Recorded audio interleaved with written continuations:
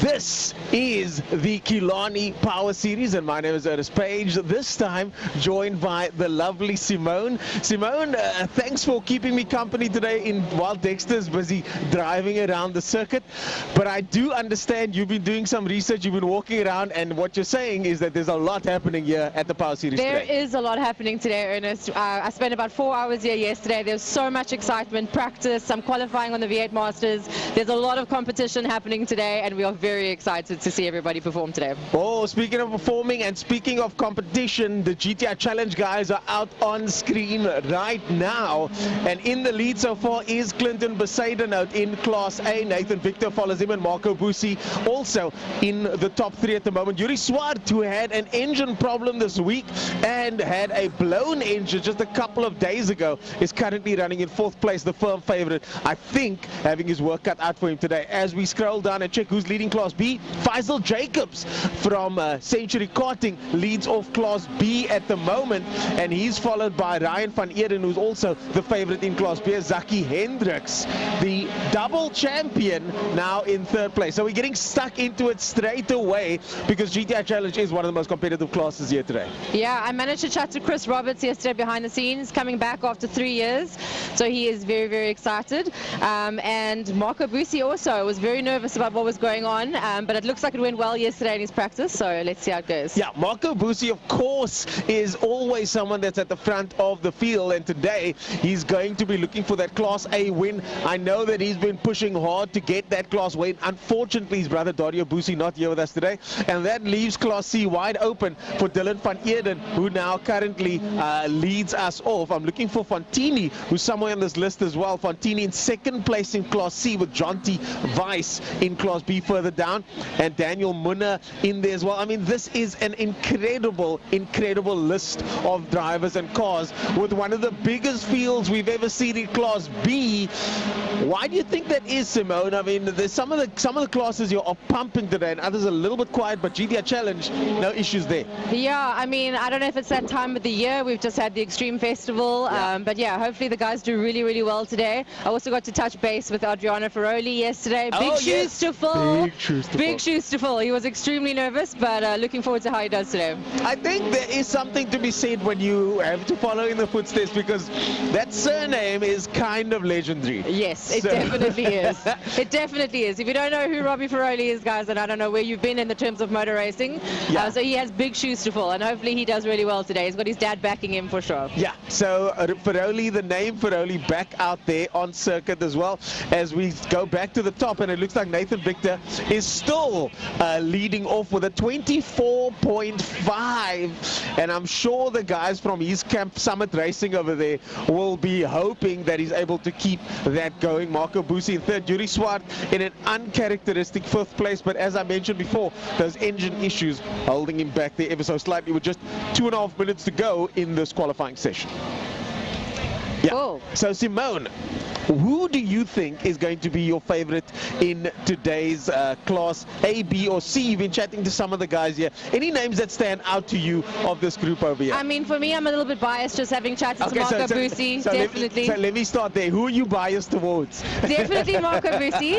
Definitely some connections there. So hoping that he does really, really well today. Yeah, me too. Marco Busi, definitely one of those guys that's been knocking on that door. Championship winner before, and now finds himself in 3rd place. But the GTI Challenge, it's so close up front. 24.5 for the leader so far in Class A, and a 24.8 for Marco Busi. And then, as I said, we go down to Class B, and let's see what's happening there. Zaki Hendricks now in 2nd place with Kalfi in 1st place. Faisal Jacobs finds himself in 3rd with Ryan van Eeren not able to put in the best possible lap yet, only in 4th place. He won the last race, 2 of them did Ryan van Eeren. So I'm surprised that he's not in the top 3 at the moment. Currently finds himself in 4th place. Let's look at Class C. Dylan van Eeren, no surprises there, in that number 55 car, last year's champion.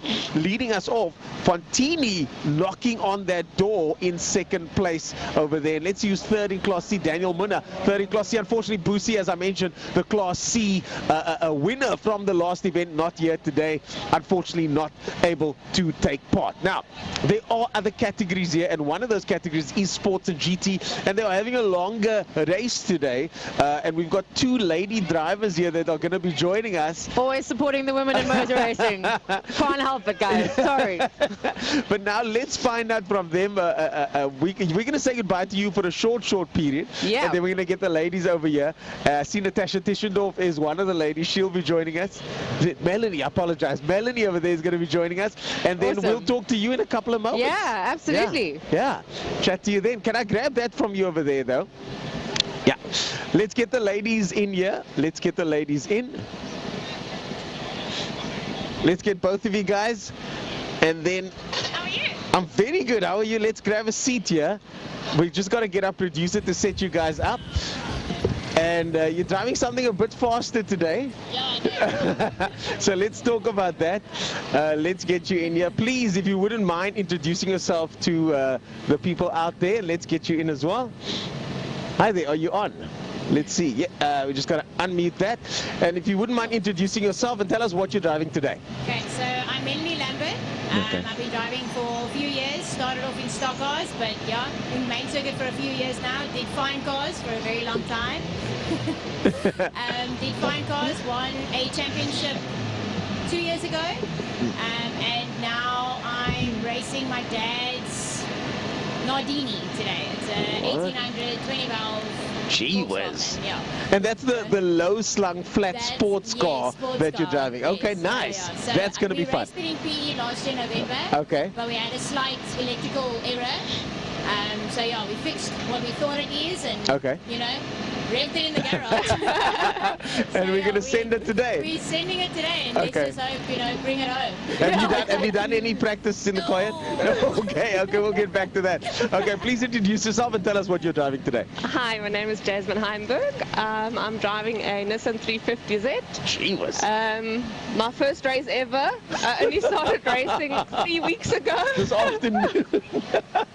We're racing. It's happening. Exactly, yeah. So did a bit of But this is what it's about. And the smile, Melanie, you're seasoned, but the smile on your face says it all now. This is the smile of someone that's racing for the very first time. Yeah.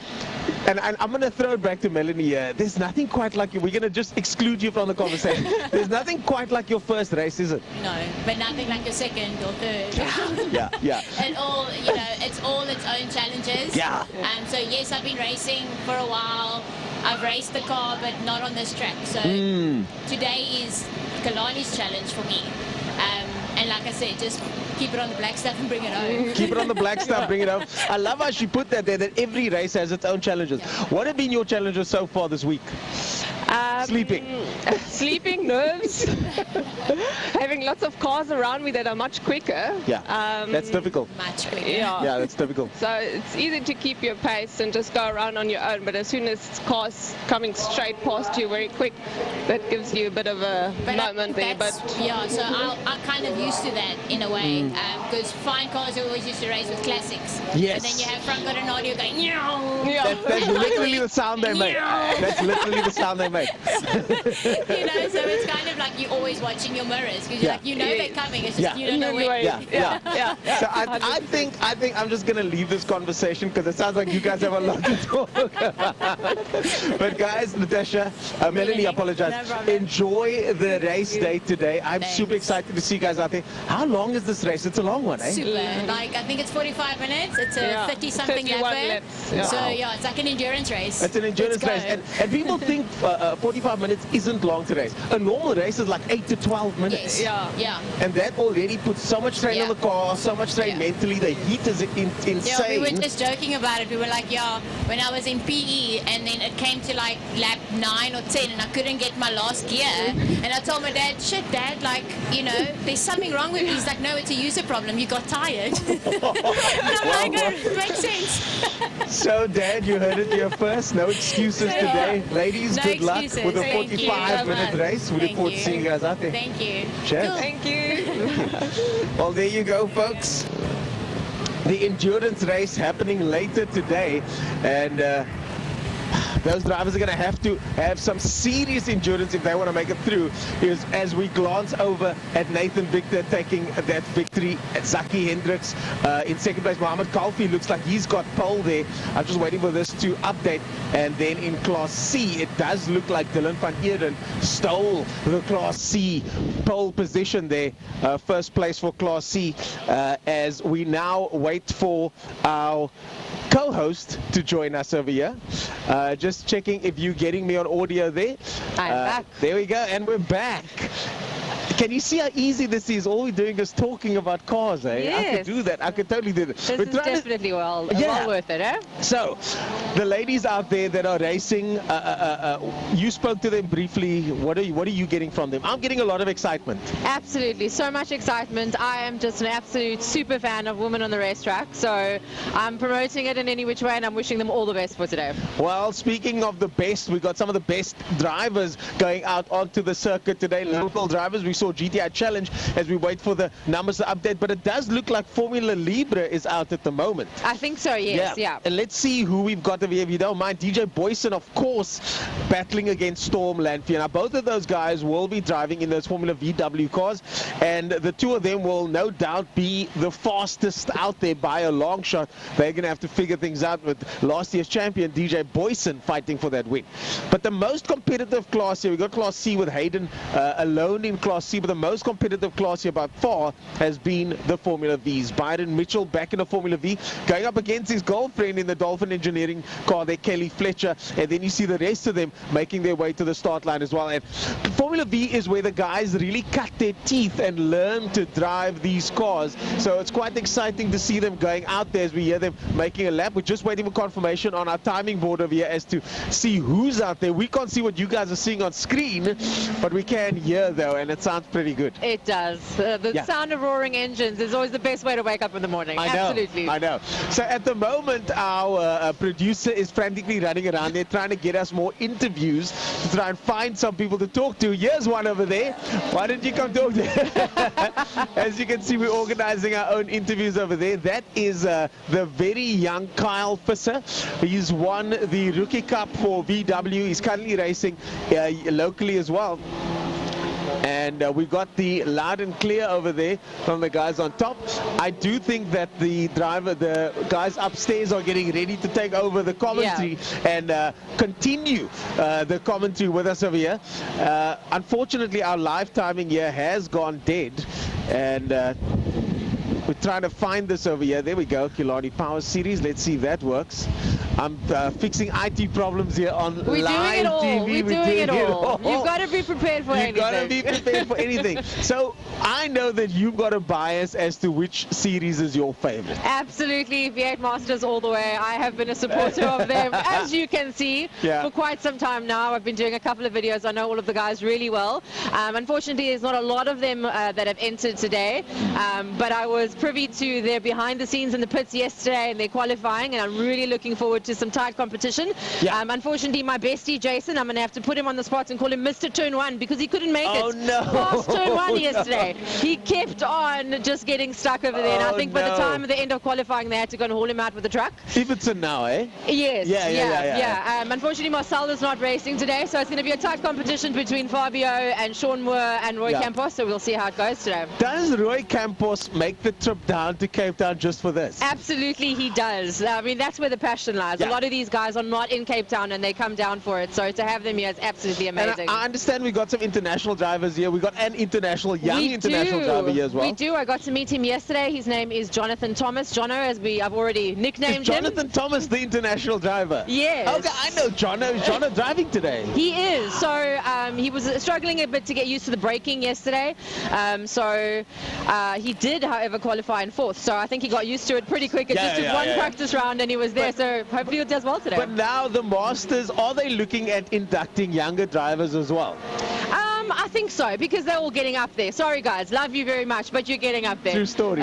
So I think they do need to get in some young blood for sure. So, but it is the Masters Series, and there is supposed to be an age limit for them, a lower age limit. Are they now looking to, and I'm not asking you officially, but are they looking to bring in younger talent as well? Are they looking to drop the age, or what's the deal there? Officially, I'm not sure. Officially, I definitely don't know cool. that, yeah. I think I am of age there, so maybe I should go chat. I think you should. I think you should. And like they say, they always drive their cars harder because they don't fix the engines themselves. They have an amazing pit crew, and those guys are incredible. So yeah, maybe that's the way to go. Jeez, those guys do drive very hard. I'm trying to get my producer over here to sort our system out, and hopefully we can get that going over there as we wait for the next cars to come out. And now we start seeing the classics lining up over there. That is the 46 Datsun Triple S. We got the IS going out as well, and it looks like the classics are getting ready to go out for their qualifying. This is when it gets exciting, when you start seeing the cars lining up over here, and you can start smelling the fuel in the air, the tires.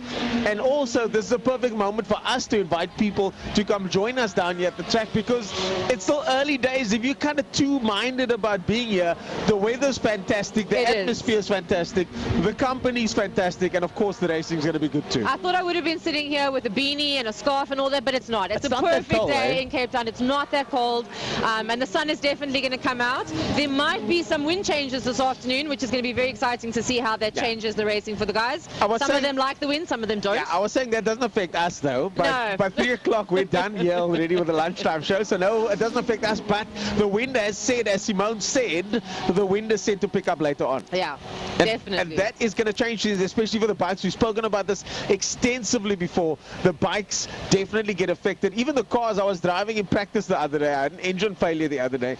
And then I noticed under braking, when the wind is pumping from that side, you can actually brake deep into the wind. So I think these drivers are used to dealing with those issues. They're going to be having more of that later on if the wind picks up, and they'll be dealing with that. Well, not to put you on the spot, but I mean, you had some issues this week. Why don't you tell us about that? So we were practicing on Tuesday, and then, you know, pistons do this. They're supposed to go up and down, but my piston decided to do that. So it went sideways out of the side, a bit of a right hook there through the block. I tell you what though, I was driving the Formula Supercar, and when you're sitting inside that car, in a normal car you are separated from the engine. You and the engine are in two different departments, but with a supercar, you're sharing the same department with the engine. So I must admit, I got a hell of a fright. Yeah, that must have been scary. When that thing went kaboom. Because there are two things that go through your mind when an engine explodes like that. Is the car going to lose control because of the oil? And then number two, thanks Craig. And then number two, is the car going to be sending itself through the cabin? Is the flywheel going to be coming off through the cabin? So that was the immediate concern, but we had no issues, no oil leaks, just switched off, coasted into the pit lane. But we did have a destroyed engine. So we're out for this race, back for the next one. Formula Supercars is on a sabbatical till the next race. So this gives us a little bit of breathing space, thankfully. Well, we wish you all the best of luck when you do come back again. But there's so many issues that these guys experience, and it's absolutely incredible. I've always said, when something happens with your car, you got to send it off to a mechanic. It takes a week. You get quoted here if a gearbox explodes. By the next morning, 8 hours later, you've got a new gearbox and you're ready to get on the racetrack. It's phenomenal, the work that goes in with these mechanics behind the scenes. Yeah, exactly. And it sounds simple. Yeah, the engine was in the next morning, but these guys, it's not always plug and play. It's not always stick it in, go.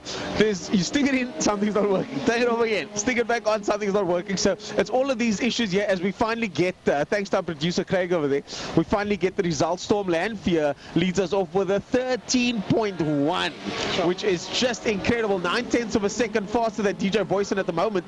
And Byron Mitchell leads off easily the V class with a 25, Kelly Fletcher with a 28. So Byron in a class of his own at the moment. The Storm Lanphier does the same with a 13.1. I think finally Storm now figuring out that recipe to get the pace going out there. Awesome. Yeah. So, DJ Boyson, as mentioned, struggling at the moment, or not struggling so much, but he's just a little bit off the pace. It's still another 1.5 minutes to go, so the guys are going to have to quickly do something as we see the classics lining up. We've got the Nissan Skyline GTX over there. We've got the BMW 325 IS. We've got an Anglia lined up over there. And as I hand that back to you, that is, to me, the classics, one of my most favorite classes here today, simply because we can all relate to those cars. Absolutely, absolutely. Yeah. Definitely excited to see all of these guys go out, and taking a car like that, it's got that nostalgia feel to it. So all these modifications, it's incredible to see. Yeah, well, Storm Lanphier goes faster still with a 112.5, which I gotta say is gotta be one of the fastest times we've ever seen in Formula Libra in recent times. I'm pretty sure. I'll speak to his team, Mentelli's and RDSA, to find out more about that, as DJ Boyson drops it down to a 14.0, but still 1.5 seconds off Storm Lanphier's time. Byron Mitchell in third position with a 25, leads off Class B. Stoll leads off Class B. Kelly Fletcher, though, getting much closer. She's saying, no, honey. I'm not gonna. Oh, Kelly Fletcher takes the lead. Kelly Fletcher takes the lead from her boyfriend over there with a 24.861. Byron Mitchell with a 25.1. So Byron not having it all his own way, as the rest of the classics started. Trevor Hutchins makes his way through there, as all the GTI Challenge boys, the commotion in the pit lane. It's really starting to beef up now. Really, the excitement is coming. I think everybody's had their coffee intake for the day, and there's lots of excitement going on. So guys, you need to get down to Killarney. If you are not here right now, get in your car, grab the cooler box, get your snacks, and get down to Killarney today. Simone, Simsalabim, you're going to have to make some magic over there. I'm going to throw Simone in the deep end now and hand over to one of our commentators here. If he can just introduce himself, and you guys are going to have a quick chat. I'm going to step off. Yeah, absolutely. And then, let's chat to Simone over here. Just introduce yourself, please, and then Simone will take over the reins. Over to you, Simone. Did I just chase Ernest away from you this seat? There's a very nice and warm seat, this, I have to say. Well, now you get to sit with me, so welcome. Thank you, Simone. Introduce Welcome yourself. to our side of the world over here. Thank you. It's so great to be here today. So introduce us, please, and tell us what is going on. Well, my name is Byron Height. I am one of the Western Province motorsport commentators. I'll be joined, of course, by Frankie Ennis today, Jordan Huben, Gary Fleming as well will be up in the box today.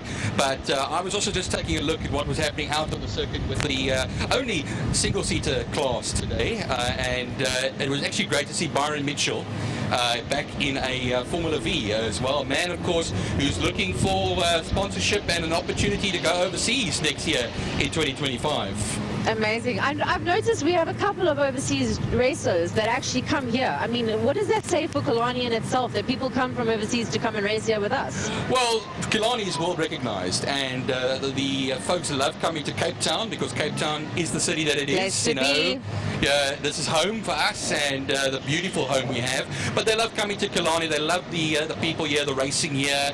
And any opportunity they can get, if they do get the opportunity, they will come down and do it. We do have a guest as well. I haven't looked at the list though, but we do have a guest in the V8 Masters a little bit later on, and of course is an LMP2 racer. Yes, we spoke about him just earlier, so looking forward to see what he's going to do today. As we mentioned, he was struggling on the braking. He's used to faster cars, brake later. More responsive braking and everything. You know, the center of gravity is lower, the weight is to the middle of the car. Now he's got these tricky, big front-engined monsters over here, and like you said, I was talking to Frankie Ennis earlier on, really struggling out there. So I hope he can get to grips with that, and we can have ourselves a good race. It's lovely of the V8 Masters guys to have some guests over. Absolutely. But I do see now that the classic car qualifying has commenced. This is one of my favorite classes. Amazing. Always. Tell us. Well, what happens is you have the likes there of Michael Hitchcock coming out in that number 67 Mustang, a couple of Mustangs out there as well, and so many great machines. Mount Carstens in his Ford Cortina Mark 1, Robin Forbes back in the Chevrolet Corvette as well, which is great to see. Dave Rowley in that flat 4 racing Beetle in the Golf racing colors.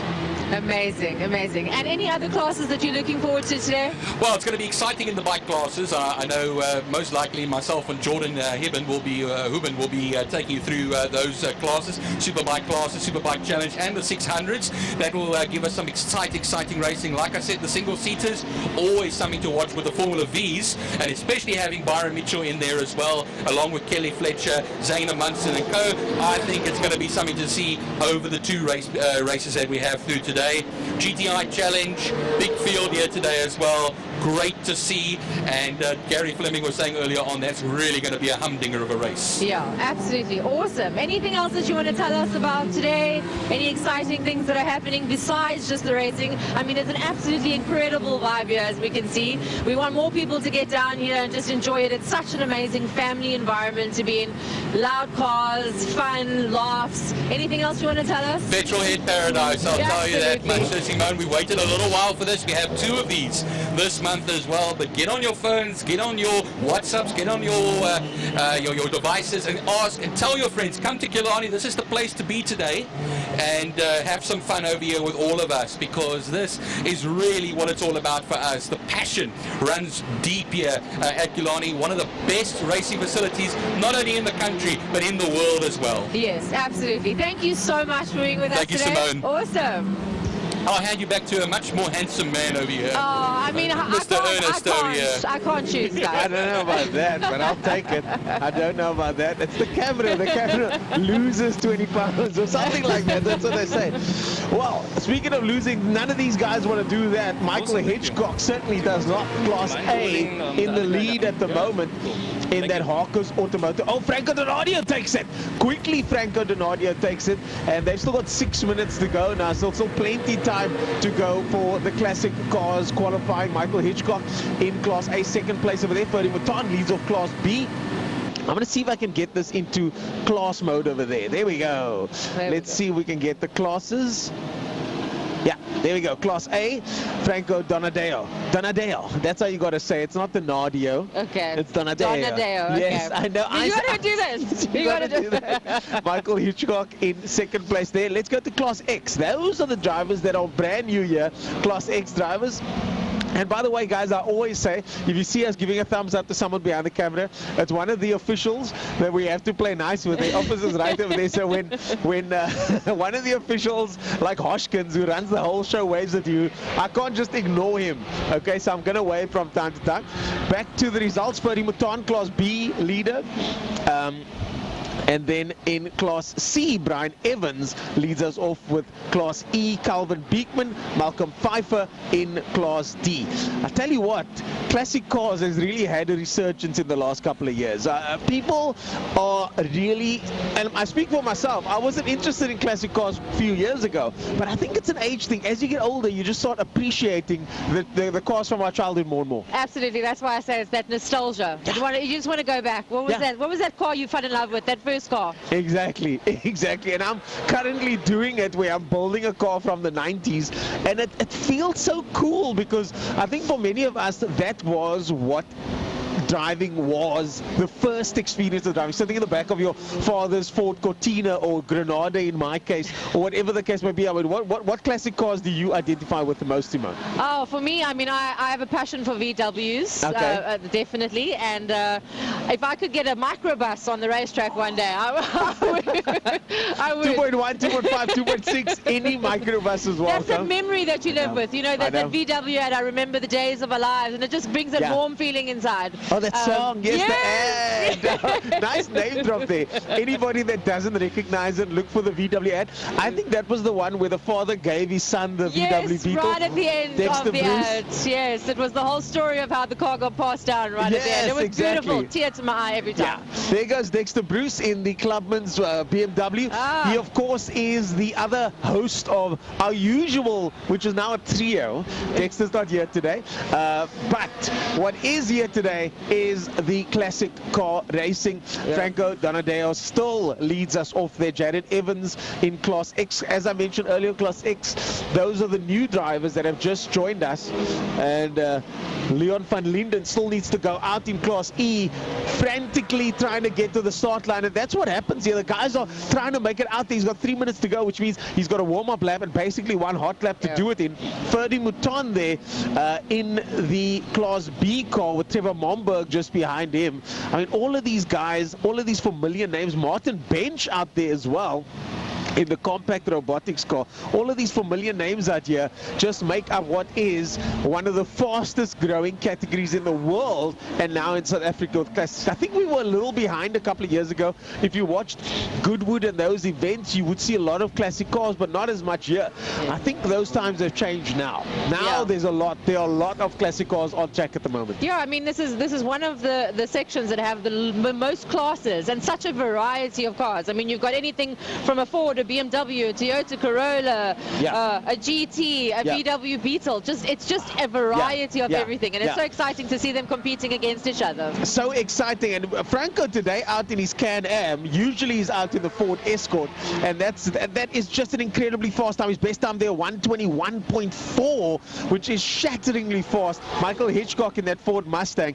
Byron Bedin, one of my favorites, the Triple S over there, and Dave Aldoff in the Al-Hadaf in the 325 IS. Certainly, again, a highlight for me out there. But if you like golfs, VW Sirocco, Trevor Hutchings' car. I've spoken to Trevor about that car. If I was him, I wouldn't race it. I'd just park it somewhere, wrap it in bubble wrap. But he's out there banging doors with Lane Hutchings as well, his son, and many, many others. We got the E30 333 by Jared Thompson. I mean, just a star-studded cast of cars out there. And the GTX we mentioned earlier on, Theo Claessen's car, again, another one of our favorites. Just 2 minutes to go now in this qualifying over here as we head into the final stages of the classic car qualifying. Some of the cars qualified yesterday though, and I think the V8 Masters were some of the cars that qualified yesterday, didn't they? So they qualified, they had a practice run, and then they did their qualifying very late yesterday afternoon. Went pretty well. We obviously had Fabio, who is our past champion, that qualified first. And like we said, the new racer, the international racer, Jonathan, qualified fourth. So we're looking forward to see how things go today. Yeah. So when it comes to those cars, how much of that is down to setup? Is there a lot of setup allowed on those cars, or do you know, or do they just get given the car, everybody the same? I spent quite a bit of time yesterday trying to get the ins and outs, because a lot of people don't quite understand what is V8 Masters all about. And a lot of the drivers, they're quite funny. All of them are just saying fast engines, I get in and I drive. So it really just speaks to the what goes on with the mechanics and how they know what goes on with those engines. But they're loud, they're mean, and they don't mess around. No, they do not mess around at all. And like one of the ladies was saying, the faster cars, when they come past you, all you hear is and that's exactly what the V8 Masters sound like as we head now back to the timing board. Franco Donadeo goes even faster. His last lap now, 21.430, the fastest man out there. And I think that might be his car over there. Yep, that's the Hawkers Automotive car over there. So he's done for the day.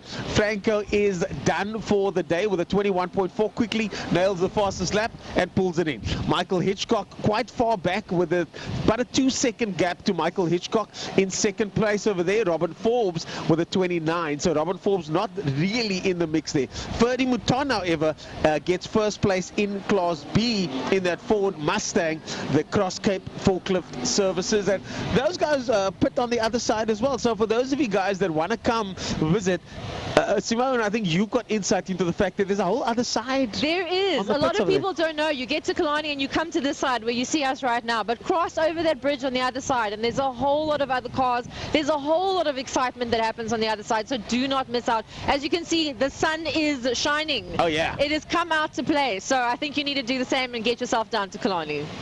There goes Charles Visser in Class X still. He won the race overall in Class A. And Charles Visser, definitely one of those guys to watch out now. Currently Polo Cup champion and now racing Super Cup in VW. Finds himself racing Clubman's, who looks like they are about to go out next. I mean, Clubman's is just, to me, one of the highlights of a race day like today. Yeah. What are your thoughts on what's happening in Clubman's, and who are some of your favorite cars there? Maybe driver combinations.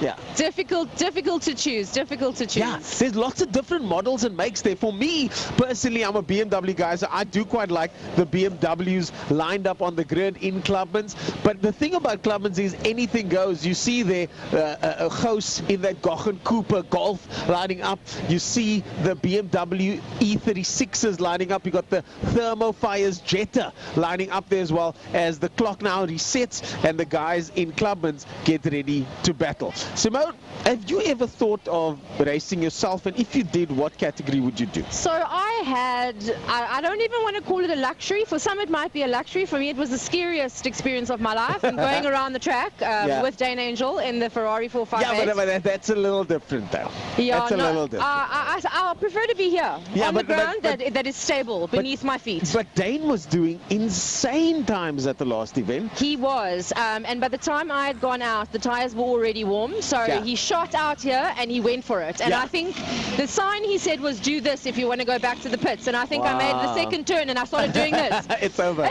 Yeah, but that is a properly fast car, that Ferrari of Dane Angel, and certainly something that many of the drivers here aspire to. I know, I mean, driving a GT3 car must be insane, but as we make our way now to Clubman's, and here's the list of Clubman's names, as we make our way to Clubman's qualifying, it is, you can feel the energy in the air when it comes to Clubman's racing. Yeah, I mean, we've got Jesse Huggett that's still on the track. Still out there. A legend. And again, if the name doesn't ring a bell, guys. Exactly. And Jesse Huggett's still out there. We've spoken to him many times. He says that it's very difficult to keep up with the turbocharged cars. But another person that's out there in Class A as well at the moment is Neanderthal, surprisingly, Basi Berger, and Steven Heidenrich, who is the man to beat out there in the Origin Coils GT Skyline over there. Yeah, some behind the scenes, we got some information that during the practice he was suffering with some injector issues. Which car? The Skyline?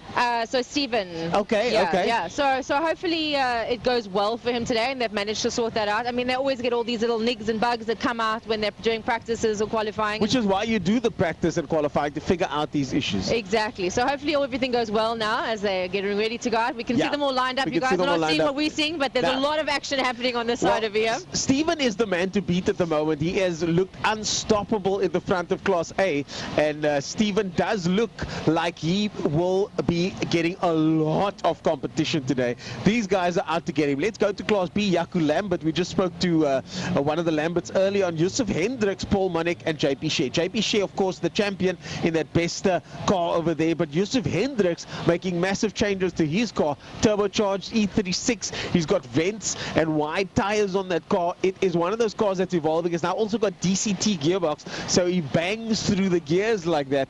I'm really looking forward to seeing what he does in Class B. Still, the guys are lined up ready to go. Class C, though, is where a lot of the action is happening.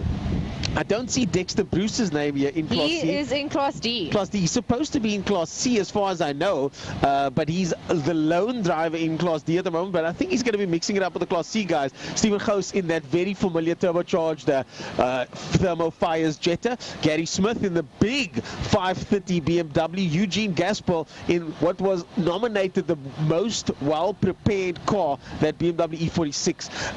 That E46 prepared by our man Cody over there. And Cody unfortunately not racing this season, but Cody definitely one of the front runners in Clubman's. But of course, let's not forget Class E, David for Mark. Gemma, we saw Gemma chilling over here earlier on. She's in Class E. And then Class F, Adam Omar, Lee Fielding, a familiar name, Michael Flynn, Andre Farameva.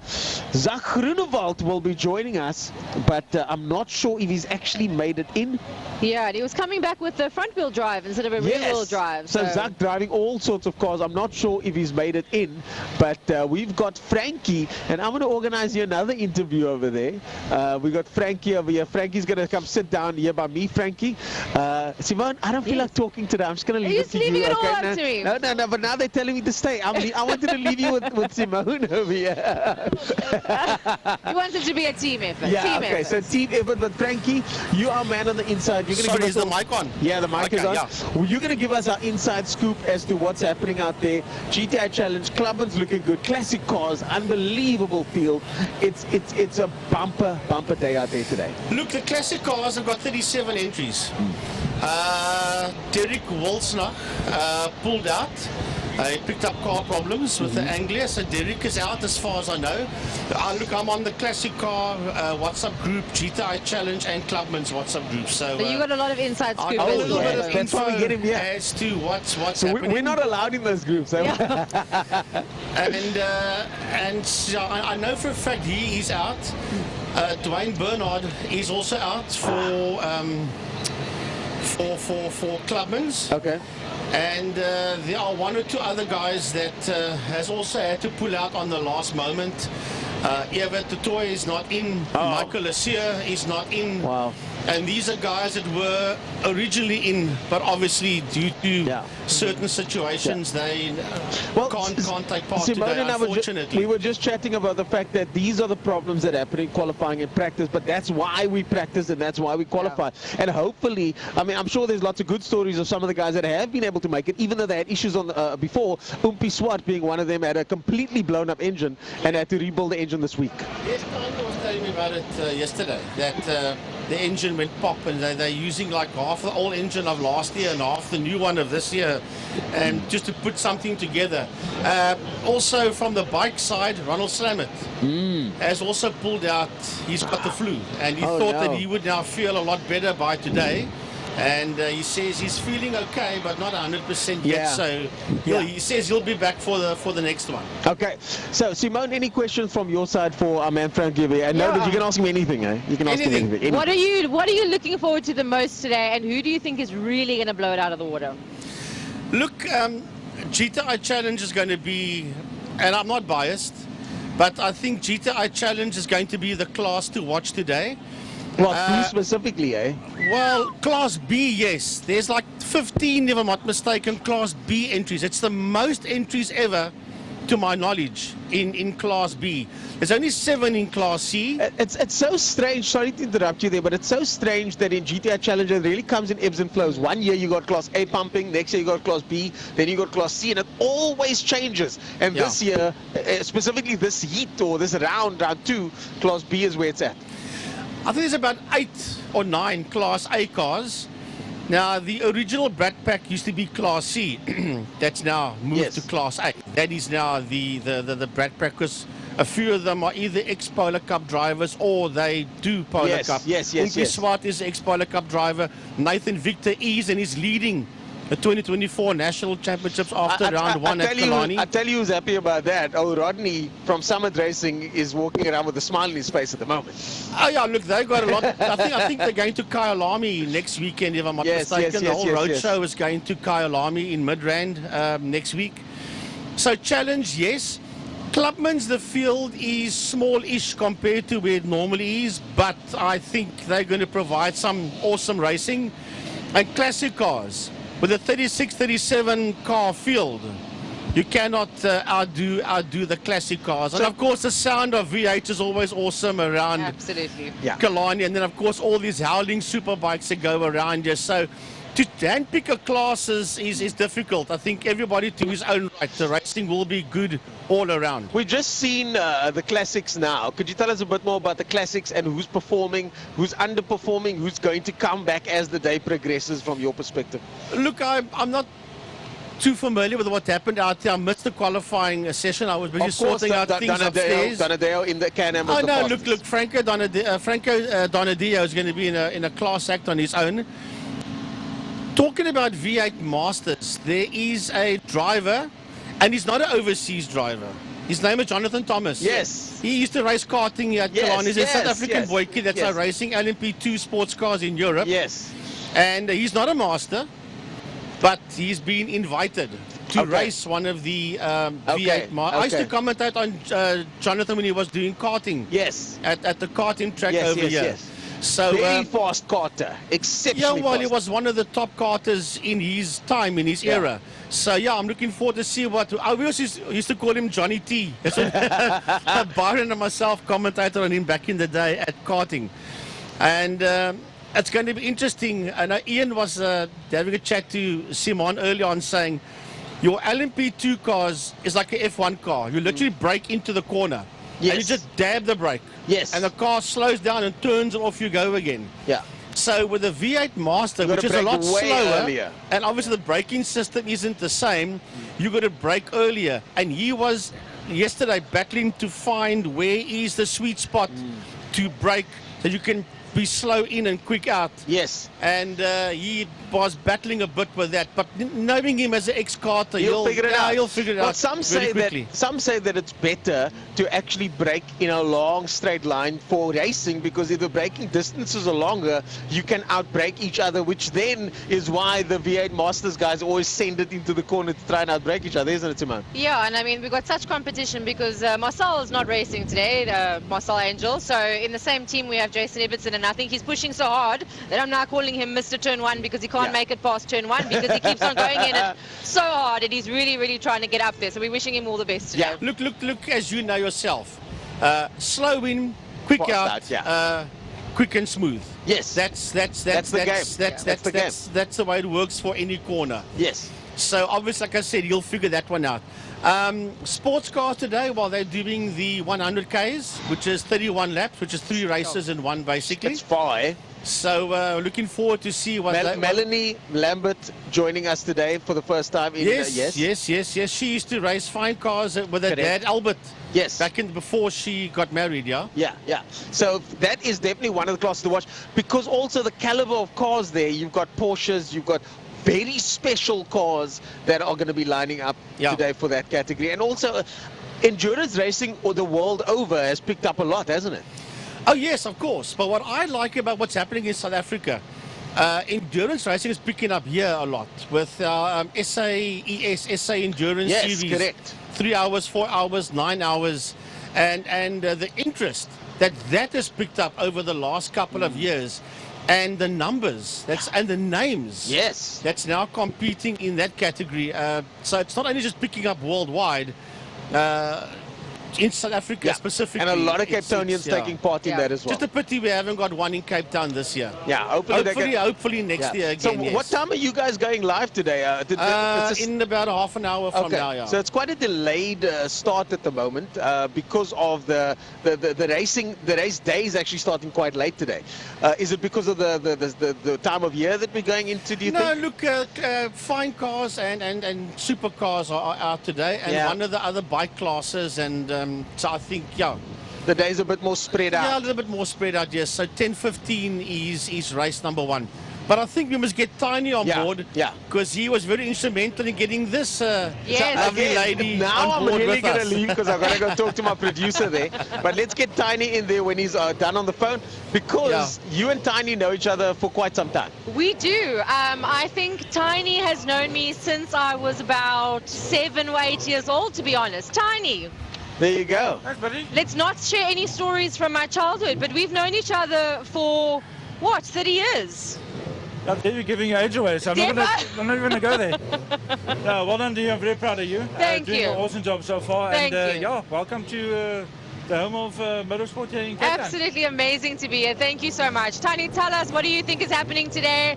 What is the exciting snippets? What is going on behind the scenes? What can you let us in on? Well, something actually very interesting, and it's coming from Park Firma now. Just after the Jeddah Challenge guys actually went and did the qualifying. A little bit of cat and mouse during qualifying. A lot of cars bogging some guys down, so guys couldn't get a decent lap in. So you've got Nathan Victor on pole position in Class A, and if I'm not mistaken, it's about heart, didn't check the rest of the Class C or Class B and Class C. So about 30 cars in the grid. I think it's going to be very, very interesting. But the Clubman's cars are just out on circuit now, and a little bit of news from there. Stephen Heinrich having some issues with the Nissan Skyline, the RB25 yesterday during... With the injectors, I believe. With the injectors, 3 injectors actually blocked.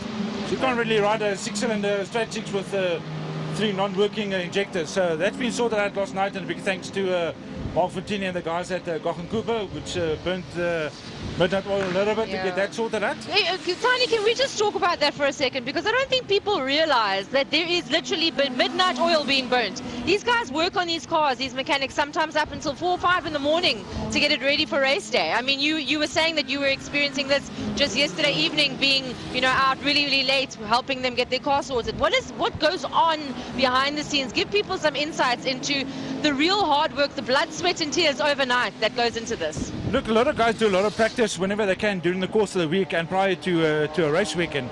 And if you look at the guys actually putting in all the effort, and then you just have this niggly little problem, which becomes a big problem, where you've got to start either slipping ahead or taking something off from the car and actually having to work through on the Friday evening right through until about 3-4 o'clock Saturday morning just to be able to race on the Saturday. So, and that's where all the camaraderie between all the guys come. Like, you know, do you need something? Do you need this?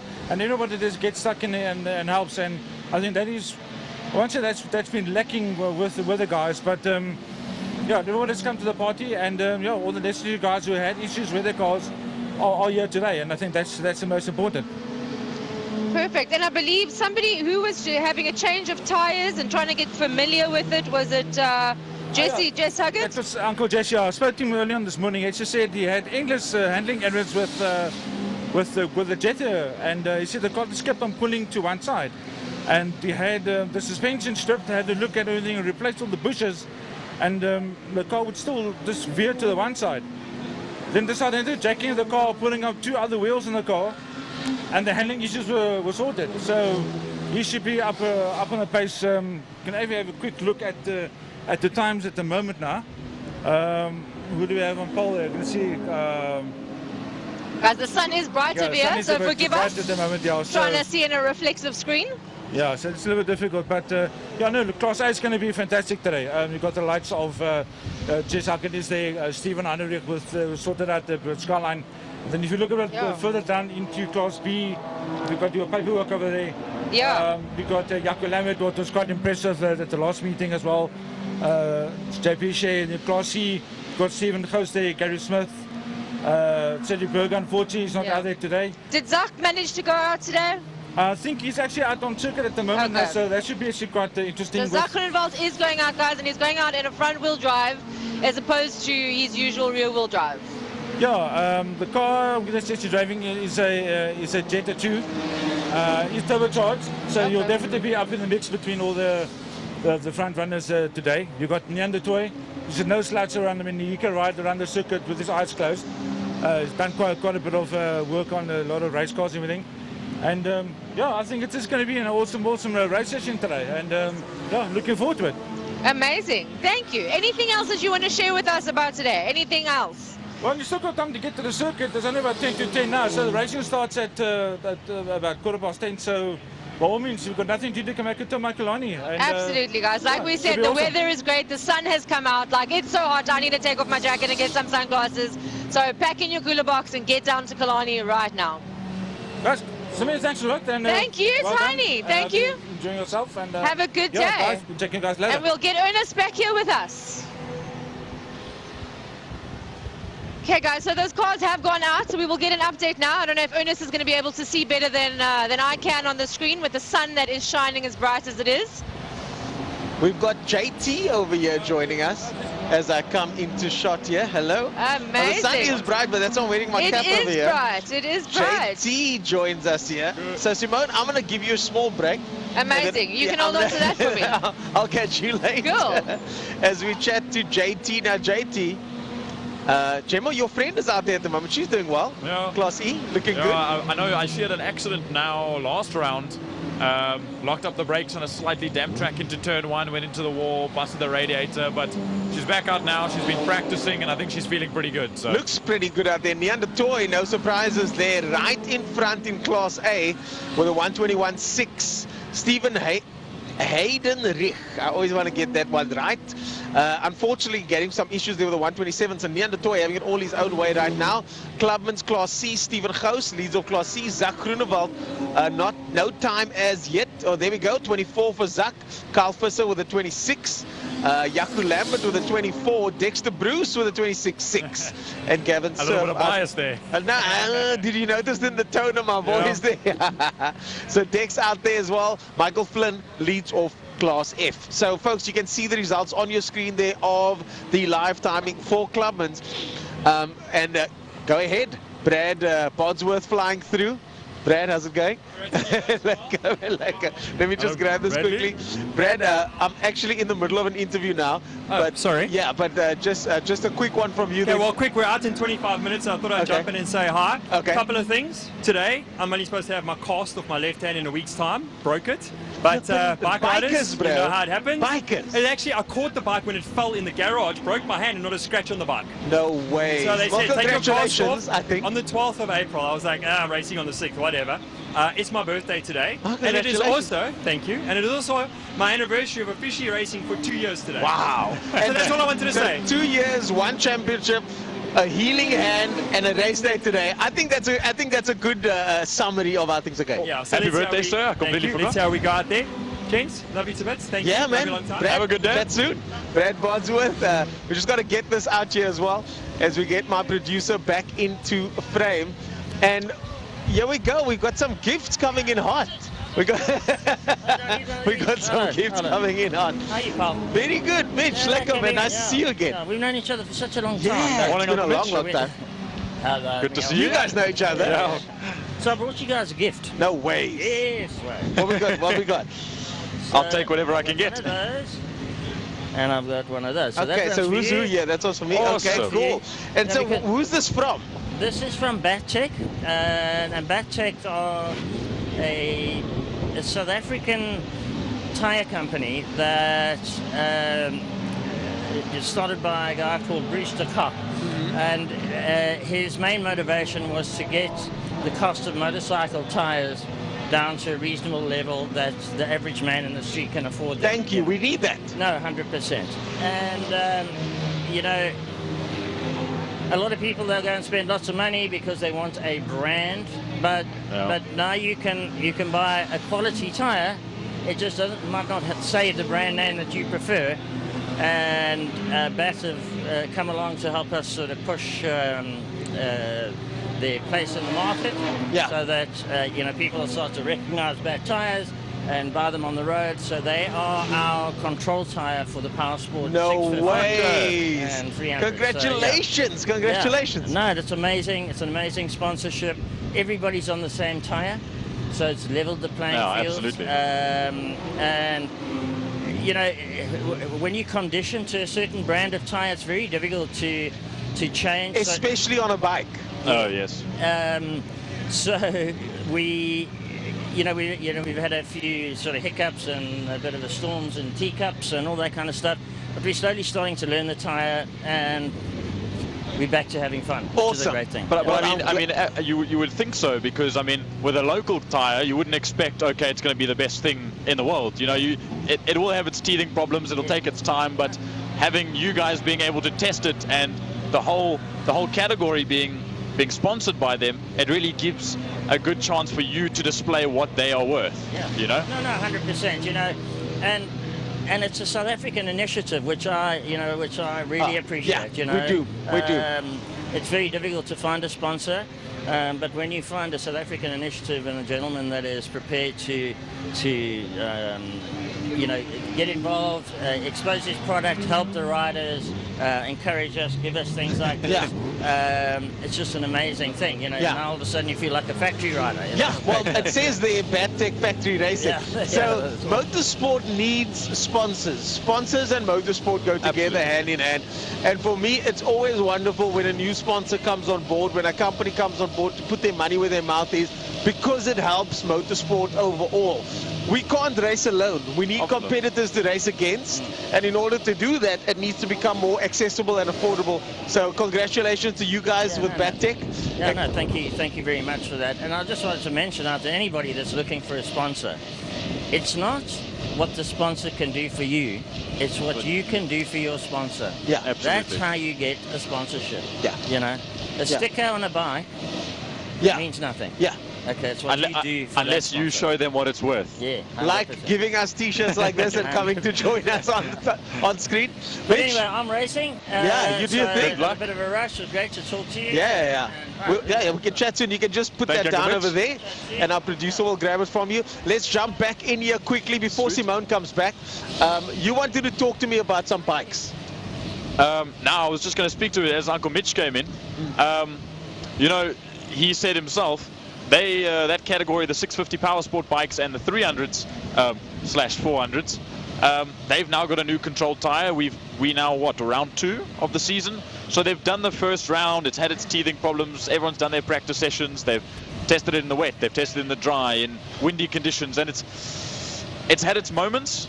And you can't really compare it to something like the Superbikes. They've got their Bridgestones and their Pirellis and whatever. It's top name brand tires. Yeah. And it's a different class. But I would imagine they are still constantly developing this tire as well. Absolutely. Absolutely. I mean, I know so many people that ride on the road that have come now to watch these 600s, 650s, 300s and see, wow, okay, these tires can actually do something. I'm going to use them on my road bike. And they work on the road. So. Okay, well, if they work on the road and they work on the track, then it's a win-win. Like I said, I just love when new sponsors come on board. I'm going to let you keep this for me in the meantime. I'll grab it from you after the broadcast. But JT, as always, thanks for joining us. You're going to be commentating upstairs then? I'll be upstairs, yes, sir. And what can we look forward to hearing from you during the course of the day today? Well, we're missing one of our fifth members, or our fifth member today. He's at Zone 7 for motocross, their regional championship. So I'm going to be on the mic a little bit more today. Okay, nice. I see, unfortunately, the Caltron supercars and the 5 cars are out. Yeah, we're out for this weekend. I mean, but I saw what happened to you, and that was very unfortunate. And my engine blew, and then a few hours later, the race got cancelled. So maybe it was meant to be. Yes. They wanted to give you more time. I was very happy for the extra time, but unhappy for my teammates who obviously wanted to go racing this weekend. As the sports and GT cars now make their way out, the Le Joubert 100-kilometer challenge, sports and GT. That's going to be something to watch. That is going to be something to watch there. We see some new names and faces. The lady drivers make their way out onto the circuit there. Nick Adcock in the Nova prototype, certainly one of the cars to watch. And we can see his name start to come on the screen. JT, we'll chat to you later. Thanks for popping by as always. We look forward to chatting to you again. Will do. Cheers. So that was JT over there walking across screen. We got our next guest pulling in over here. If you wouldn't mind grabbing a seat. I'm actually going to jump over. If you wouldn't mind sitting in the middle and then joining us. Azad! Lekker. Grab a seat, please. Yeah, guys, I managed to find one of our V8 Masters drivers standing over here, so I had to grab onto him and say, don't run away. Cool, so thank you so much for being here with us. Please introduce yourself. Tell us about your car. Tell us about the excitement qualifying yesterday. Yeah, well, we're racing V8 Masters. We know they're the big boys here on the track. Yeah, yesterday wasn't a great day in qualifying. I picked up big vibrations, that type of thing, so wasn't great, but you know, still qualified first in class, so yeah, it's going well, you know. Cool. How long have you been racing V8s now? I started towards the end of the year last year, and yeah, it was just, you know, once I jumped into it the first time, I knew this is something I want to do. The power. Yeah, the power, exactly. Is it really that powerful and that fast when once you're in there? Yeah, it's unbelievable. I'll be honest with you, you know, I drive like a lot of supercars and that type of thing, but the power, you know, the first time I jumped in a V8 Master coming down the main straight, it actually scared me, and I thought, this is something that I need to drive. It's something you have to have in your life. So yeah. Now people can understand why I'm so biased towards the V8 Masters. The sound alone is scary. Yeah. No, it's insane. I mean, even sitting in the car, the roar inside the car alone, it's like unbelievable. I mean, you're going down these straights at 250, 260, you know, jumping on the brakes at 100 meters. You know, it's like, I suppose you could see yesterday, you miss your braking marker by 2 meters and you'll end up in the Kitterlitter. So yeah, like Jason did. Mr. Turn 1. Jason did it 4 times yesterday. Oh, no. So, you know.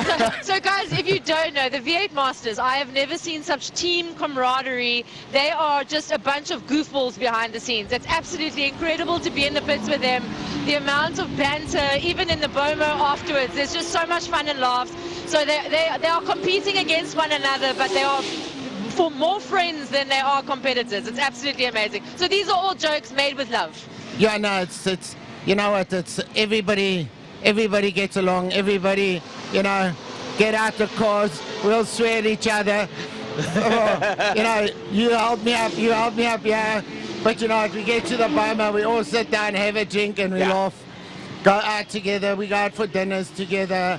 You know, it's all, you know, all great friends. And I mean, you know what, everybody in V8 Masters is they all multiple champions and all that type of thing in all racing classes. So they're all very good drivers. It's just that competitiveness comes out in them so badly, especially turn 1 and turn 2. Oh yeah. You just hope and pray that you can make it. If you can make it through turn 1 and 2, you can finish your race. So excuse me, what time are you guys going out today? What time can we I think our first race is at 12:20. Okay. And then at 4:45. Okay, so you guys going to round off the day for us, round off the morning for us? Correct, yes. Okay, lekker. Nice. And speaking of competitors, Marcel Angel is not racing today, so does that give everybody else an advantage? Because, you know, he's usually always up there.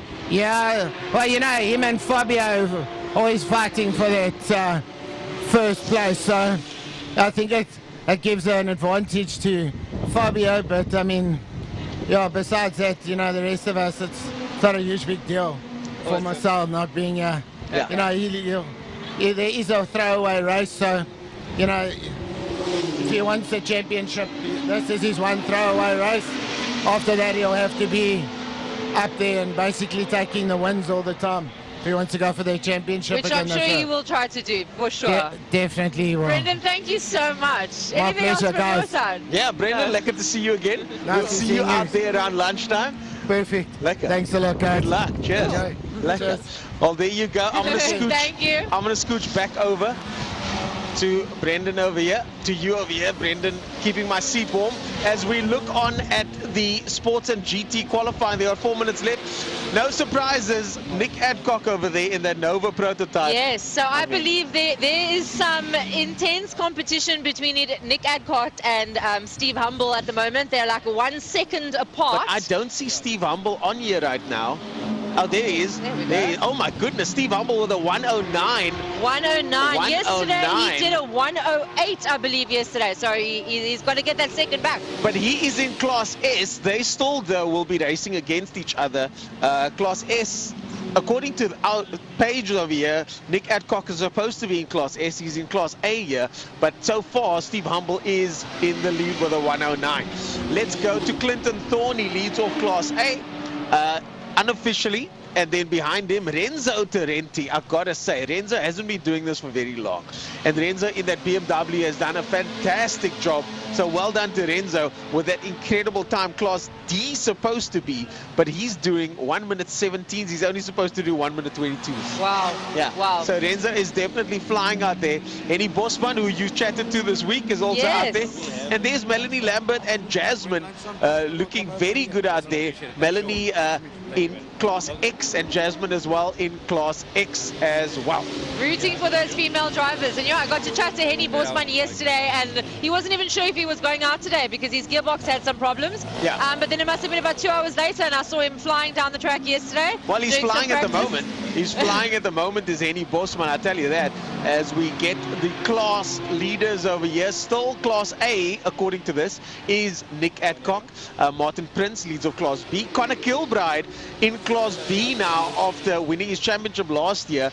He's in that BMW though. He was in the 350Z last year. Now he's in that BMW. Andre Brink in Class B as well. Renzo leads off Class D at the moment. Well done to him. Eric Solomon in Class C. And Jasmine leads off Class X. So it looks like we are going to be wrapping things up shortly in 2 minutes. So much excitement today, guys. Again, I can't say it enough. If you have nothing else to do, and there is nothing more exciting than what is happening here today. Yeah. So Check get it out. down to Killarney. The weather is beautiful. I had to go and grab my sunnies. So this is the place to be. Yeah, it's happening right here, right now, and the racing that we've got is just spectacular. We've got V8 Masters, we've got Classic Cars, we've got Formula Libra, we've got Thermal Fires Clubmans, we've got GTI Challenge, we've got the bikes, of course, now on a new control tire. So things are going to be upside down today. I know since this is your first time, and I see your husband sitting over there. My biggest fan. Any shout-outs to anybody specific? Oh, maybe? Definitely my husband Ian. I mean, the passion for cars with him is absolutely unbelievable. He's built engines himself, and he knows everything about everybody, and so he's been really helpful to getting me to this place. So nice. Big shout out to you, babe. And so far so good. We've gotten all the inside scoops over here, but now it's almost time to hand it over to our guys in the sky. They're getting ready. The commentary team will be taking over as the day goes on. The racing will continue today. The qualifying is about to end, and then the racing will start.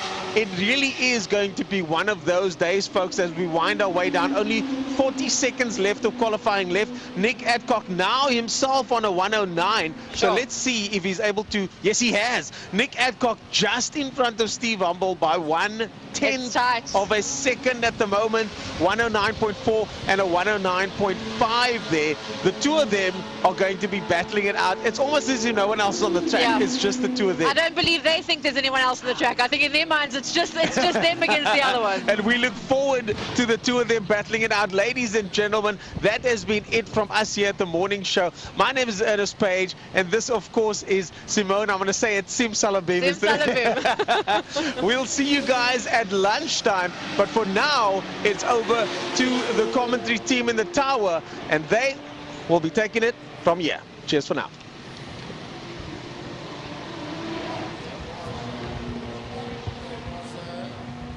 Hosting the breakfast show with a few other people, myself, Byron and Jordan Hibben and Emil Brandt and a few other drivers and riders. That was part of the show. So from our side, good day everybody. We've got about a few minutes left before the final qualifying stint of the day is done. That is the Le Hubert Sports and GT qualifying for the 100 Ks, which is 31 laps around. And the rest of the team in the commentary box is Byron Height, Jordan Hibben, and of course co-commentator and cameraman Mr. Gary Gaza Fleming of the Commentators Association and of Second Gear Productions. Well, good morning, Frankie. Good morning, Gary. Good morning, Jordan. And yeah, just as you were speaking, if you're looking at the screen now, that left rear of that BMW 2002 Turbo just came off as it exited the turn 2 section. This was, of course, earlier on in the qualifying session for the Lauda Classic cars, and that was a hairy, scary moment for Rowe coming out of that corner. I'll show it one more time over here on the exit. Oh, and then there goes that left rear. And even just braking very hard, that Anglia coming out of the corner as well. Robin Forbes is back in the Corvette, but yes, there we go. What a way to bring in the morning over here. Welcome everybody to this first of the April races for the Power Series. And well, you're going to see in front of you now the Killarney Power Series in association with Smile 90.4 FM. We're going to start off with bike racing, the Seal Pro Wineland Superbikes, Superbike Challenge, Masters and 600s. Then the Bat Tech Super Twin Cup 650, the Super Sport 300 motorcycles. Followed then by the first car race of the day, that's the API Property Group GTI Challenge. Single-seaters, Formula Libra in the fourth race of the day. Lauda Classic Cars, Pirelli V8 Masters, and then the Thermo Fires Clubman's Saloons. So we are looking to some very good racing today. Yeah, before I hand over the microphone to Jordan to say good morning, because he'll be on the mic with you with the bikes, I want to just say thanks to our sponsors. The bridge sponsored by the City of Cape Town. Turn 1, Holzhoek. We don't have a sponsor for Holes. Turn 2 is sponsored by Castrol. Turn 3 is Interceptor Shoewear. Turn 4 is Saddle Sweep. Turn 5, Fostron, the Subway King Tony Tools Subway, and the main straight is called the Porsche Club. No main sponsor for 2024. Up until the end of last, it was Wingfield Motors, but that has come to an end, so we're looking for a sponsor for the series. And then, of course, a big thanks to our section sponsors as well. Thermofires for Clubman's, API Property for GTI Challenge, Lada classic cars for classic cars, Keltron supercars for the supercars as well, for the fine cars, Le Hubert for sports and GT, and Pirelli for the V8 Masters. The motorcycles, they do now have sponsors on board, so we want to say big thanks to those sponsors as well. The STC 650 and Super Sport 300 is sponsored by BAT Tech. A big thanks to them. And then your Superbikes, SPK Challenge and Masters and 600 is now sponsored by Seal Pro Winelands. So big thanks to all our sponsors here at Killarney and all our section sponsors as well. Guys, have fun. Kubino. Okay, I've just been through all the camera shots. It all seems to be working lekker, and the picture is holding at the moment.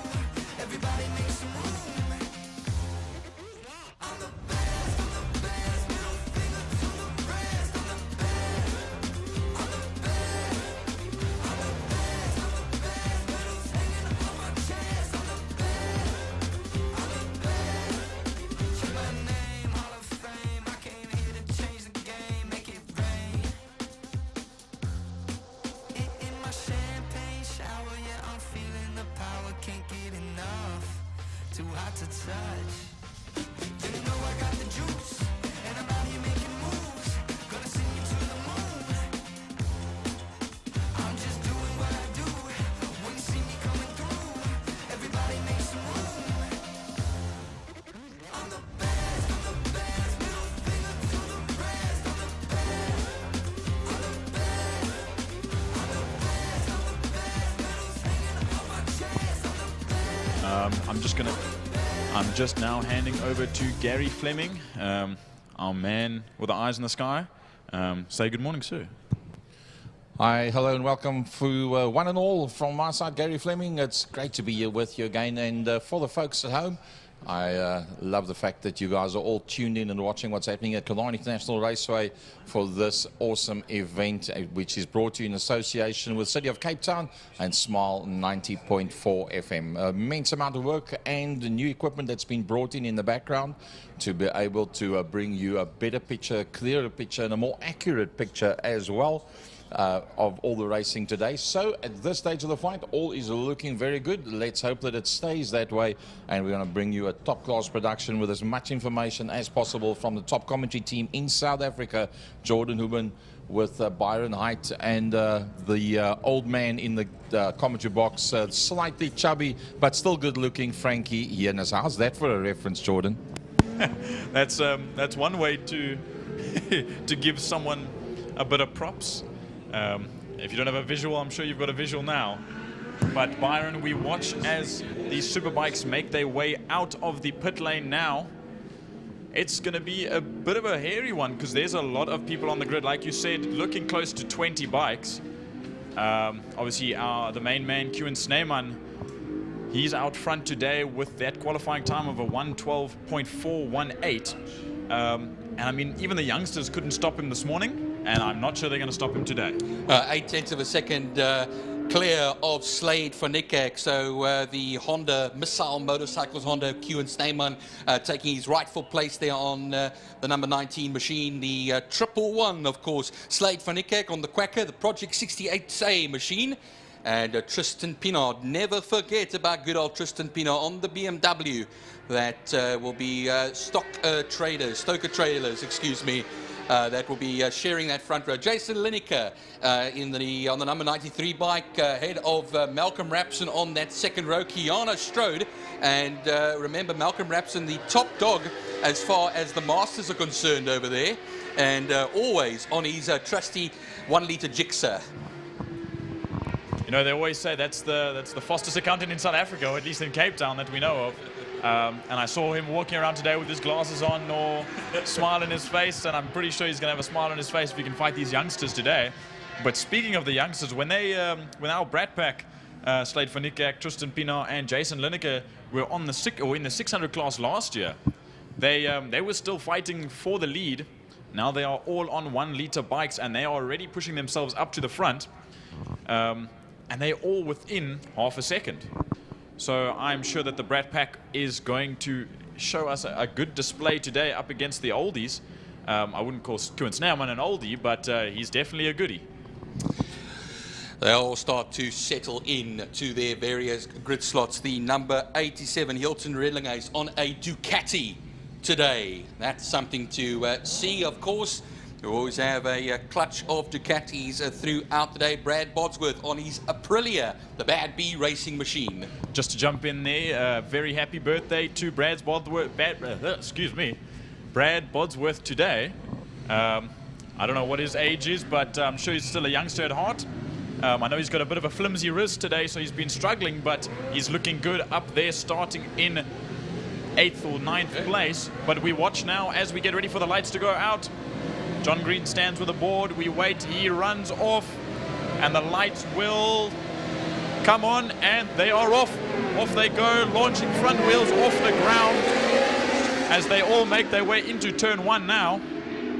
Yeah, initially being out-dragged there by Tristan Pienaar. I think he might have slotted in there, Tristan Pienaar, just ahead of Slade van Niekerk. Watch them as they go around turn 1 for the very first time. This is a 9-lap race. Q Snyman getting himself a very nice and nifty start there as they go through Castro Corner now. Good clean start for everybody. Nobody's stuck on the line or anything, and we are really going now as they go through the kink and into Interceptor Corner, turn 3. Everyone's made it away very well off the line. No problems, no starts into turn 1. Everyone's trying to find their rhythm as we get halfway through this first lap, as they make their way through Sorrel Sweep, turn 4, and down the back straight, wringing the necks of those 1 litre and 600cc bikes. Coming down to turn 5, there's a gaggle of 5 bikes, all within, I would believe, 0.2 of a second, as they make their way through Pertamina Foster on turn 5, and look at that gap. I believe that's the wild child Slade van Niekerk on the tail end of... Actually, no, that's Tristan Pienaar. On the BMW. He comes across the line now, Jordan, and you'll see very nice and close. The leg coming out there of Q Snyman. The man started on pole position through turn 1 for the second time, but under pressure is Tristan Pienaar now. Watch out behind them. Jason Lineker hanging in there, and don't forget our good old Malcolm Rapson. We watch as you say, Malcolm Rapson trying to dive up the inside of Jason Lineker into Castrol Corner. He doesn't have that jump just yet, but I'm sure he's going to eye it out and see if he can make some sort of mistake. But we watch as Tristan Pienaar and Slade van Niekerk are going to fight for the second place. But the more that they fight for second place, Q Snyman is going to pull ahead, and that also means that Jason Lineker and Malcolm Rapson will carry their speed up behind both those two youngsters to try and also fight for that second place. Well, at the moment, Jordan, we have ourselves a 4-way battle for second place in this race. Tristan Pienaar, Slade van Niekerk, Jason Lineker, Malcolm Rapson hooking onto the back of that one as well. The first of the 600s, though, is in 6th position as the leaders go through turn 5. Pertamina Fastron, and Snyman will gun it to the line now. He's not quite getting away from them. 0.3 of a second. The last last time around. He's still in proximity, as it was 0.3 of a second, now to 0.7, but a 1:12.789 for Kewan Snyman on this lap. Fastest lap of the race, and quite a bit faster, I'll tell you that much. I mean, just like that. I mean, it's only their first flying lap after the start. But now we're looking as Slade van Niekerk did manage to get past Tristan Pinot through turn 1. Now we watch as they make their way through Castro Corner, and Tristan Pinot is on the tail of Slade van Niekerk on that 1000cc Kawasaki. Now they go through the kink and into Interceptor Corner, and Tristan Pinot is not going to let that slide. He is going to sit on Slade van Niekerk's tail until he knows that it's his time to make a move as they make their way through Sorrel Sweep now. It's this gaggle of 4, Byron. It's very, very close, and I'm certain Malcolm Rapson has a smile on his face waiting for these youngsters to make a mistake. Yeah, and as you predicted as well, Kewan, this is going to allow, Jordan, this is going to allow Kewan Snyman to edge away every time. He did it 0.3 on the first lap, 0.4 on the second lap. They go through turn 5 now. Let's see if Slade van Niekerk can keep the group behind him over there. He's got an angry bunch in form of Jason Lineker, Malcolm Rapson, Kewan Snyman, another fastest lap, a 1:12.2 compared to a 1:12.8. He's 0.6 of a second faster than Slade van Niekerk as they come across the line. We watch now come across the line, Johnny Towers, followed by Hilton Redding, Hayden Masters, Quinton Weening, Garner Stroder, Gerard Frey, Brad Bodworth, and Piers Canuti. He's back on that 600 bike after his Extreme Festival debut. Now we watch as they make their way, as the leaders, make their way into turn 3. Interceptor Corner. Now we watch as they make their way now towards Sorrel Sweep. Kewan Snyman has found that gap. He's got into his groove as he always does, and he is going to start pulling away because the Brat Pack and Mr. Malcolm Rapson is going to try and find his way. Oh, actually, the gap to Malcolm Rapson has dropped down a little bit, so the Brat Pack is going to be the one that's fighting now. Yeah, watch them down the back straight as they charge up towards turn 5, and he's not close enough, is Tristan Pinot. He gets a bit closer at the apex, drifts a little bit more nervous on the exit, the apex itself, but here they go now trying to charge himself up to get it past on the straight now. Here they come across the line. It is now 2 seconds between Snyman and Slade van Niekerk and the gang. And very tight stuff there, as now into the clutches of Jason Lineker falls, of course, Tristan Pinot through that turn 1 section. Johnny Towers still leads the 600 class, Jordan. Quinton Weening coming up quite nicely. Kiana Strode dropping a position. Brad Bodsworth, but I see Gerard Frey still leading the Superbike Challenge class. I'm watching now as Hilton Redlingace is dropping down the field. I'm not actually sure what's happened to that 87 bike. I don't know where that Ducati's gone, but I hope that all is well, and he'll wait to see if he crosses the line once again, unless he's pulled it into the pits, which I don't see. But jumping back to the front now as the leaders make their way through Sorrel Sweep. Kewan Snyman has that 2-second lead from Slade van Niekerk. But now we watch as Tristan Pinot is getting challenged by Jason Lineker. Jason Lineker hasn't had this good of a run in a little while, and I'm sure he's had so much practice on that new 1000cc CBR that he is ready to take the fight to Tristan Pinot. Watching now as they make their way through Pertamina Fostron and down the main straight. Kewan Snyman has actually started losing a little bit of time to Slade van Niekerk, now less than a second to the leader. Oh, that was a bad lap there for Kewan Snyman, Jordan, as they go through turn 1 now. A 1:13.9 for Kewan Snyman, and of course a 1:12.7, and now down to 9/10 of a second as they now go towards Castro Corner, and 4 laps left to go, including the one that we are currently on at the moment. I see Quinton Weening has dropped a few places. Hilton Redlingace is still circulating though. Sorry, I see Quinton Weening is now pulled into the pits. We just got a little bit of a report from Frankie Eunice on the radio.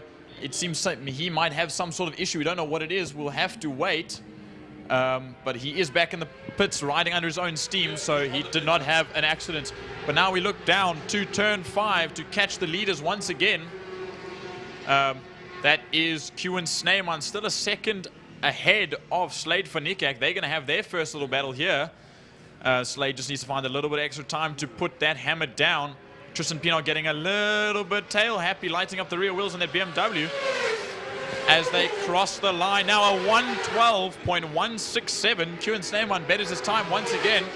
I know he's been waiting to get into the 1:11s, and he is on the cusp of that 1:11 now. Yeah, 0.3 of a second faster on that last lap than Slade van Niekerk. Tristan Pienaar and Jason Lineker in a battle royal with each other, and they cross the line, 0.3 of a second between them as they go through Castrol Corner, through the kink and towards turn 3, Interceptor Shoes Corner. This race is far from over. 3 laps left to go, including this one they are on, so virtually 2 and a bit to go. We're watching now as they make their way through Sorrel Sweep. There's battles all over the show, but we're going to watch now down the back straight. Kieran Sneeman pulling ahead. That gap now 1.5 seconds to Slade van Niekerk, and we still wait as Tristan Pienaar is still getting fought by Jason Lineker, and Malcolm Rapson has dropped off by 3.5 seconds, Byron. So I think he's out of it. He's happy to stay away from those youngsters.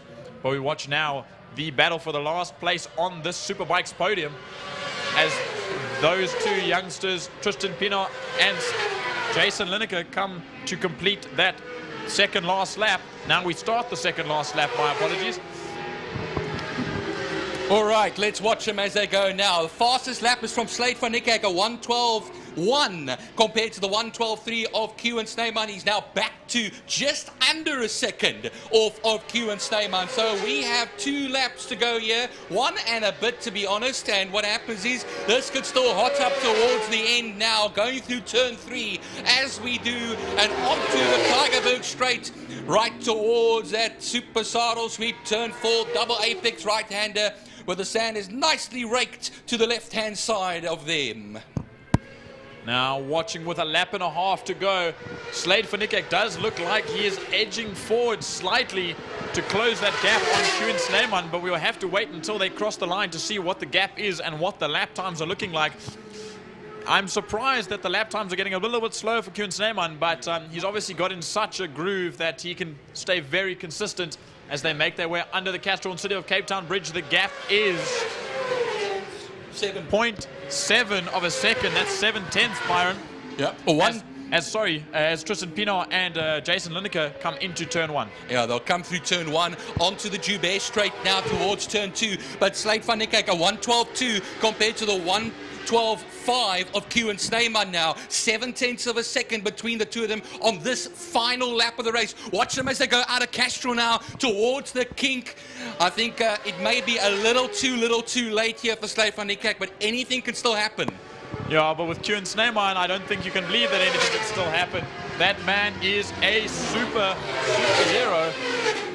We are looking now, watching as they go through Sorrel Sweep, and Slade van Niekerk is right on. I don't know if he's leaving a little bit of space, but he is tucked down that youngster versus the slightly older youngster as they make their way. And I think Slade van Niekerk is going to dive Kieran Sneeman, and he's going to hold it, and they're going to get close.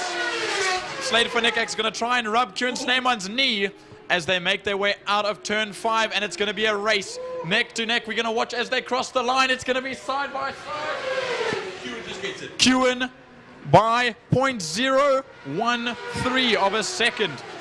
That is incredible. And on that final lap, Slade van Niekerk was 7/10 faster than Kieran Sneeman. That's how close it was. Jordan Tristan Pienaar comes across the line, 4.9 seconds off of the man ahead of him, to the pair of them, of course. Jason Lineker, Malcolm Rapson, he gets the Masters win and 5th overall. We wait now for Johnny Towers, who will be the 600 winner ahead of Kiana Strode. And that's, of course, Kiana Strode putting in a valiant effort. 6.9 seconds between the Towers-Strode battle. Johnny Towers comes across the line, then Kiana Strode. Hilton Redlinge's good recovery from him. Bradley Bodsworth, second in the master section ahead of Piers Canute. And then what happens is Gerrit Frey. My apologies, you're quite right there, Jordan. That is third in the Masters for Hilton Redlinge's. Second in the Masters for Hilton Redlinge's. Brad Bodsworth is third. There's my mathematics playing up on me this morning. Yeah, it happens to the best of us as we watch the rest of the field. Leighton Thomas, Daniel Frost, Wesley Hendricks, and Samkelo Luwani crossing the line now. They had a tight battle as well. Obviously, we were stuck watching the front, but those guys at the rear end were really showing it. on that on their 1 litre Superbike challenge bikes, and some Kelo Lawani 600 putting it to those 1,000 cc's. Yeah, 16 of the 17 bikes registering a finish. Unfortunately, Quinton Weening having to pull that machine of his into the pit lane, the Yamaha R1.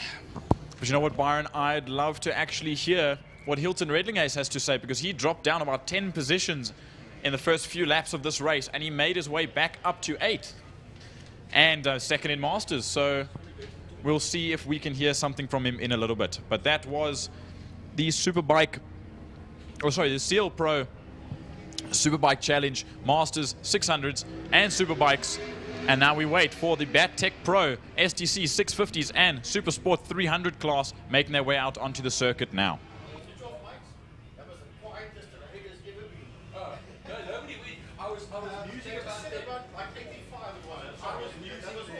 About that lovely red sand section over there.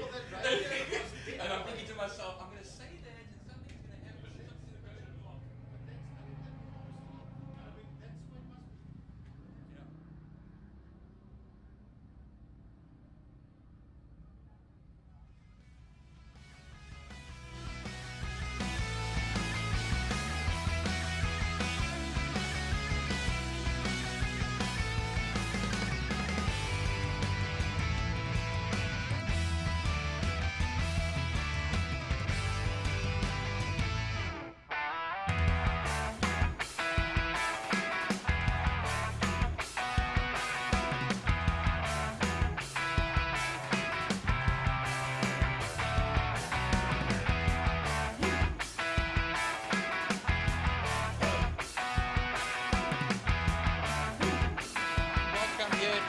Killarney International Raceway. If you are present in the stands, welcome here. If you're online watching from many places throughout the world, welcome to the IMUSAT live stream. And we've just had the first race of the day. We now go to the second race of the day, the BatTech Super Twin Cup, the 650s and the Supersport 300s. And well, Jordan, here is our grid for the day. We see Braden Hutchings taking pole position this morning with a 1:24.812 ahead of Jamie Hall on that 65 bike. Now, Jamie Hall is synonymous to being at the front of this grid. Same as Nicholas Hutchings, but he's not here at the moment. So we watch here, as I believe that is only 7 650s, sorry, that are in the lead pack. Then we move down to the 300s. Max Munton taking pole position for the 300 class. I know he's been having a little bit of an issue with that bike. He struggled last year, especially because he was still trying to get the teething issues out of the way. But him and his dad, Clint Munton, also very known for his ZX10 Cup riding. He's been helping his son Max out. And Max has found the pace on that bike, doing a 1:30.677 ahead of female racer Abigail Besson and Stavra Michelle, now who is another 650 behind that top 3. Yeah, I saw when you were on air earlier on with Ernest, you were actually talking to Mitch Robinson as well. Also a man that does short circuit racing every month or so, and enjoys his racing a lot. But what I'm going to take a look at here is Johnny Towers getting off the Honda 600 and mounting a Kawasaki 300. So one race after the other, get off the one, get on the other, and get back out there again. That's also in the 300 class. Well, let's hope so. I mean, for myself, I'm sure I'd be feeling pretty stiff already. I'd have to wait half a day to get on a bike again. But I'm sure he knows what he's capable of. And we see now everyone making their way towards the line. We've got half the grid on the line already, as I'm getting made a bit of a laughing stock of the community. Yeah, Reinhard Burnett in his position now. See that number 24, Stavra Michelle, coming, of course, into his rightful position, which will be row 4. And here comes our pole man now. That, of course, is going to be Braden Hutchings on the HSC Racing bike. Those familiar colours there. And like I say, sharing that front row with him, Jamie Hall and Andre Symes. Paul Medell on the Kawasaki, going to be on row 2. And then that number 5, Paul Medell, like I said, yes. Alongside him, the number 2 in there as well, that's Abdul Isak. And then the 54 of Reynard Burnett. We are going to watch now as they are ready to get underway. The board is up. We're going to give it a second. Look at Jamie Hall's stance. He is ready to pounce and get that 65 bike down to turn 1 in the lead. Paddleman runs off and we get ready. Lights are on, lights are off. Jamie Hall does get the jump. That stance must have worked. And he is ahead of Brandon Hutchings, and he'll make his way through turn 1 in the lead, Byron. Yeah, it's a good clean start, that one from Jamie Hall. And they all make their way through that first turn. Hall's hook, the only proper true left-hander on the circuit, if you don't count the kink, of course, out of turn 2. But yeah, they now make their way down to Castrol once again. Brandon Hutchings in that second position at this moment. Now the man who started on pole out of the Castrol corner, slightly off camber through there, of course, as well on the exit, as they charge up then through the kink and towards Interceptor corner. Let me just jump in there and say that Max Munton has moved up 2 positions and is now fighting for 5th overall behind those 650s, going a little bit wide out of Interceptor corner. I'm sure he's found those beans on that bike and he is ready to take it to the big guys. Now we watch as they make their way down the back straight. We'll jump to the lead again. Jamie Hall now probably about a second, or no, half a second away. Now you can see the difference in speed between the 650 class and the 300s. Those 650s have that top end power and they'll make their way down the back straight with all that speed coming through fast run corner. Watch them as they come around now. 9-lapper as it is. The first of those 9 laps will be completed momentarily as they go underneath the Castrol and City of Cape Town Bridge. There we go. It is Jamie Hall from Brandon Hutchings. Andre Symes, who was on 3rd, no longer going to be there now. Paul Medell came up quite nicely as we come along, but it's going to be Adrian Solomon that leads the 300 class, and somebody's slowing on the main straight.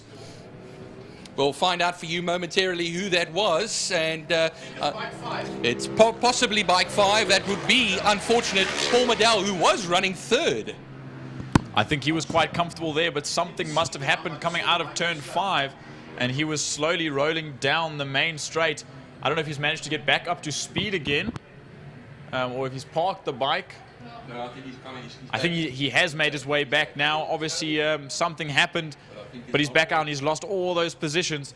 Now we watch making their way towards Sorrel Sweep and down the back main. The leaders, Jamie Hall, still a second ahead of Brandon Hutchings on that HSC bike, ahead of Andre Symes on that 52. He's also having a bit of a lonesome race at the moment. Everyone's spread out. The 650s are finding their groove.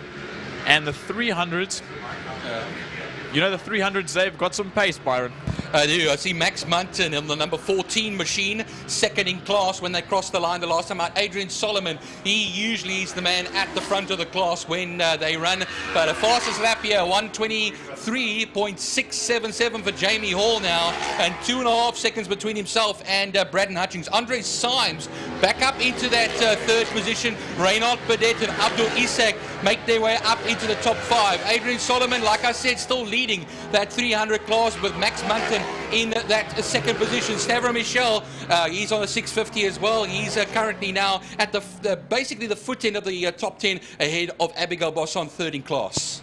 Now we watch coming through turn 2, Castrol corner. Jamie Hall's got that lead of 2.5 seconds from Brandon Hutchings, and he is pulling away. I'm sure he feels quite comfortable now, but we watch now that battle for 3rd place in that position of Andre Symes.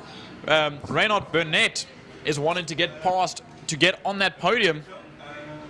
Now we see as they make their way out of turn 4 down the back straight.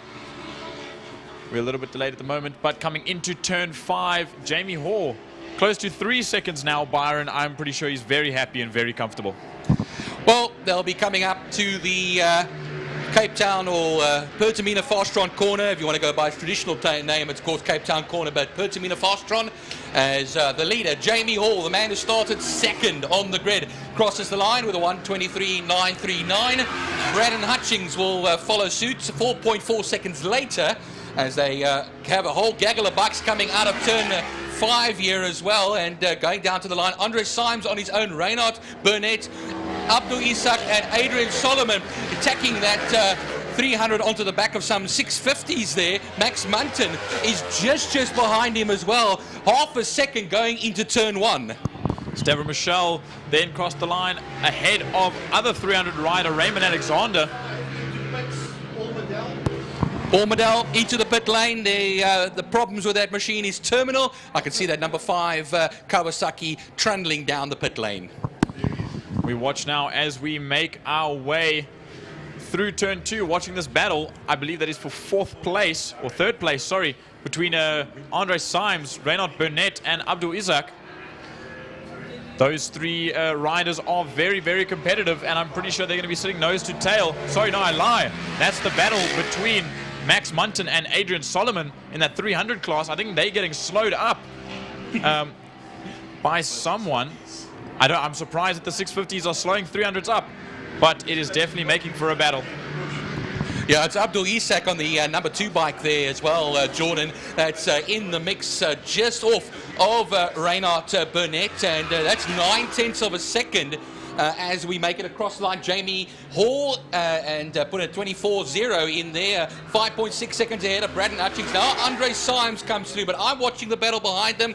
Reinhard Burnett was leading them the last time around, and he comes across the line and he's still leading them, but Abdul Isak, Adrian Solomon and Max Munton, about 8/10 of a second between the two of them. Stavro Michel also on the back of that grade. 1, 2, 3, 4, 5 of them all together into turn 1.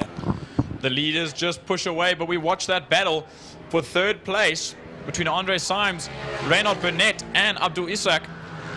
Now in the 650 class, but I am curious to watch this 300 battle. I don't know if you want to take the 650s, Byron. I'll watch the 300s as Max Munton has finally found his groove, and he is on the tail end of Adrian Solomon. Last year's champion is getting fought right behind him. We've got 5 laps to go of this. Adrian Solomon makes his way past Abdul Isak, and that's going to give him a little bit of room to Max Munton. Well, the 650 is still Jamie Hall soldiering on ahead, 5.6 seconds between himself and Braden Hutchings at the moment as this little group goes through turn 4. But the leaders will be heading soon into turn 5. Now, Bertamina fast on Jamie Hall, who's crossed the line already, and Braden Hutchings just off of him again as well, 6 seconds. Now we're watching as this group makes their way into turn 5. That is Reinhard Burnett, followed by...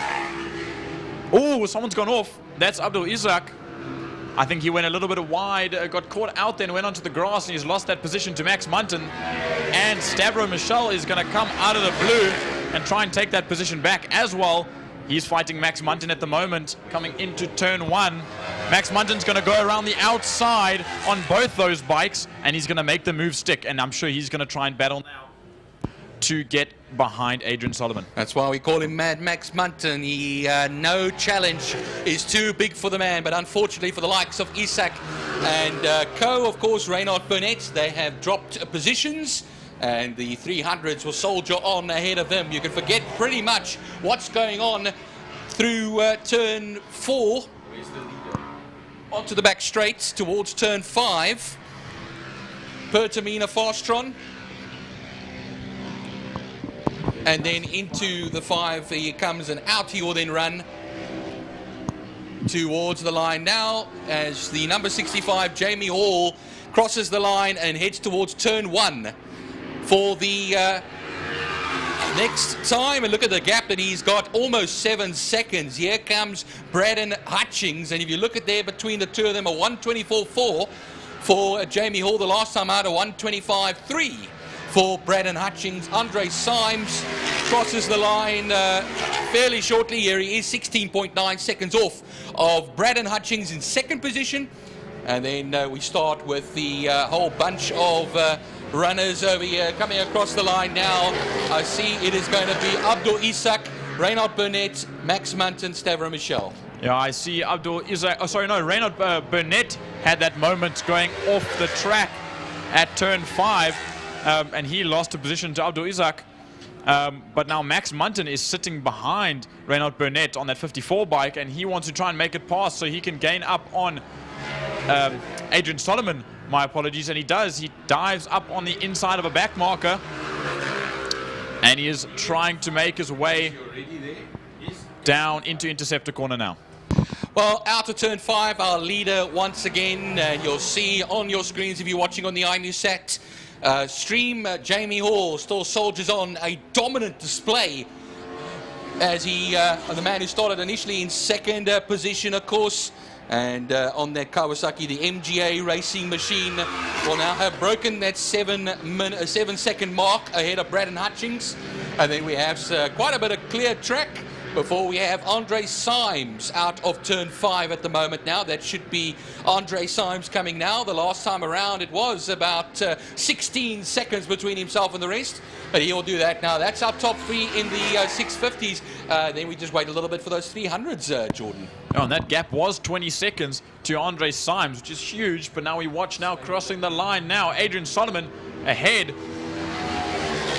of Reynald Burnett, who actually did make a position back up, and Reynald Burnett still on that 650 is going to try and battle Adrian Solomon to get up another position. Max Munton going around the outside of, I believe is that Andre Symes on that blue bike. I'm not sure. I think the positions have been middled up a little bit. Overall leading to 5. But that Kawasaki 400 of Adrian Solomon is pulling away in the 300 class, Byron. Only a lap and a bit to go for Jamie Hall coming through turn 5.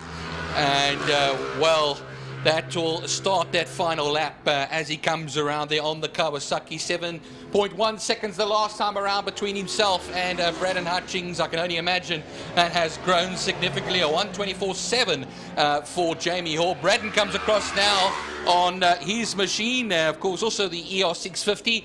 And that is now going to be a 7.2, so a 1/10 of a second quicker over the last lap as we do. But like I say, Jordan, the last lap, Andre Symes will come through third. Adrian Solomon still leading that 300 battle with a whole bunch of 650s in between. No, now we're going to have to dawdle for a minute while we wait for the rest of the pack to come through, making their way through turn 5 and out of fast run corner. Adrian Solomon leading the 300 class. He's in 4th place overall. A whole position behind the overall podium. Crossing the line now. I believe Reynald Burnett does catch him, but Adrian Solomon's going to dive on the inside of Reynald Burnett again. That 400 definitely has the corner speed and corner agility now as they make their way out of turn 1. Going down the back straight though is going to be our leader, Jamie Hall, who stamped his authority on this race. The moment he took the lead, he was untouchable here, and he'll come out of turn 5. Look over his shoulder as well there. Jamie Hall, turn 5, Pertamina fast run, down towards the line. The checkered flag will await him, and Jamie Hall takes victory for this first 650 race for the day. Braden Hutchings will be the next man to come across, as he does now, 7.9 seconds later. And then Andre Symes will round off that podium for the 650s, but the 300s still really charging. We watch now and wait for Andre Symes to make his way out of turn 5 and down the main straight to cross the line to take that 3rd position overall and 3rd position in the Super Twin Cup 650 class. Crossing the line now. Now for 4th place in Super Twin Cup 650s. Reynald Burnett coming down the main straight ahead of Adrian Solomon. He managed to get past Adrian Solomon now to take 4th place. Adrian Solomon taking the win for the 300 class ahead of Stavro Michel in that 650, and Max Munton to take 2nd place. Abdul Isaac now crosses the line. He dropped quite a few positions during this race. Watching Raymond Alexander, a top contender in 300s, a little bit further back. Mitch Robinson coming home in 10th place. He's the one that sponsored that helped sponsor the new title sponsor, BatTech.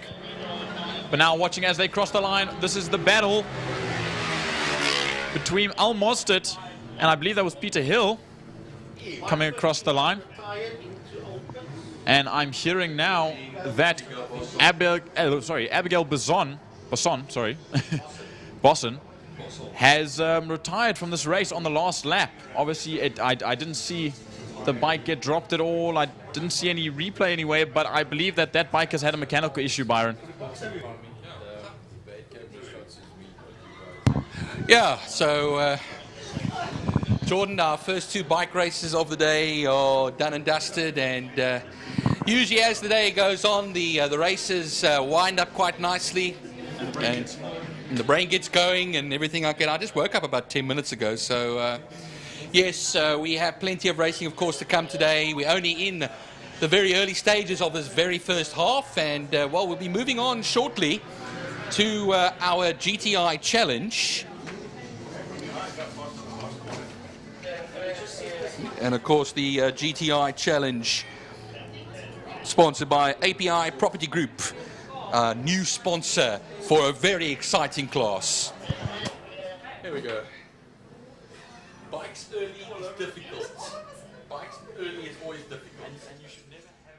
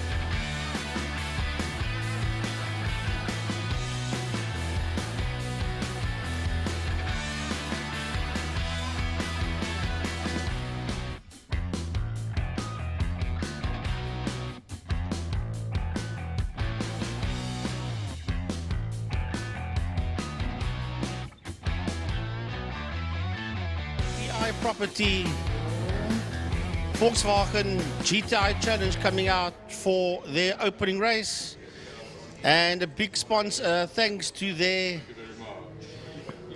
main sponsors, which is API, and all the other product sponsors as well, which will go through pretty soon. And there is a huge field of Class B cars. And there was a clutch issue with John Henry Vaughan, but they got that clutch issue sorted out thanks to Emil Tiny Brunt of Tiny's Pitbox. And there are quite a few other cars out there that had a bit of problems during qualifying this morning, but they've got all their issues sorted out. And joining me Mike's side with this one will be Gary Gazza Fleming. Well, folks, good morning to you one and all, and to all the folks watching us at home and worldwide. Hello to all of you. Great to have so many people watching around the world, and the messages that have come through from outside of South Africa. It's amazing to know how many people worldwide are actually watching the racing here from Killarney International Raceway. GTI Challenge, as Frankie said, wow, what a full field, a massive Class B. Now, we know traditionally there's been years and sections of seasons where Class A or Class B or Class C has been the most amazing visual and sensational section to watch. I think, look, Class A, Nathan Victor, Umpi Swart, Marco Busi, Clinton Bezuidenhout, Skulk, Dylan Joubert with Ian Cup in there should be where everybody wants to be. But then again, Frankie, that Class B looks wow. Before I go to Class B, API is the main sponsor. Then they've got series sponsors here: Willworks, Spice Mecca, Authentic Autos, Alpine Autos, Hydrocorp Hydraulics, TBGA, Snap Change, MTK, Quality Eggs, Ferrari High Performance, Racebook Media, and RUE Digital Marking, together with ContraSigns, Dunlop, GNA, and NDT Dyno Services. Well, I tell you what, that's a lot of sponsors for any class, and it just shows what the guys are doing in the GTI Challenge is all Iowa. It would appear as if Nathan Victor is going to be on the front row of the grid alongside Umpi Swart. That's all fine and well. Somebody's got to be alongside Umpi Swart. But then, Frankie, the interesting part starts on the second row of the grid. Yeah, we'll just wait for our monitor to turn over. The second row, Marco Busi, Clinton Besaidnout, and Skull Geldenhuis, Dylan Jabeur, Ian Cup and Jean-Andre Marais, but Class B is where it is all going to be about. There's approximately 15 cars in Class B, and leading up in pole position for that class will be Zaki Hendricks. Then, it's Mohammed Kalfi.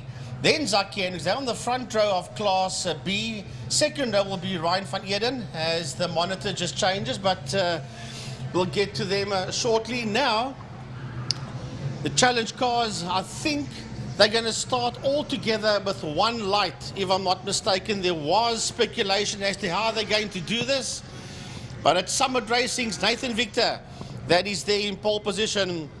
Then Motors and GT Raps, that is Yuri Swart, and RUE Digital Marketing, that is Marco Busi.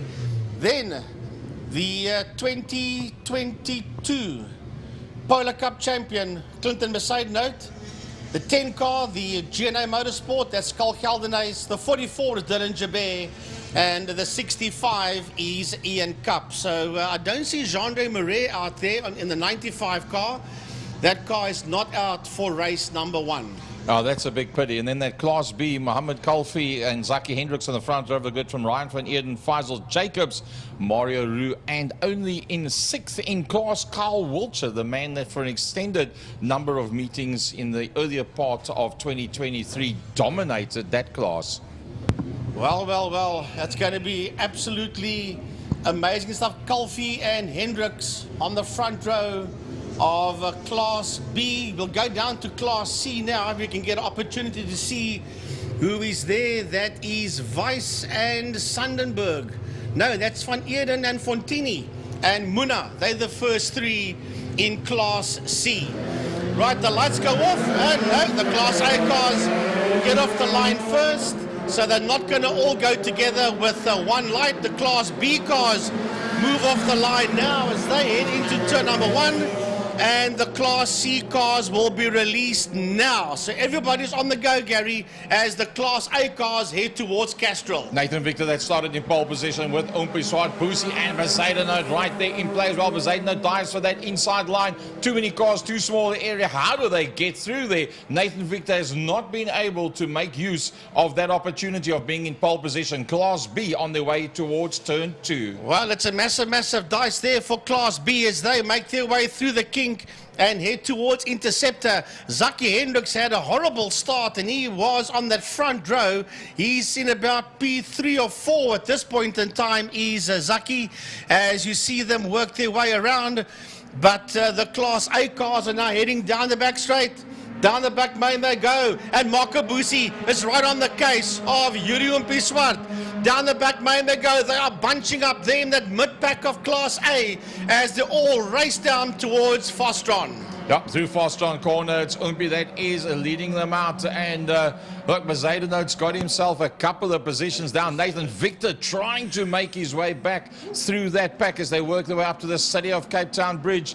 It's going to be interesting to see how this one plays out. Can Nathan Victor become the man to catch in this one? But at the same time, don't forget about this one. Here comes Mohammed Kalfi leading out Class B. Yeah, Mohammed Kalfi sits out there in P1 in that class. Then it is Van Eden that is in there in that second position. That's Ryan Van Eden. And then Carl Wiltshire has moved up to third position, followed by Zaki Hendricks, and only then Faisal Jacobs as the Class B cars, C cars, now work their way into turn number 1. That's a Class C, guys. And they are being led there by Dylan Van Eden from Mark Fontini. Daniel Muna, and then the 9-0 of Tristan Hubert. Just saw a bit of dust there on the exit, on the entrance of turn number 2. Oh, dust in 3 as well. The boys are pushing hard. Swart from Boesie, Geldenhuys, and then Victor. Victor's under a lot of pressure. He's got Clinder Bezuidenhout right in there behind him, and I think he's spending more time worried about Bezuidenhout than actually going further forward. So Nathan Victor not been able so far to capitalize on starting in pole. It's still all about Umpie Swart. Right, so down the back main, the Class B cars go, but we stay with the Class A at this stage of the game. The B cars are busy heading in to turn number 5 into Fostra now, and Mohammed Kalfi has got them racked and stacked in there. He has got Ryan van Eden right there on his case. Ryan in that 28 car sits there in that second position. Carl Walsher is right on there as they race under the bridge and down into turn number 1. And then Zaki Hendricks, he's sitting on the outside of Walsher as they work their way into turn 1. He might lose another position. He's got to be very careful, Zaki, because he's got John Henry Vaughan in the 32 car right on his case as the Class C cars now head into turn number 1. And they are being led there by Dylan van Eden, Mark Fontini, Daniel Muna, Tristan Hubert, and then the 16 car in there of Ross Schroeder. Tristan Hubert up on the inside of Fontini. Fontini does the perfect cutback after locking up that left-hand front wheel and recovers that position. So Fontini still there in behind Ryan van Eden, Muna, and then Hubert, and then Schroeder. Let's go back to the back main. Here comes Class A. It's Battle Royal. It's turning into a 3-way battle. Geldenhuys now coming to join the party up front. I'll tell you what, Skalky is right in that fight as well. He's on the case there of Marco Boesie as they work their way out of 5. Fostron, who's got pressure rising, Yuri Swart. He is right on that back bumper of Umpie Swart as they work their way under the City of Cape Town Bridge. Then we've got Nathan Victor. Right behind Victor is Clinton Bezuidenhout, followed there by Dylan Jabert and Ian Cup. That's entire Class A field that's working its way through turn 1. Let's go back to Class B as they work their way down towards turn number 1. It is still Kalfi ahead of Van Eden. The two of them have now broken away from the rest of the pack. Well, the rest of the pack, Wiltshire has broken away from the rest of the pack as well. And then Mario Roux, John Henry Vaughan, then it's Jacob Sunderberg, Van der Schyff, Thompson, and Weiss. Well, the Class B dice it side by side, heading into Castrol Corner. They are side by side, and Van Eden, as we have a look at them work their way out of Castrol towards the kink. They were absolutely side by side at one stage, and Van Eden is crowding that back bumper of Kalfi as they work their way into turn 3 Interceptor. I think Kalfi's done very, very well to hold out so far on Van Eden, because we've seen Van Eden a couple of times actually rub that back bumper. It's not all over at this stage. Oh, a big cloud of dust there as Wiltshire doing everything to stay ahead of that pack that's trying to close him down and make it a 5-way battle for 3rd, 4th, 5th, and 6th. Well, the Class A cars are busy making their way into turn number 1. Man, oh man, is this game on? Is this game on? Skull Geldenhuys is putting in the drive of his life as they make their way out of turn 1, out of holes, the 3 of them. They are nose to tail. Geldenhuys in P3, Boesie in P2, Swart in P1. That is the top 3 racing down towards a Castrol Corner. And Nathan Victor is closing up. Victor's closing up, and he's bringing Bezuidenhout for the ride as well as they work their way out of Castrol. And not too far behind them is Dylan Jabert and Ian Cup. Frankie, I think that front 3-piece battle is in fact going to become a situation where they're going to slow one another up, and I do believe Nathan Victor, that started in pole, might just make it a 4-way battle. Go to Castrol Corner. That's a fight for 1st and 2nd in Class B. There you see them on the monitor, working their way through the kink, and we've got a new leader. We've got a new leader in Class B, and it is Ryan van Eden that has taken that lead away as they work their way towards turn 4, towards Interceptor Corner. But Class A is busy working its way out of turn 5. And look at that. Look at Boesie. He sits on the outside. He gets run wide there by Umpie. On the dirt goes Boesie. Dust all over the place. as they make their way towards us. They make their way towards us and don't count out. Skulk sits on the outside of Boosie as they work their way into turn number 1, and closing on them is Nathan Victor and Clinton beside a note. Yep, Nathan and Clinton both closing up, but now Oompi's got just a little bit of a gap with that little shenanigan that went down, going down into Cape Town corner. That is where the action was. But talking about action, let's go back to the entry to turn number 1. Here comes the Class B leaders. Van Eden eventually ahead of Kilfe, but they have broken completely now away from the rest of the pack. The problem for Carl Wiltshire is he's now being swallowed up by that following pack. Yeah, he's got Mario Roux and John Henry Vaughan there right with him as they exit turn number 1 and work their way up towards turn 2, and right there with him as well we have got I think that might be Faisal Jacobs. Yes it is, but the Class C cars are heading into turn number 1, and that's a good fight. That's Dylan van Heerden, and right there with him as they head towards turn 2, the leaders in Castrol, the leaders of Class C. Dylan van Heerden has got Mark Fontini right there with him, and they are now getting away from Hubert, and right there with Hubert is Muna and Schroeder. Yeah, Muna was doing very, very well just before that, but the front end is just getting away. We've got to go back to turn number 1. Here we go. It's Swart, Boosie, Geldenhuys, and then Victor. The front 3 are definitely holding one another up. There's no doubt about it. And at this point, Nathan Victor is starting to come slowly but surely into play. If Bezuidenhout can hold on to that slip, oh, how's that for closing the line off? If Bezuidenhout can use that slipstream, that will be the answer to make it a 5-way battle with 2 laps to go. Turn number 1, side by side for Class B. And look at that, Van Heerden is up on the inside. Colfie is on the outside. As they work their way, oh, they're touching the dirt as they make their way through turn number 1. And I'll tell you what, Colfie's not going to let Van Heerden get away with this. Working their way out of 1. Just behind that group is Carl Wiltshire, and he's got John Henry Vaughan and Mario Roux. That's that fight there that you see. Then that yellow car, that is a Faisal Jacobs. That's the ex-Janu van der Westhuizen car. As we watch the Class A cars go down into turn number 5, into Fostron corner. This one is not done. Look at Geldenhuys. Geldenhuys wants to come through on the inside there of Marco Boosie. Working him to the outside. They're going to come around Gaza to start their final lap. Yep, there'll be one more lap to go. And look at Victor and Bezuidenhout. They are right on the case now. It's a 5-way battle for P1 on the last lap. Can Swart still be the man to catch? Well, it's getting tighter and tighter as time has gone by. Geldenhuys has really become a factor. We saw Geldenhuys Senior on with Ernest Page this morning on the breakfast show, and he was smiling sweetly, saying the young lad is doing very well. He's an ex-champion himself as the Class A guys work their way for the last time through Castrol corner, turn number 2. Can Swart hold out? I'm going to say yes, I think so. Well, we'll stay with them, and then we'll go to the Class B fight afterwards. They've got a half a lap to go as they work their way through that turn 3 Interceptor.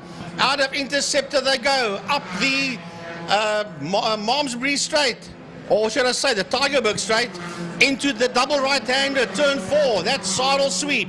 Now, is anybody going to have the nerve to lunge down the back main? Are they going to catch the slipstream of Swart? Yes, they do. Down the back main, and here comes Geldenhuys. He had a look, but the line was covered there by Marco Boosie. And right on the heels now is Nathan Victor and Clinton Bezuidenhout as they work their way out of 5. Gary, take them to the flag. Well, just a little bump from the back there between Victor and Boosie, but here they come towards the line. Coming down towards the line, and it's going to be side by side. I think we'll be lost it. Marco Boosie will take it away. Boosie from Swart, Geldenhuys, Victor, Bezuidenhout, Joubert, and then Cup as fast as you can go. And here comes the Class B battle. The 2 leaders down into 5. 0.019 was the race difference between the first and second in Class A. Now we watch these guys coming out of turn 5 out of Fostron. Mohammed Kalfi has done it. Mohammed Kalfi is going to get to the line ahead there of Ryan van Heerden, but it's not over for for 3, 4, 5 and 6. Here they come down towards us. It's going to be John Henry Vaughan. John Henry Vaughan will come home in that third position, just ahead of Carl Wiltshire, Mario Roux and Faisal Jacobs. Right, where are the Class C cars? Here they come. Here they come down towards us. The leader is already making his way to the checkered flag. There's your leader, and that is Dylan van Heerden that comes home second across the line. Is going to be Mark Fontini. Daniel Munna will finish in that third position. Yes, just ahead there of Dylan Jabeur and Ross Schroeder. Well, that wraps it up. The first round of GTI Challenge, Killarney International Raceway, Power Series 2024. Frankie, we knew it was going to be good. We knew it was going to be great. This is my word for the day. Greater. Then we had Zach Leyden finished behind Schroeder, followed there by Adriano Ferroli. But man, that was some great stuff. API, Properties, VW, GTI Challenge. That was our best ever.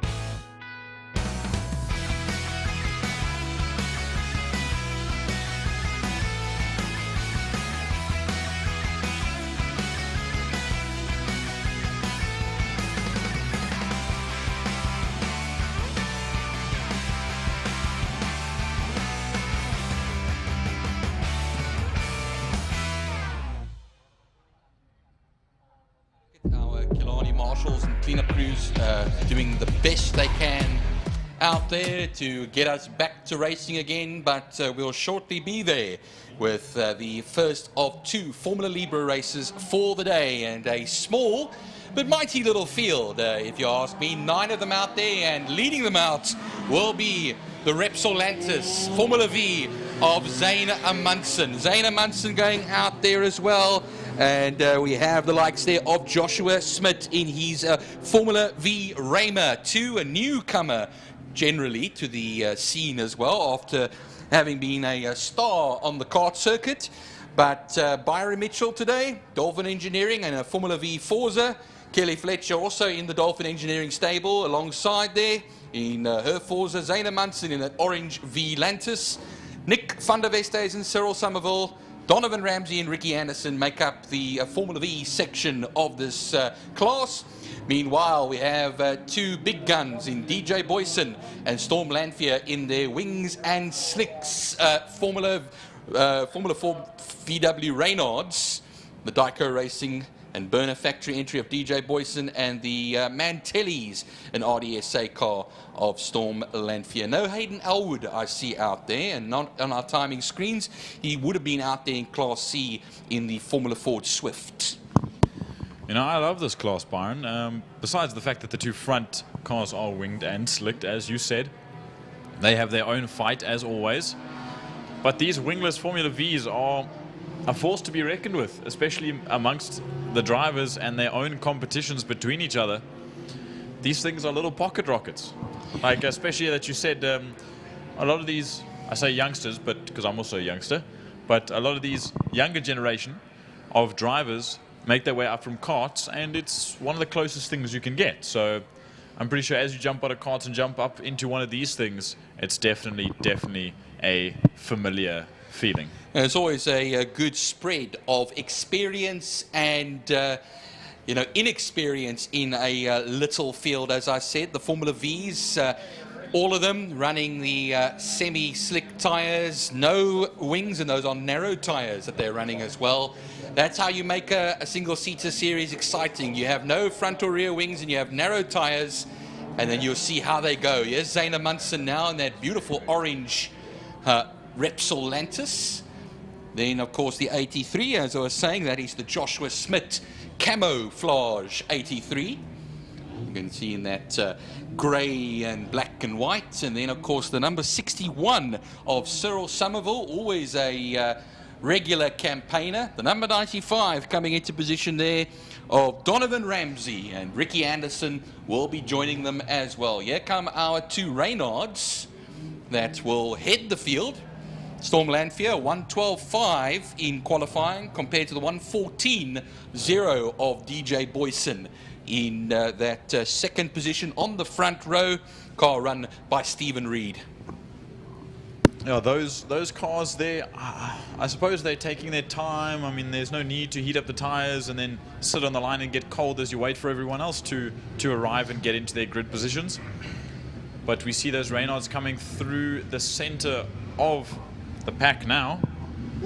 Kelly, I'm qualified, Byron. Yeah, just taking a look there, Jordan, you can see Kelly Fletcher just ahead in qualifying of her boyfriend, of course, Byron Mitchell. But we in for some lovely racing here. Storm Lanphier, the man on pole position. Alongside him will be DJ Boyson of Dyco Racing. And, well, the revs will rise. We'll watch the 5 red lights go out simultaneously, and we'll be gone for the 10 laps that lie ahead. Here we go now. 5-second board out of the way.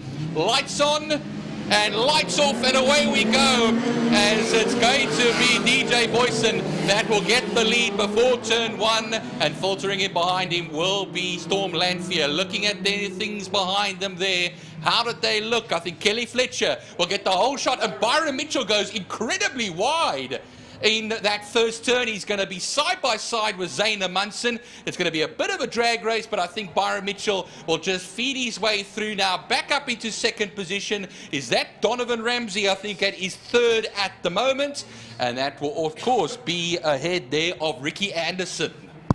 I wonder what happened there with Byron Mitchell. I wonder if he saw Kelly in front and was quite a bit shocked and got a little bit spooked or intimidated, yes. And he gave us some room.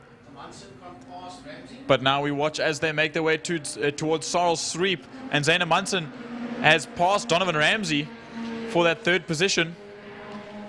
We watch as both fields, or as the leaders, sorry, make their way into turn 5 per Tamina Fostrand. DJ Boyson now leading the 2 Libra Class S cars. And I'll give you the position to do the Formula Vs. Well, let's take a look at them into turn 5 per Tamina Fostrand. And I think Byron Mitchell has taken the Formula V lead now, right ahead there of Kelly Fletcher. They'll gun it down to the line. Look at Zayna Munson in the background in that orange Repsol Lantis. Yeah, they run to the line now, but this is not over. It's going to be side by side across the line towards turn 1. Kelly Fletcher will take the lead right back from Byron Mitchell. Joshua Smith is in 4th. No, Byron Mitchell's coming up again on the outside there of Kelly Fletcher and onto the Joubert straight now out of turn 1. They'll run it up to turn 2. Will Kelly Fletcher make another move?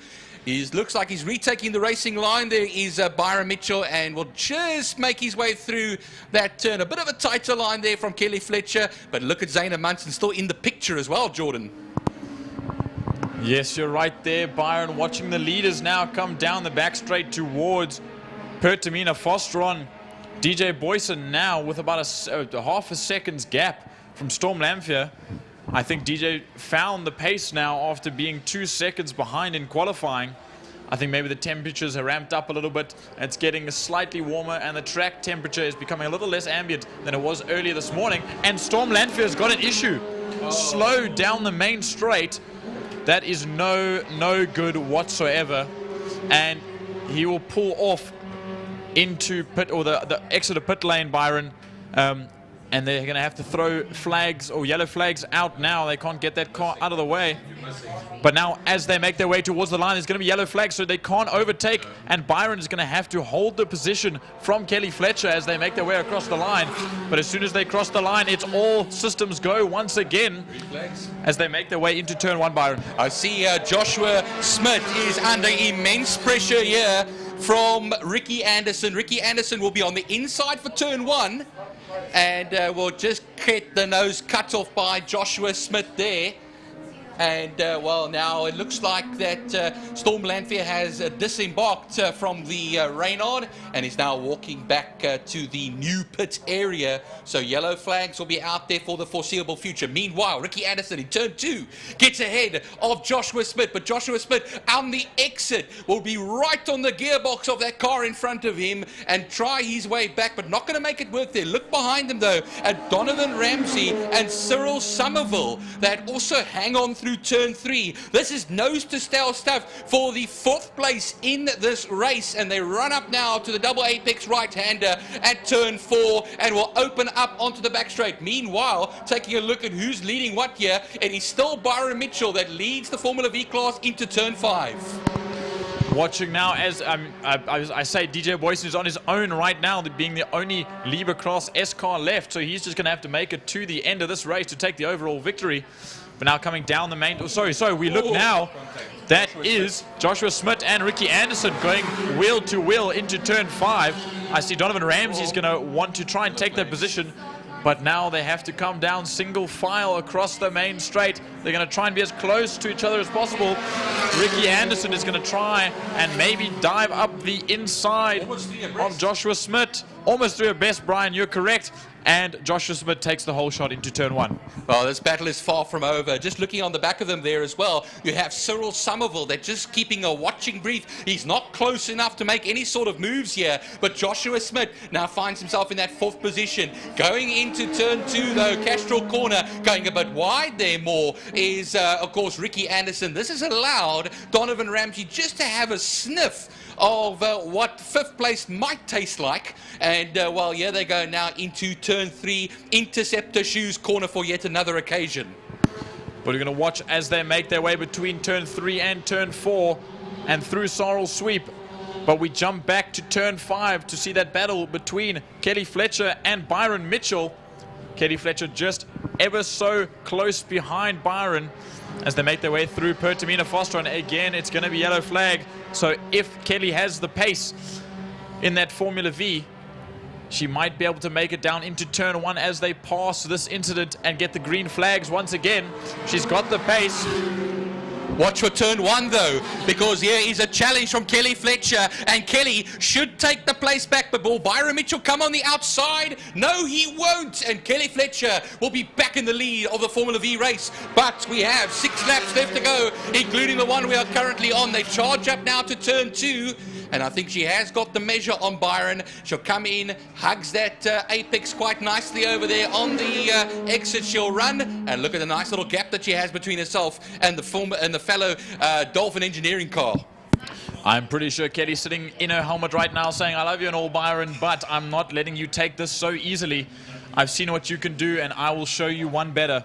And that's exactly what she's doing after that move through turn 1. Quite a late break into turn 1 to take the inside line from Byron as they make their way down the back straight now. But those 2 cars making their way to turn 1 now, to turn 5 now, Byron. Just a bit of news from race control. It looks like an investigation is in place for Zane Munson, who might have jumped the start, and that would mean a penalty. He currently lies in 3rd position, and it currently is 12.5 seconds ahead. Sorry, Byron. The other Byron is going slow now. I think he's given up the ghost. Said, Kelly, you take my toe and you lead this race. He's pulling into the pits and he's going to park that car.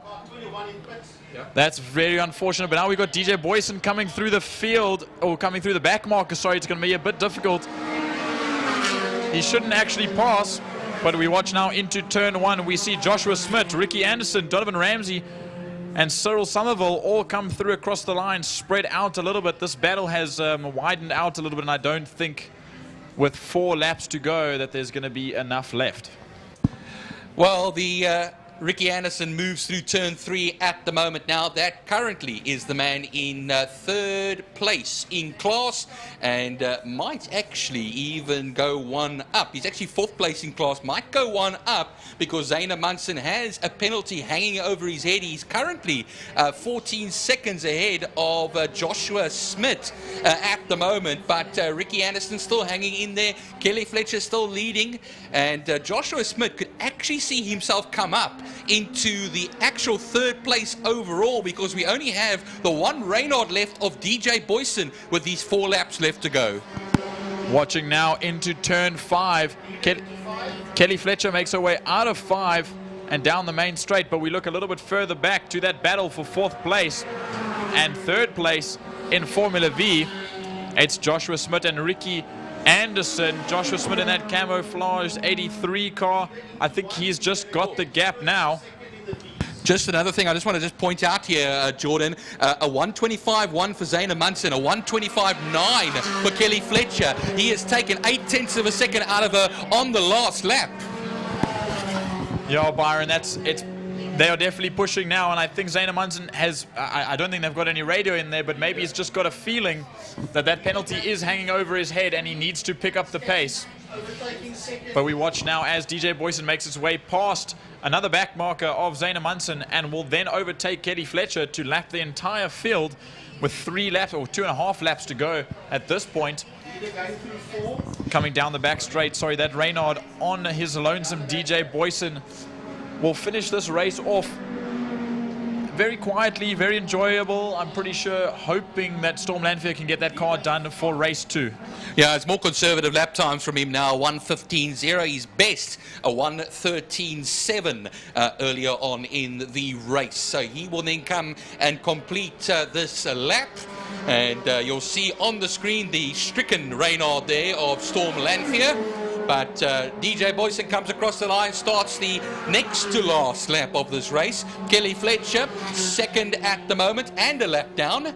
And then Zane Munson now 2.9 seconds between herself and him, with Joshua Smith still holding onto that 3rd place in class at the moment. 4th place overall as they cross the line now. and head on to turn 1 for yet another occasion, the penultimate occasion in this race. I'm hoping myself that Ricky Anderson can find a little bit coming through turn 1, and it looks like he can. He's catching up to the back of that 83 car of Joshua Smith with now almost a lap and a half to go. He's almost going to dive, and he is going to dive on the inside of Joshua Smith, and he's going to hold that position from quite a ways back. No wide line for that, but they're going to go side by side through the kink. Joshua Smith is going to hold that, and he's not, unfortunately, into interceptor corner. Ricky Anderson, Ricky Anderson, my apologies, does get the whole shot. And remember, this is the final lap for the Vs because they have all been lapped. I was, of course, had to speak under correction over there. But here come our Vs now. DJ Boyson will come around then and complete the penultimate lap of the race. And yeah, I think actually they do have another lap left. My apologies, getting my mathematics all mixed up. Kelly Fletcher to the line now.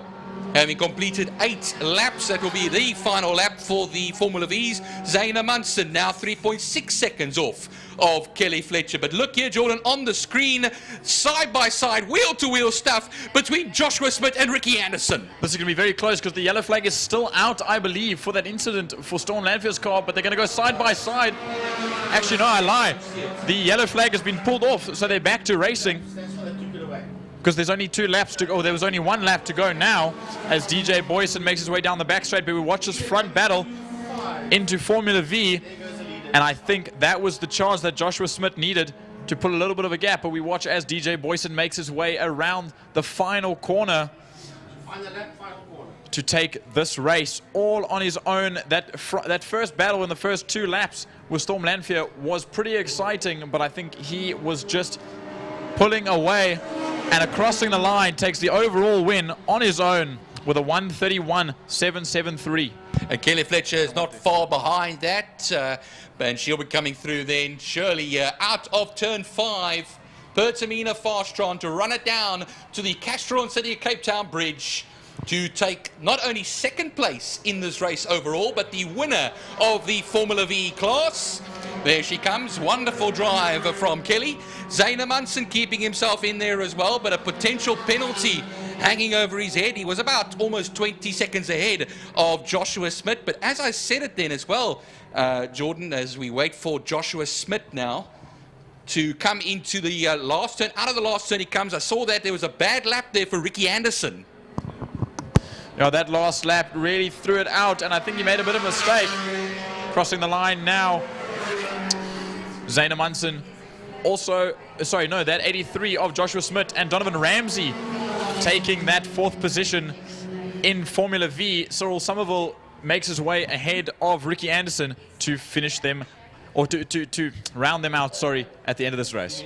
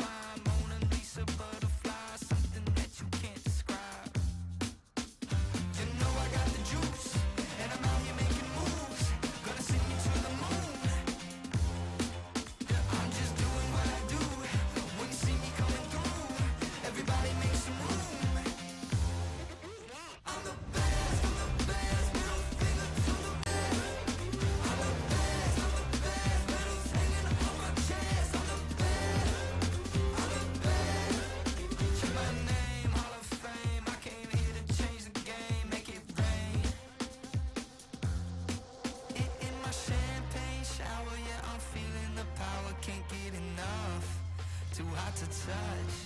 You know I got the juice, and I'm out here making moves. Gonna send you to the moon. I'm just doing what I do. When you see me coming through, everybody make some room. I'm the best, middle finger to the rest. I'm the best, I'm the best, I'm the best, I'm the best. Medals hanging on my chest. I'm the best.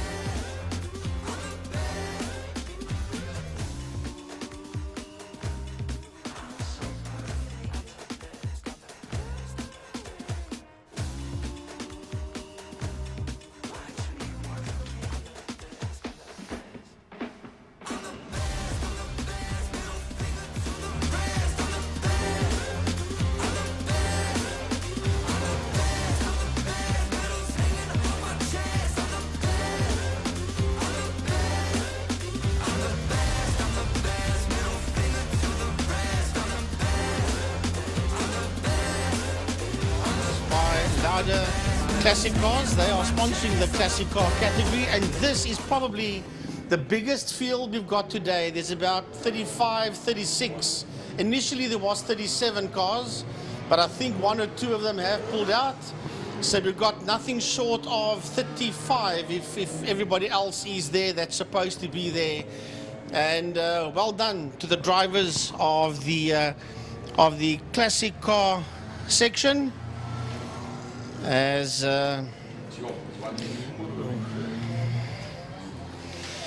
try and get some of the sponsors of the classic cars. There's a lot of them. Lauda, of course, being the main sponsor. Master Drive SA, Harkers Automotive, Red Boot, CJ Suppliers, Wilson's Engineering, and Felt Reared, that's a chicken factory. And then we've got Land Rover, Cape Eye, Laser. Oh, there's so many of them. Southern Brothers, just to name a few.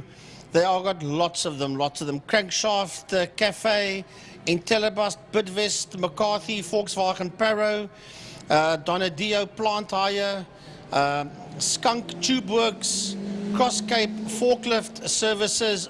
The list is endless of all of these people that have sponsored classic cars for 2024.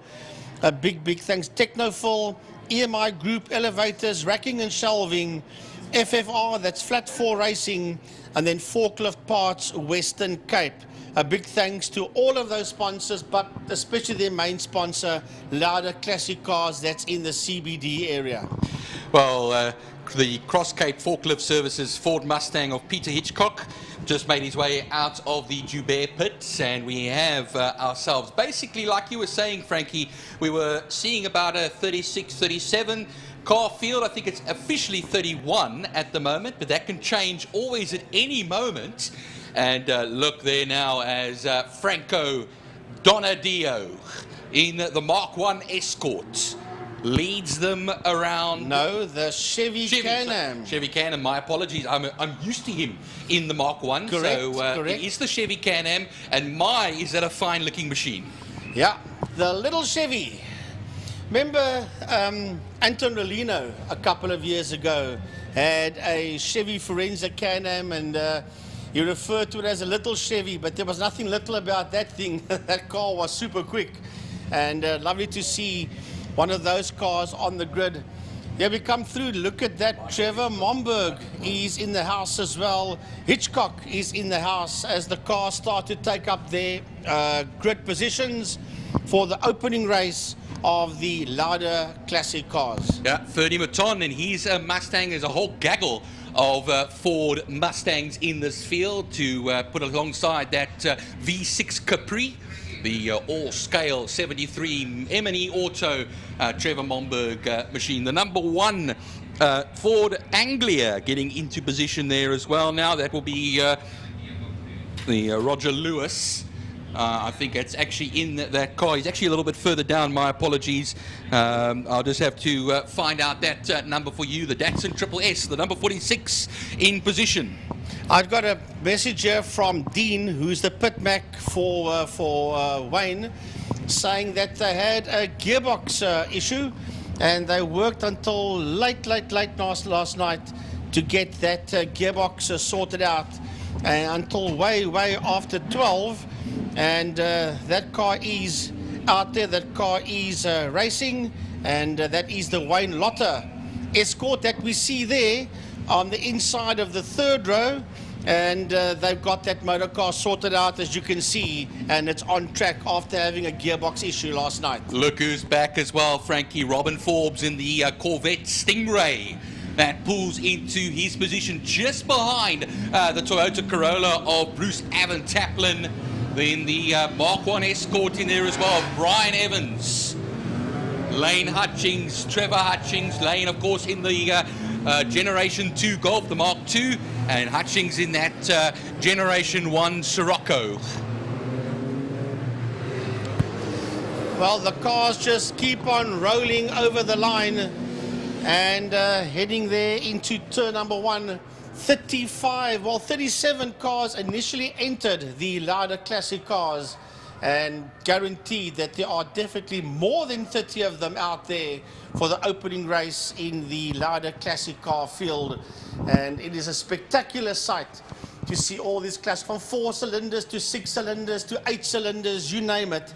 They are all out there in the Lauda Classic cars as they work their way through Castrol Corner. Just no rotaries today, unfortunately, Frankie. We usually always have a RX2 Capella, or we have a R100, of course, of our good friend Dave Kopka. Not here today, unfortunately, but a Chevy, the little Chevy, leads them around. I like to call it the little Chevy. It's a little quick Chevy, that's for sure.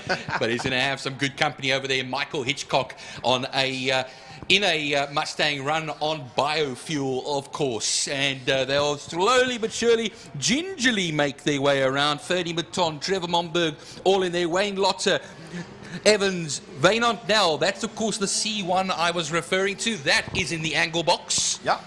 And he is the reigning, defending classic car champion. He's the 2023 champ in this class. And he shares the number 1 with Roger Lewis, of course, who's a little bit further back in the, of course, the MGA. But down the straight we then go, Frankie. Sorry, hats off to Roger for entering that lone sole fine car with all the other classic cars today. So he will be classified as a classic car for today's event. Yeah, of course, the fine car's not running today. They usually run with the supercars. As Jordan says, that's one fine classic car.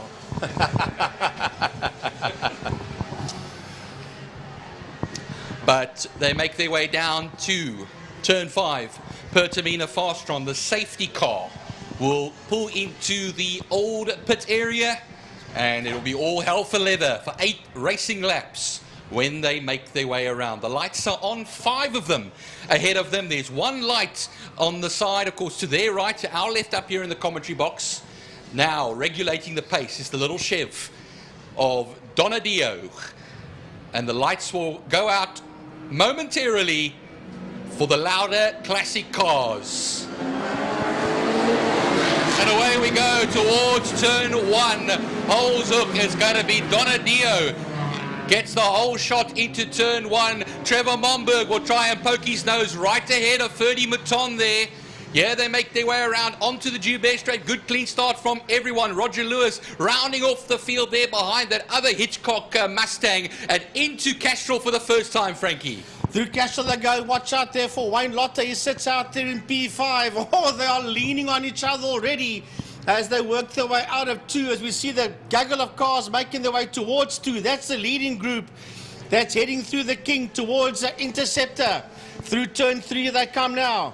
And it is Franco Donadio from Hitchcock, from Momberg, from Mitton and Lotter. That's a group of cars you see heading towards turn 4.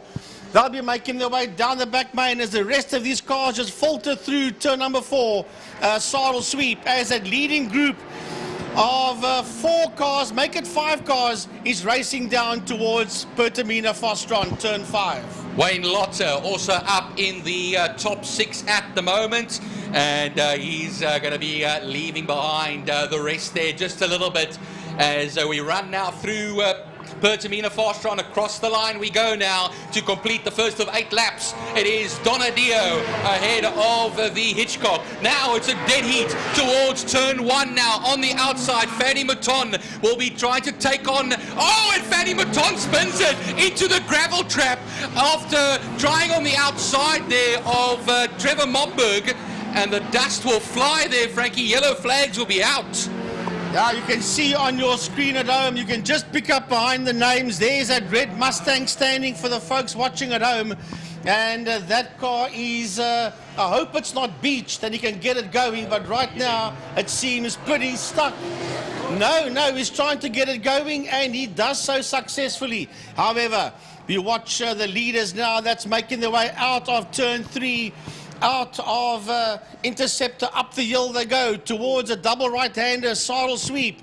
There goes Momberg. Then we've got Lotter that's coming through, and I'll try and pick the rest up for you now, but it's a side-by-side battle down the back main towards turn 5 Fastron, and that's a fight for the lead, and that's a Ford versus the Chevy, and that's a fight between Donadio and Hitchcock.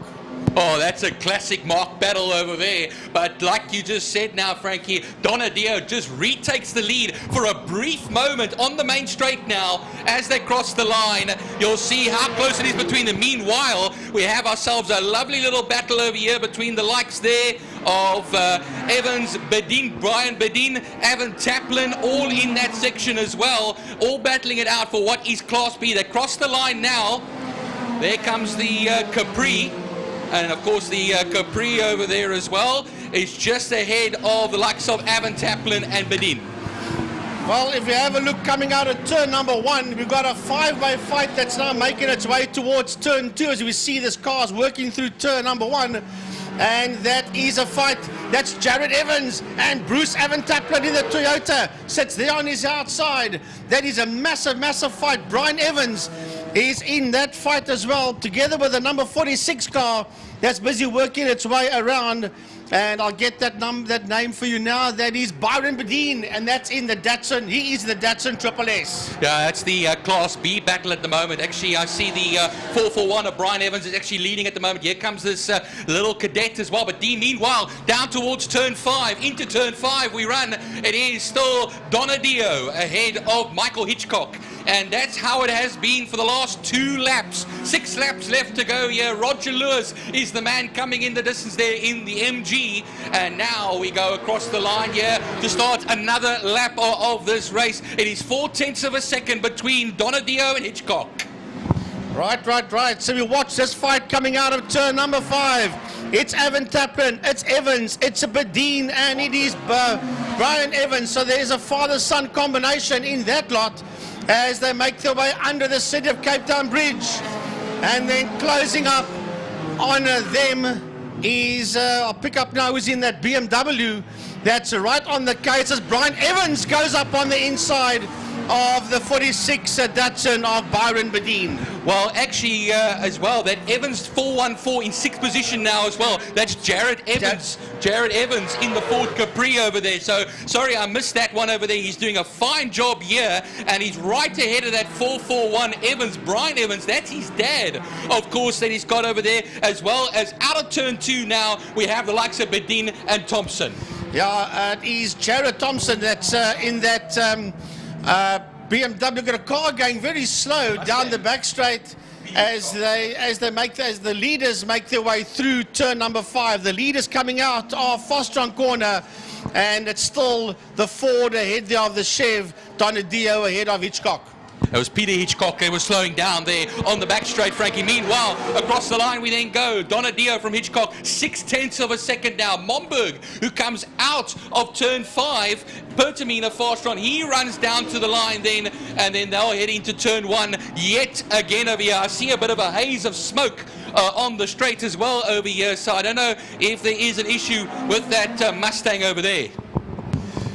Right, so coming down that main straight, heading into turn number 1, we got this fight that's busy raging on. We got a slow car into turn 1. They come now. That is Bruce Taplin that's making his way through with Jared Evans and Brian Evans right there behind them. Then we got Jared Thompson that's in that BMW. Then Byron Bedeen in the Triple S. Then we got that back marker, that's Roger Lewis, as we watch this group of cars that I'm talking about now work its way through turn 2 Castrol. Yeah, look at that gap that Evan Taplin has over Jared Evans, and Brian Evans is right on him as now down towards turn 5. Pertamina fast on once again. It's Donadio, 0.6 of a second. Remember the last time around when they come through here now, it looks much closer between the Chev and the Mustang. Here we go now towards the line. Melt Carstens is going very slowly at the back there, and he'll be lapped fairly shortly across the line. It was 0.6 of a second. It is now 0.4 of a second.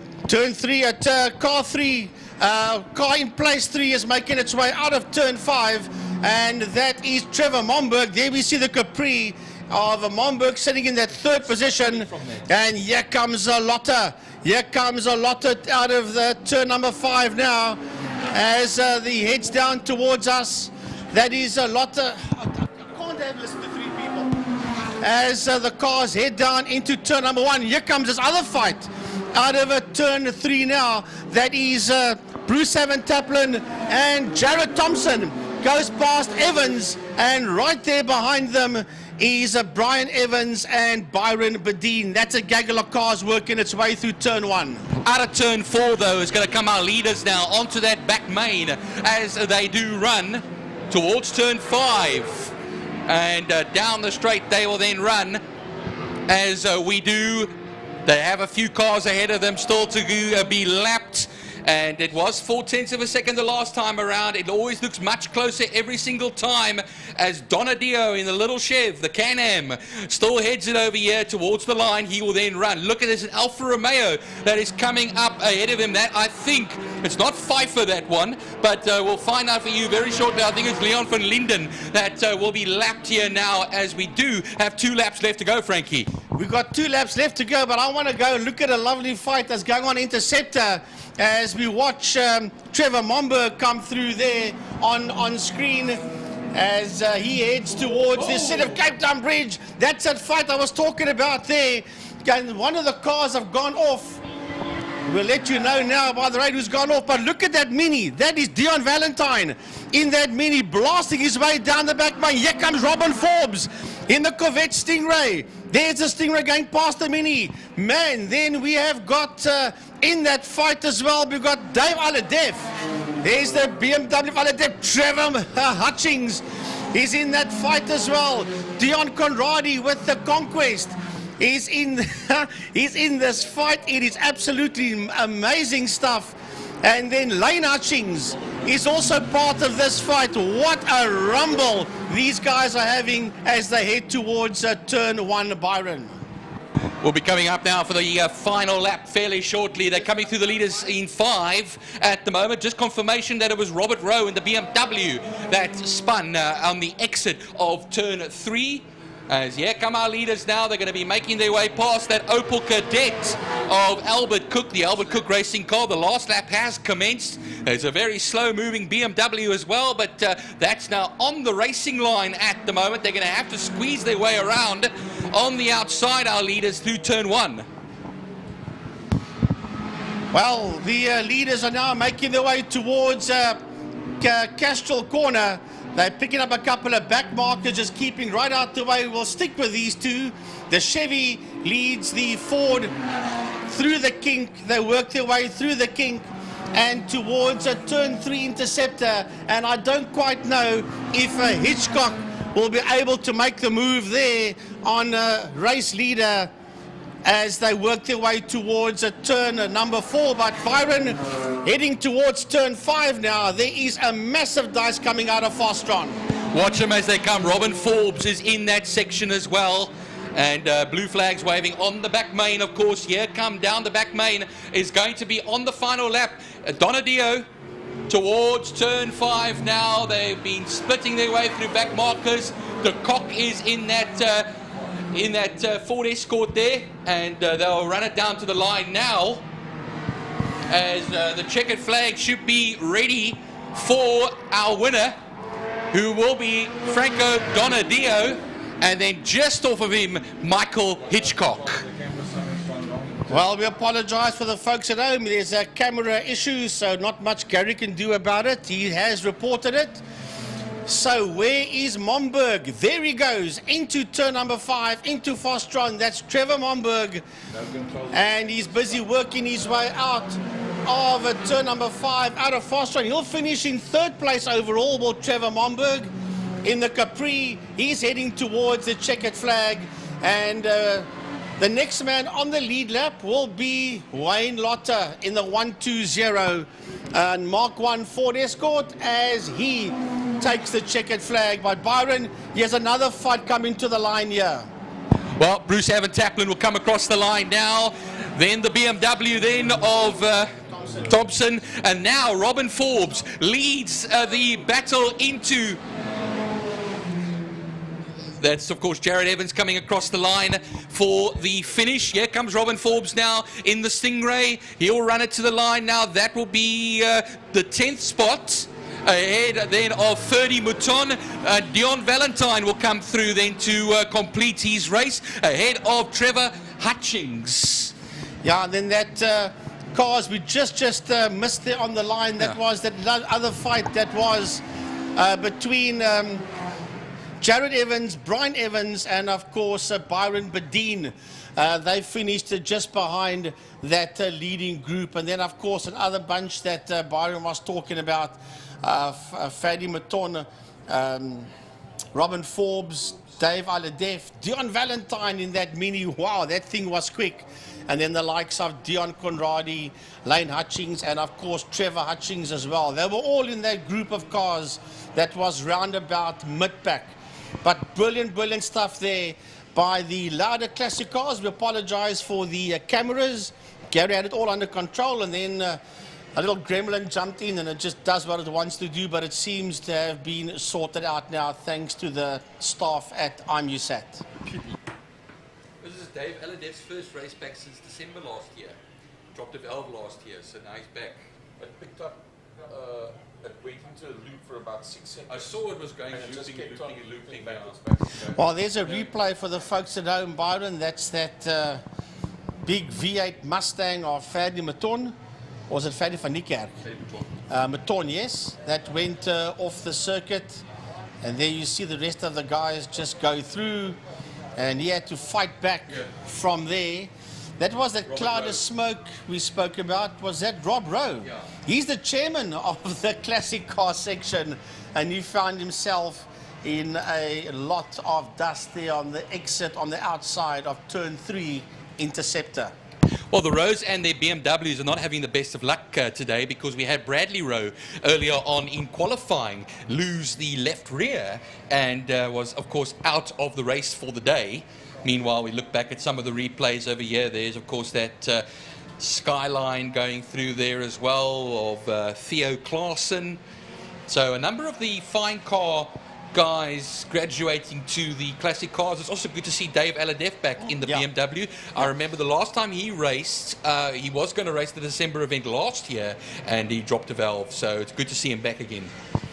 It's always weird to see Dave Aladef in a BMW. All the years he's been racing an Alpha GT Junior, and of course decided quite some time ago that he's going to jump ship from the Italian manufacturer to the German manufacturer.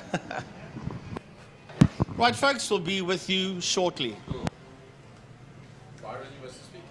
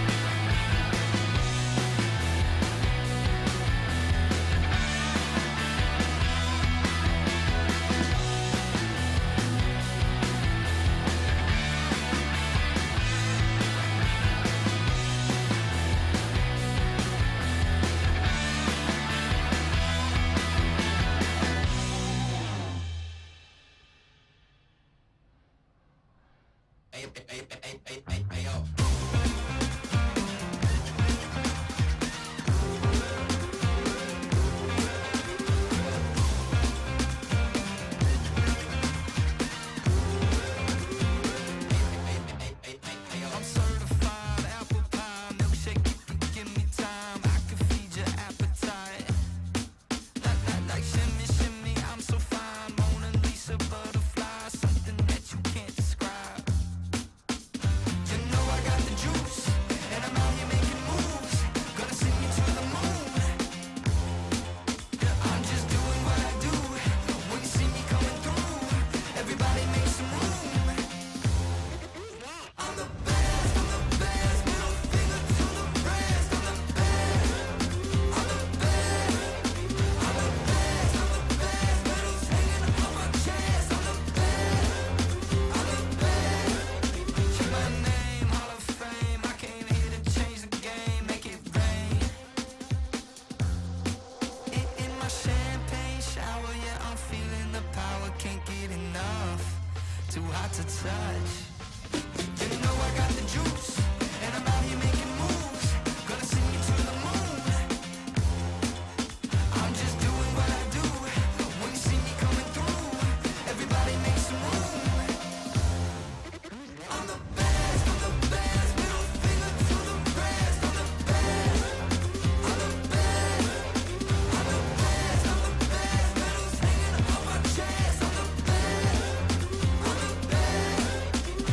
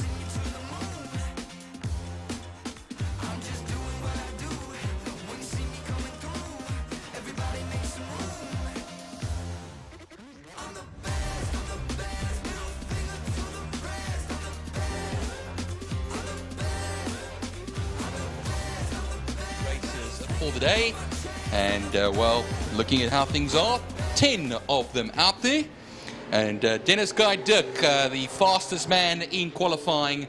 It looks like it. I'd see it on the timing list like that, but it doesn't look like that's going to be actually the case. The first of the times, a 1:16.009 was for Fabio Tafani. So I think I speak under correction over there that Dennis Guy Dirk will not be the man starting on pole position, but Fabio Tafani and Sean Moore, 0.4 of a second between the two of them in quali. And then, so I say Roy Campos and Jonathan Thomas, of course, our guest driver. Now, let me tell you a thing about Jonathan Thomas. I went and had a chat with him yesterday afternoon after qualifying, because I know the name pretty well from when he used to race backdraft Cobras, especially, and I remember from karts, when he used to race backdraft Cobras in the SAES National Series. And I went and spoke to him and said, how does this feel compared to the Nova? Because he also races that MP03 Nova in France and most of Europe. And he said, obviously, you can't compare the two. It's a different beast. It's that Nova's all aero, no top speed. This is lots of top speed, no aero. So it's a little bit different, even though the Nova has incredible top speed. He just said, you turn in a little bit and the car goes. This thing is you wrestling a little bit, and if something goes, it goes. But he says it feels exactly like a backdraft Cobra. So he knows these things pretty well. He says the aero doesn't do much, apparently, so you kind of have to chuck the car around. But he actually got into second in qualifying yesterday. But he had there was a bit of a adjustment issue to the suspension or something, and he says it was a bit bumpy, and unfortunately he's only starting fourth, but I'm pretty sure he's gonna put a show to the older guys. Yeah, experience counts in the V8 Masters. A lot of the drivers are very seasoned as far as things are concerned. And while they'll go around now for another reconnaissance lap. Remember when you and I used to do commentating on him on the kart circuit? That's basically when he started. We never used to call him Jonathan Thomas. We used to call him Johnny T, remember? I remember. Yeah, good to see him back. And of course he does, as Jordan was saying, lots of racing overseas as well. But years ago, I'm going to tell you something now, a fact over here. The man who actually gave him his chance in racing was a legend himself, the late, great Andy Payne, who was, of course, at Kart Sport in those years, a single-seater racer of note and one of the sweetest guys you'll ever have met around a racing paddock. And many years ago, of course, he left us, but we do remember him. And yep, Jonathan Thomas went on to some great things, doing some overseas racing. But yes, you said, Jordan, he starts fourth on the grid. Then you'll have the likes of Brandon Dean and Gary Thompson that will be on row 3. On row 4, it will be Spooner and Jason Ibbotson, and then Ken Finneran is going to be the man who will then round every single thing off. So, sorry to interrupt you, Byron, but I know Jason Ibbotson came to us last time and he said, please, can you make sure to pronounce my surname correctly? And I honestly forgot completely that it was Ibbotson, but I'm sure he'll get out of the car and listen to the live stream later and say, yes, thank you, you remembered. Yeah, no, I just remembered that myself, so I was kind of proud of myself there for a moment after we had spoken quite a bit in another pronunciation. But yes, as we move it around then, like I say, Tafani and Moore, Roy Campos in third place, Jonathan Thomas fourth. Now the gold class runners is now 4 of them in all, so that's Tafani, Moore, Campos and Ibbotson. The rest of the 6 of them out there are all silver class runners.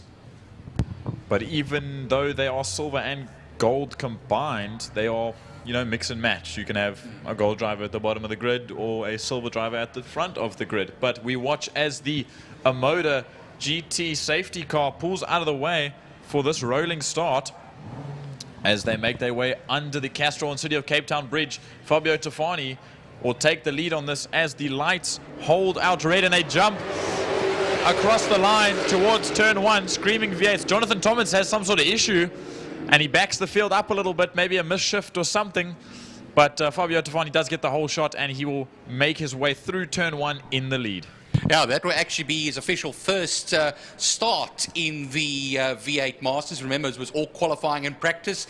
Now we make our way into turn 2, Castrol corner, and a bit of movement a little bit further back over there, maybe a bit of contact, but no extreme incidents as they accelerate out of turn 2 through the kink and into Interceptor shoes, corner turn 3. I see we're missing a couple of people. Marcel Angel, one of them, also a very experienced front running contender. He won't be here today, so I think Fabio Tafani is going to have a bit of a run for the lead today. That gap to Sean Moore is, oh sorry, not to Sean Moore, that is the gap to, oh no, it is Sean Moore, my apologies. Yeah. The gap to Sean Moore is going to lengthen greatly with all this clean air that Fabio Tafani has as they make their way through turn 5 and down the main straight once again. Yeah, they will then run down the main straight for the first time again, or the second time I should rather say, in this race, and start what will be lap 2. Into turn 1 will be Fabio Tafani, Sean Moore, Roy Campos and Brandon Dean having taken up 4th position, only dropping 1 place at the start though. Jonathan Thomas's Ibbotson has come up quite nicely through the field, up into 6th position and onto the Joubert straight once again. Look at the gap though that Tafani has over the race, 1.8 seconds over that first lap. Well, you can see that is why he holds the number 1 on that orange and blue on that orange blue APV Mustang. Now, sorry, Jordan, just to cut in there, it looks like Roy Campos has made his way up into 2nd as I saw them going through turn 3 now. Yeah, they make their way through Sorrel sweep now and onto the back straight using all of that V8 grunt to get down the back straight at a rate of knots. The groups are spreading out a little bit, but if we move a little bit further back, we see Jonathan Thomas battling with Jason Ibbotson. So I think Jason Ibbotson's going to dive on the inside. He's going to hold it there. He's going to... Oh, he spins it, and he takes Thomas out. Oh, a bit of a over-categorized move there. So hopefully they can both spin it back out and get in the right way. I see Thomas was in the dirt, but I think they both make it out and we'll have to move. Yeah, that was Ibbotson and Jonathan Thomas. That was a very impressive twin pirouette that I saw over there. And Johnny T is well and truly back out, and you can see all the dust coming off him as they go into. He goes into turn 1, but Ibbotson is stuck in the gravel. Yeah, that was a bit of an what's the word that I'm looking for? Overzealous move. And unfortunately, it didn't pay well for them. They managed to push Jason Ibbotson's car back onto the track, and he will be almost a lap behind now. But he will keep going as we watch as Fabio Tafani makes his way down the back straight to turn 5. Hopefully all the marshals have cleared out of the way by now. Good job getting the car back on track. but Fabio Tofani, 2.5 second gap to Roy Campos, who moves up in that 69 car into second position. Just taking a look here, 1:16.5 for Fabio Tofani on the last lap, a 1:16.8 for Roy Campos, and a 1:17.9 for Sean Moore. It just shows how things are as far as the lap times are concerned. Sean Moore still keeping on to the back there of Roy Campos by 9/10 of a second. Brandon Dean still in that fourth position and 2.9 seconds ahead of Gary Thompson. But Brandon Dean leads the silver class section. Gary Thompson and Dennis Guy Dick, of course, that's the top three in class. Ken Finneran coming all the way up from the 10th position, now up into 7th position. Stuart Spooner, unfortunately, having to pull out of this race. Sorry, Byron, I see now that 70 of Jonathan Thomas, unfortunately, is pulling into the pits. After that incident a lap ago, Jason Ibbotson, apologies, is going to now unlap himself from that incident. Oh, sorry, from Jonathan Thomas, but he's still a lap behind almost. I think there might be a little bit of suspension damage on that 70 car, Byron. Yeah, I think so there, Jordan. But as far as Ibbotson is concerned, he was actually just lucky to stay on the lead lap, and he has got a bit of ground from the leaders at the moment. Yeah, they come through turn 5 now. And running it to the line for Tofani. Tofani, a 1:16.9 the last time around, 3.5 seconds between himself and second position. He crosses the line now, a 1:17.2, a little bit more conservative there. And then what happens is now there's going to be a gap of 5.1 seconds between himself and Roy Campos. Sean Moore, Brandon Dean in the picture as well. That's actually 1.7 seconds away from the top three there. Brandon Dean leading that silver class. Gary Thompson, Dennis Guyder, Ken Finneran. They all go through turn 1 now for another occasion. 4 laps left to go, including this one they have just started. I think if Sean Moore can close that gap up to Roy Campos, that'll be a definite battle for the second position. But we also look a little bit further back, Byron, and that is Gary Thompson and Dennis Guy Duck that are fighting out for that 5th position. Now, I think they are nose to tail at the moment, and I think Dennis Guy Duck did get past there through Castrol Corner. There was a little bit of an argy-bargy move, and he does go a little bit wide outside of Interceptor as they make their way to Sorrel Sweep. And that is second in class as well there, Jordan. So they've got a bit of ground to make up on our current leader, Brandon Dean. But yeah, well, there they go. And down the straights we then run for the rest of them. Here comes Fabio Tofani on the main straight now, crossing the line, Castrol City of Cape Town Bridge. And then runs it now down towards turn 1 for yet another occasion on this third to last lap. Now we watch now the gap between Roy Campos and Sean Moore is 0.8 of a second. Now crossing the line, Brandon Dean, Dennis Guy Dick, and Gary Thompson, as well as Ken Finneran, now crossing the line and into turn 1. But I think that Sean Moore does have a little bit of a ways to go with now just under 3 laps left of this race. I don't know, is Jason Ibbotson still around? I don't think he is. I think Jason Ibbotson has pulled off. We'll have to take a look at where he is. He hasn't crossed a line yet. Down the back straight he goes there, the number 46 car.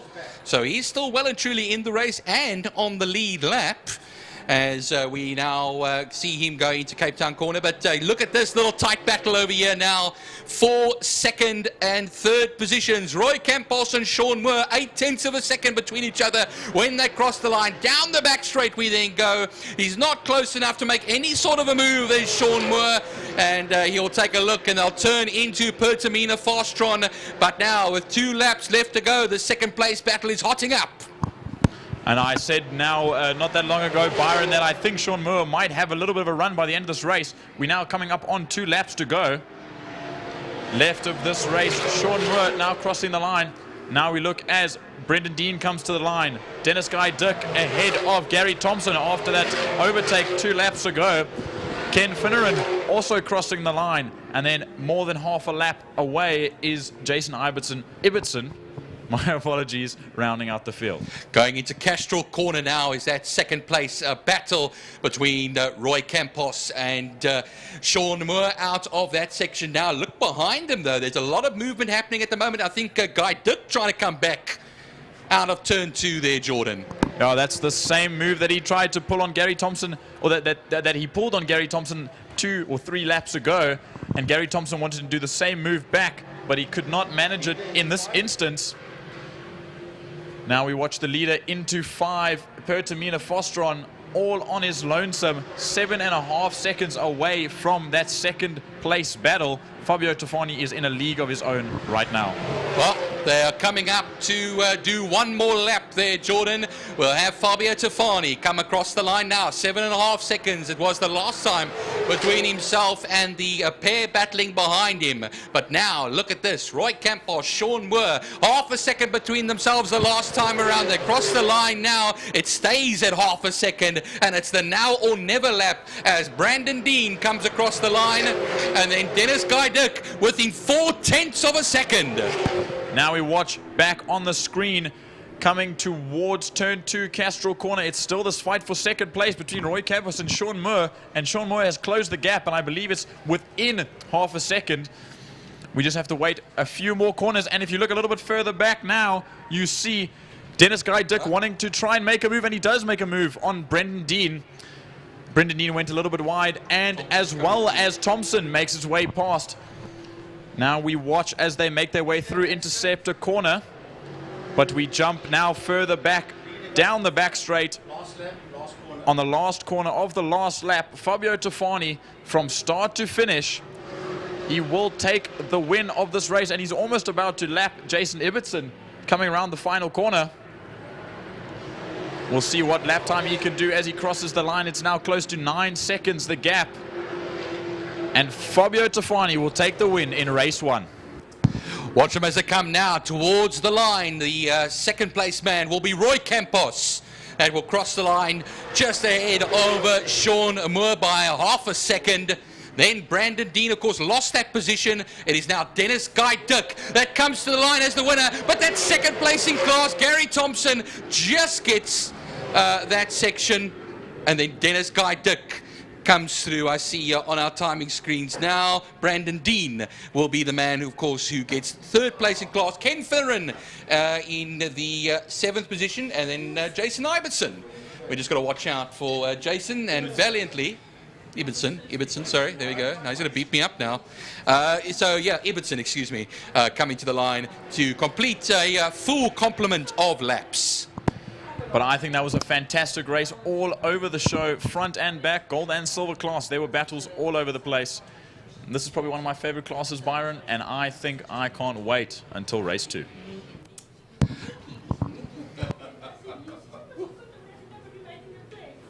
They're showing you. Oh, that was earlier on. We showed that earlier on stuff now. Yeah, it's like, okay.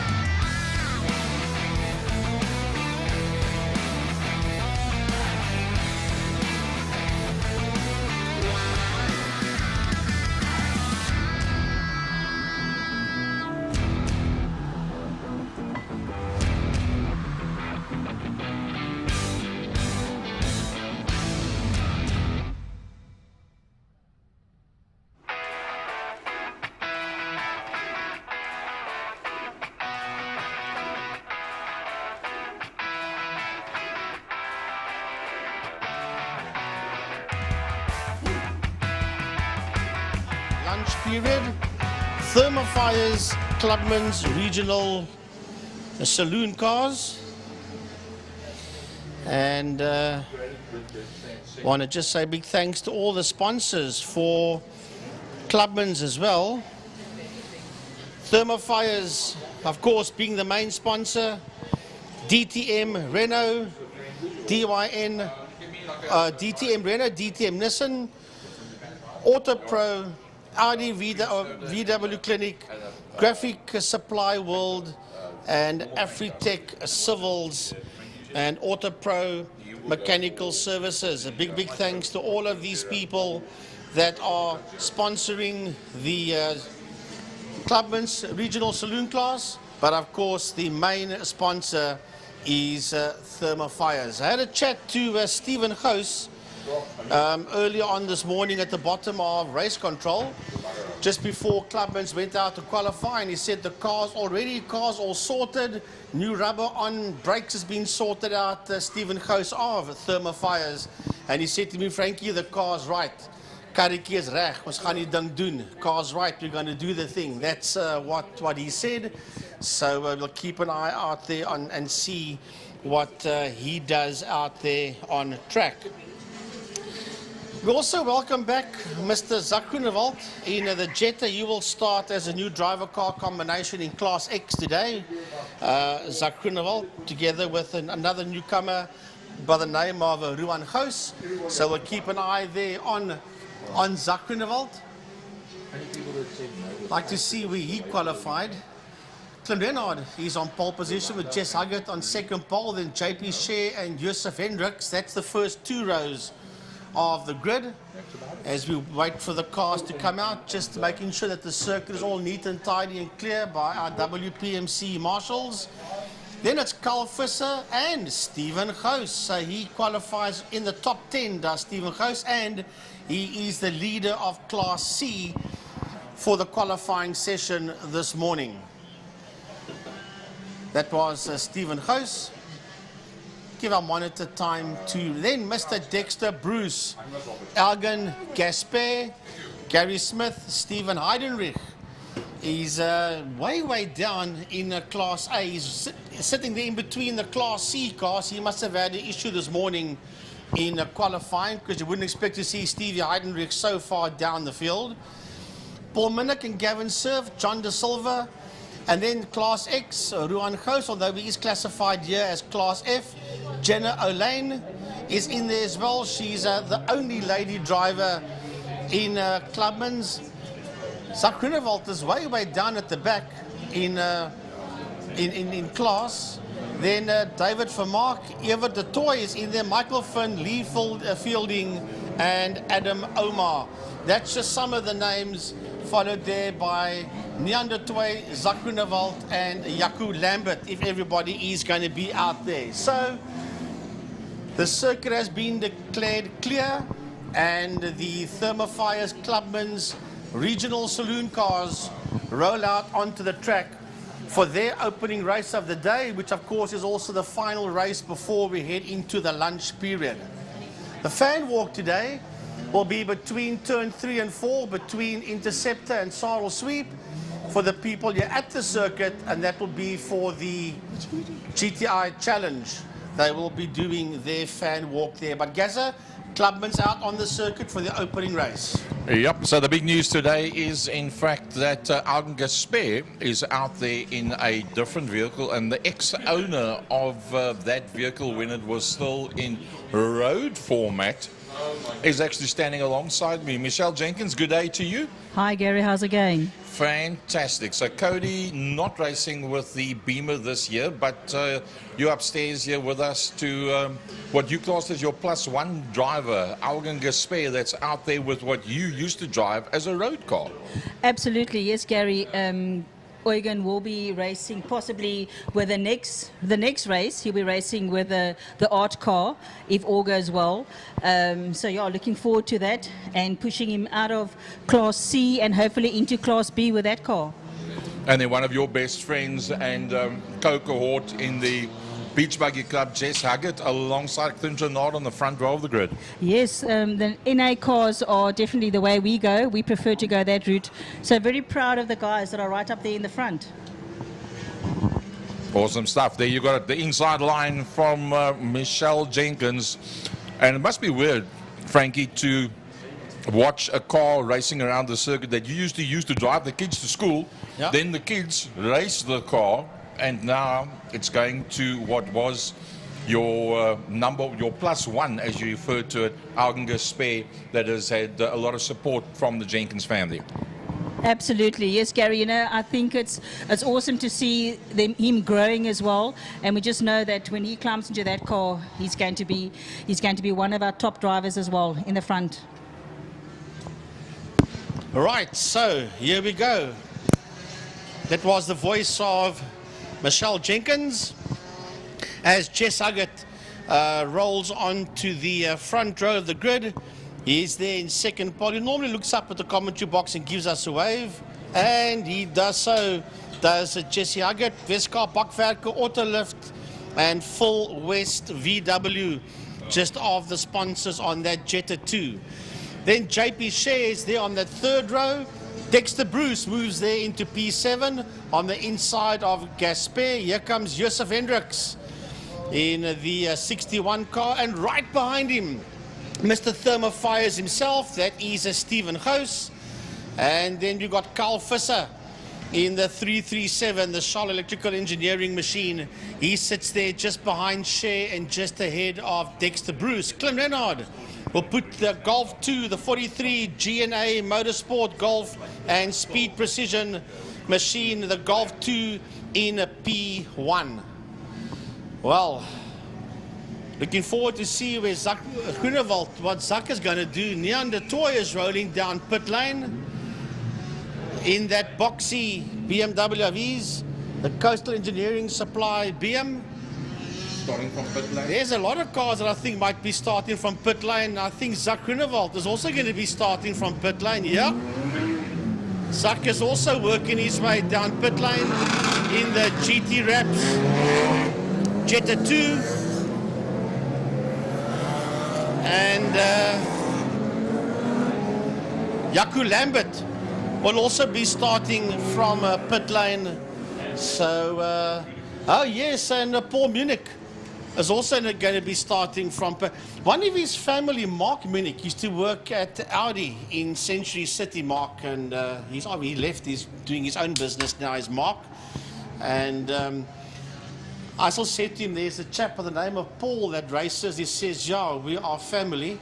And then I realized all the years we've been calling him Paul Munich, wrong. It's Paul Munich, because he is family of Mark. So, but Paul will also be starting the Golf 1 from pit lane.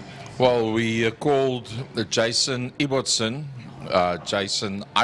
we called Mohammed Kalfei instead of Mohammed Kalfi. So I suppose we're allowed to get that one wrong as well. Yeah, but all the years we called him Munich and he never hassled about it. Only realizing now that he never moaned about it, but it was incorrect. It is actually Paul Munich. So as they work their way around, nice and slow. Two legends up front, Koen Renard and Jesse Huggett. JP Share, this is getting quicker and quicker. And it's a never-ending trail of success with Jesse Huggett. JP Share and Hendricks on the second row of the grid. Visser in the only Class X car up in the top 10. A lot of the others starting from the pit lane.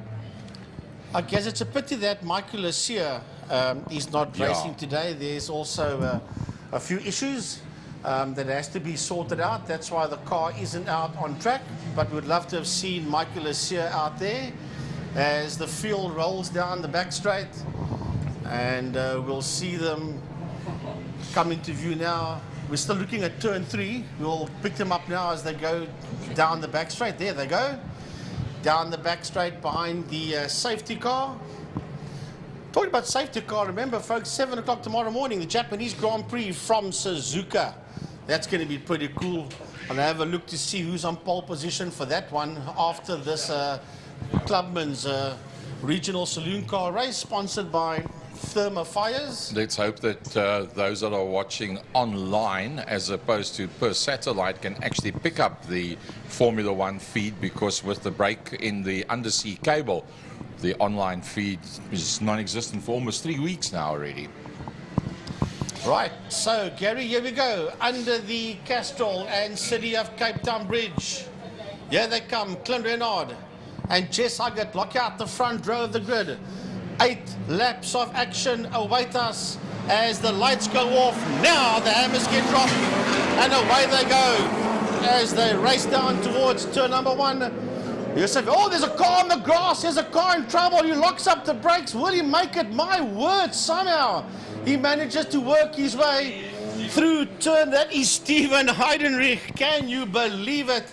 All over the playing field, and that's where the oval track experience comes in of Stephen Heidenreich. Well, somehow held that one together, the Auto Pro Skyline, with new shocks and springs, gone from 450 up to 600-pound springs on that car, and well, he's going to get a bit of a shake-up, I think. Excuse the pun, in that motor car, because that's very, very stiff springs. But that car is getting quicker and quicker. Race for race, it wasn't 1.6 bar when they got it. They've turned it right down now to 0.8, and they are still doing those top lap times. So the setup getting better and better on the Skyline. Right, down the back main they go. They are using that track and more. Now he's going to have a go down the back main. He has a go up on the inside there of Yusuf Hendricks, and there's just nowhere to go for Hendricks. Another man, just by the way, that's absolutely flying around this track is Zach Groenewald. And Nian de Toy. Yeah, but I'm watching Zach. He's also going into turn 5 now. The GT Raps Jetta 2. We'll see if we can pick him up on screen. There he comes through, just behind the Golf. And that is him coming through there on the screen. Blistering quick is Groenewald, but listen to that Nian de Toy. Boxy BMW make its way. There you see it on screen going through. Man, it is incredibly quick. That car, as the leaders are now making their way, Gaza, towards Castrol Corner. Clint Renard from Jess Huggett. It looked like JP Share that kicked up a little bit of dust on the exit of turn number 1, but what an amazing race so far. I do believe that it's going to be interesting to see, can Heidenreich work his way towards the front end of the pack? Well, I'm sure he can, as they work their way through Castrol Corner, this lot.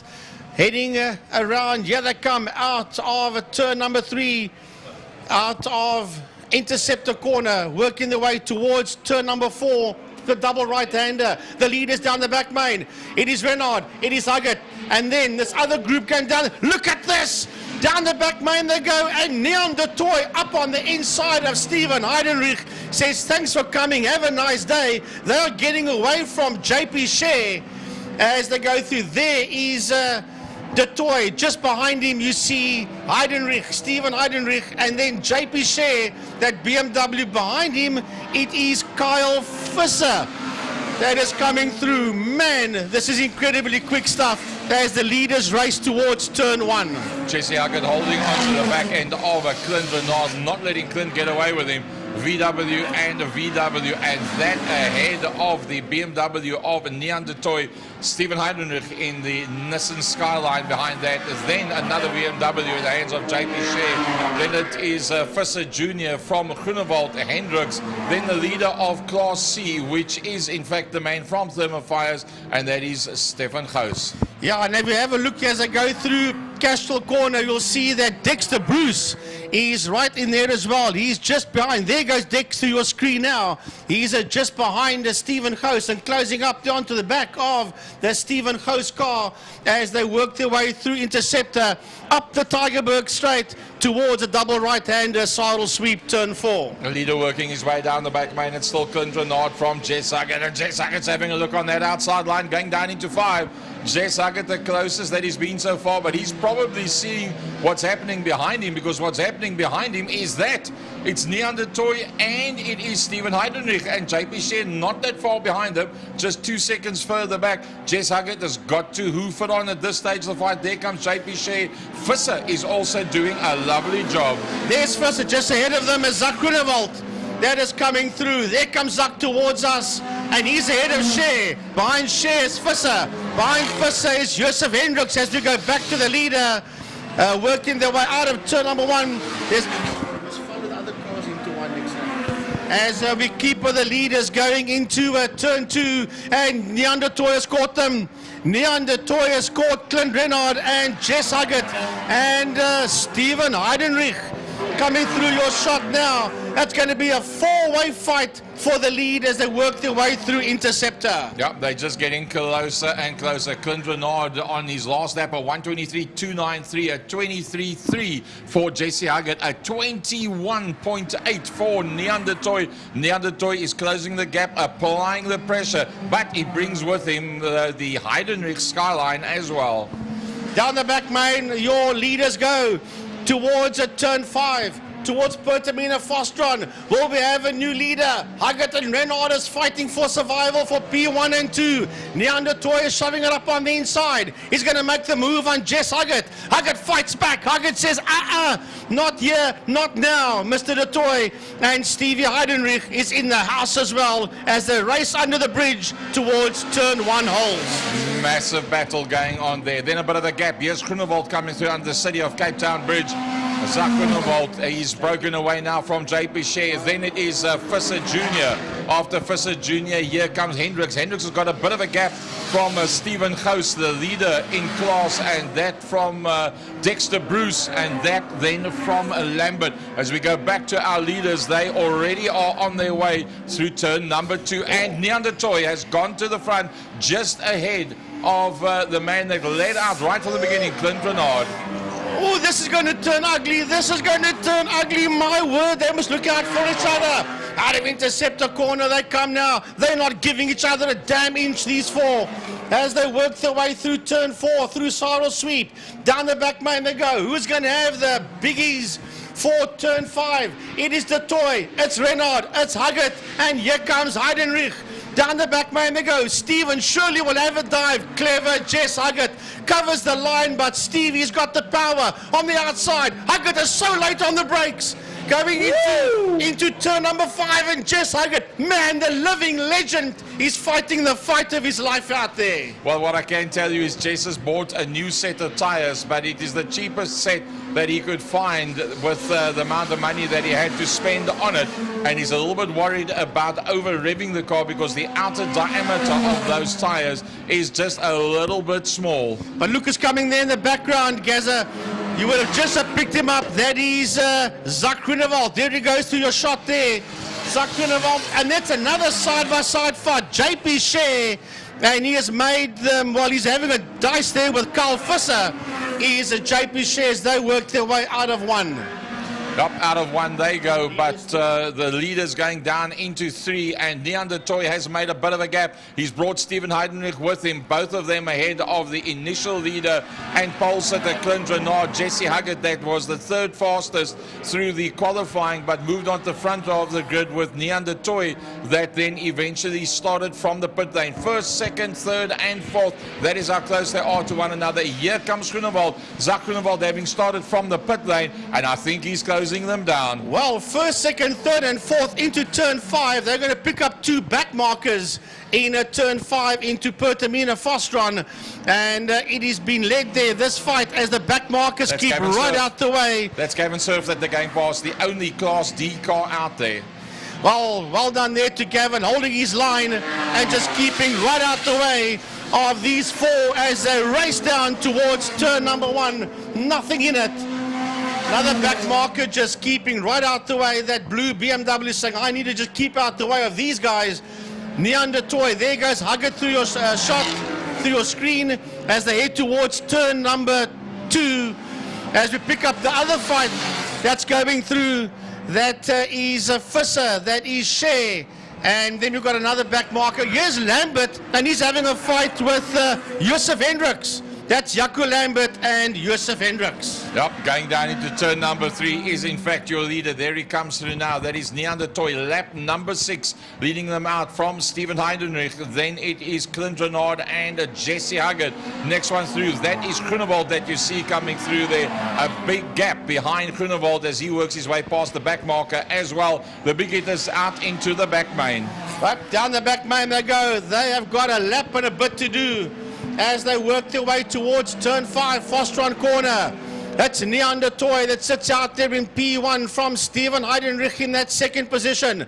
Then behind them it's Renard, followed there by Jess Huggett as they come down towards us. So it is De Toy, it's Heidenreich, I should say. Then it is Renard. Then it's Huggett.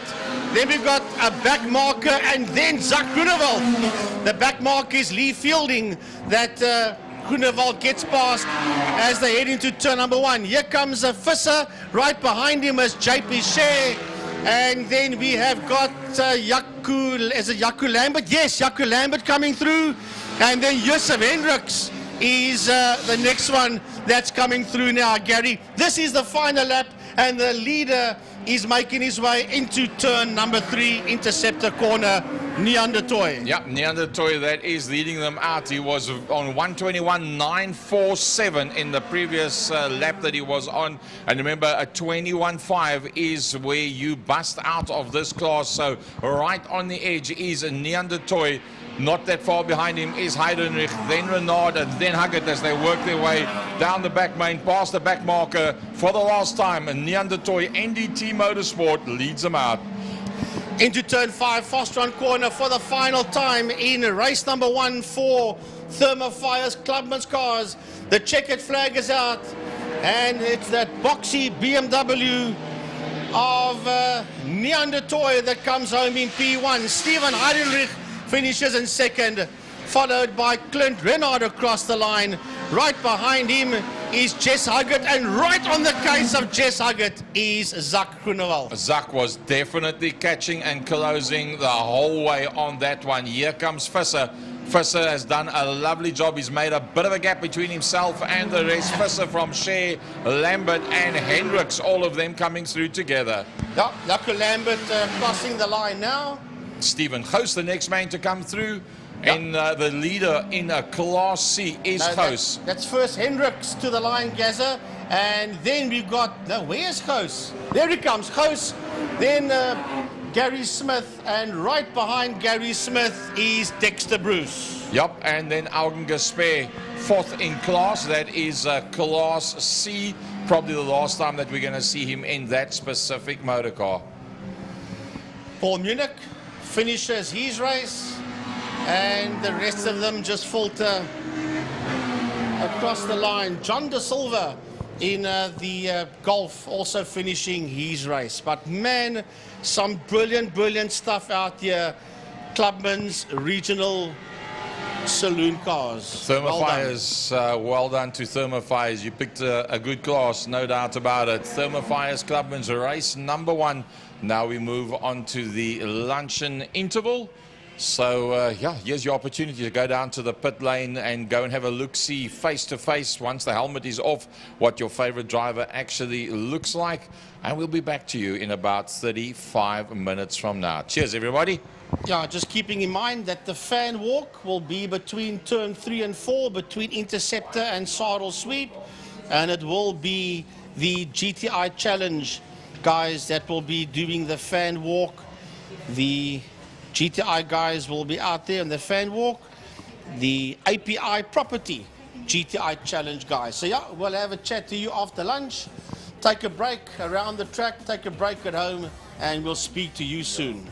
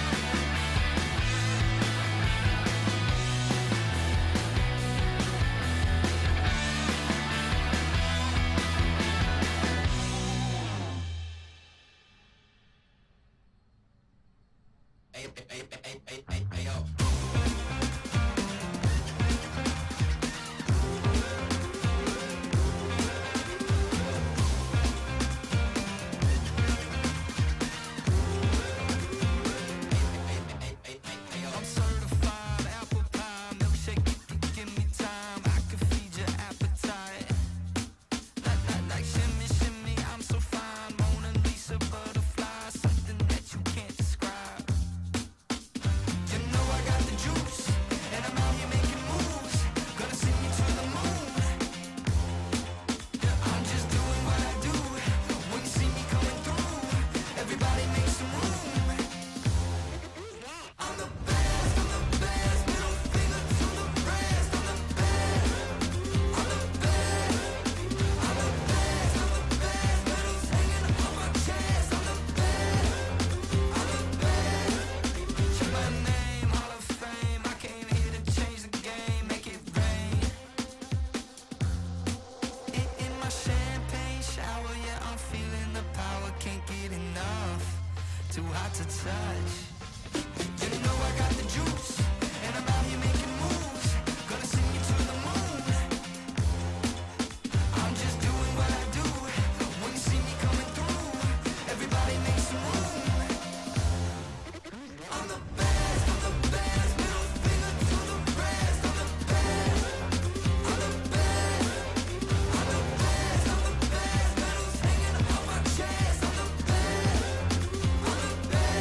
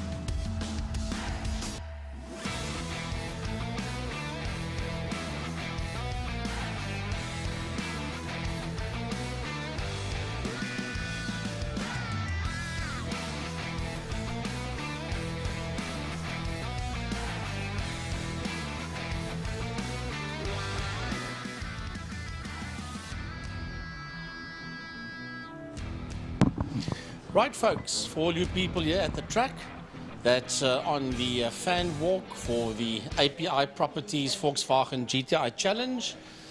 Emil Tiny Brandt of Tiny's Pit Box will be on the fan walk as well. He says, look for a big guy that's got a Tiny's, a Pit Box and 888 Motorcycles a shirt on, and he will be doing some live Facebook Live, I should say, from the grid walk. So all the fans go take a walk around. When you see this big oak, he's a big dude, you can't miss him. And you go say hello to him there. He will be on the fan walk with the GTI Challenge drivers.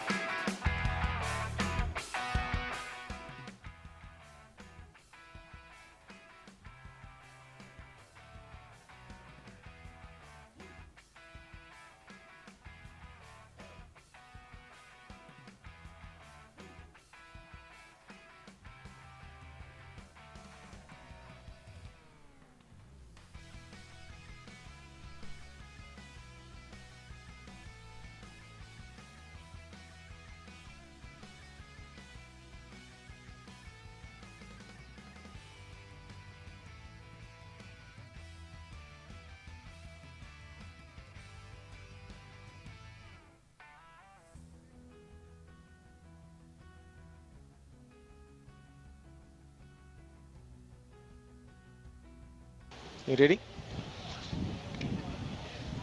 Welcome back, folks, to the lunchtime show. My name is Dennis Page, joined by Simone Simsalabim over here. Simone, it's halfway through the day, and this is the part of the day where we all sit down and reflect on what's been happening so far. But also, we've got a couple of interviews lined up. We've got some driver interviews lined up. We're going to chat to the people that are hanging around at the event and ask them what they think of the event so far.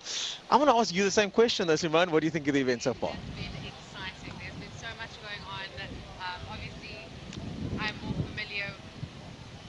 Yeah, please continue.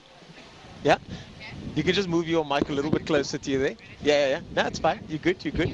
Yeah. How's that sounding? Cool. You were saying? Please go on. Okay, so... just go on. It's fine. Okay. Yeah. So basically what's happened is today has been an action-packed day is what you're saying.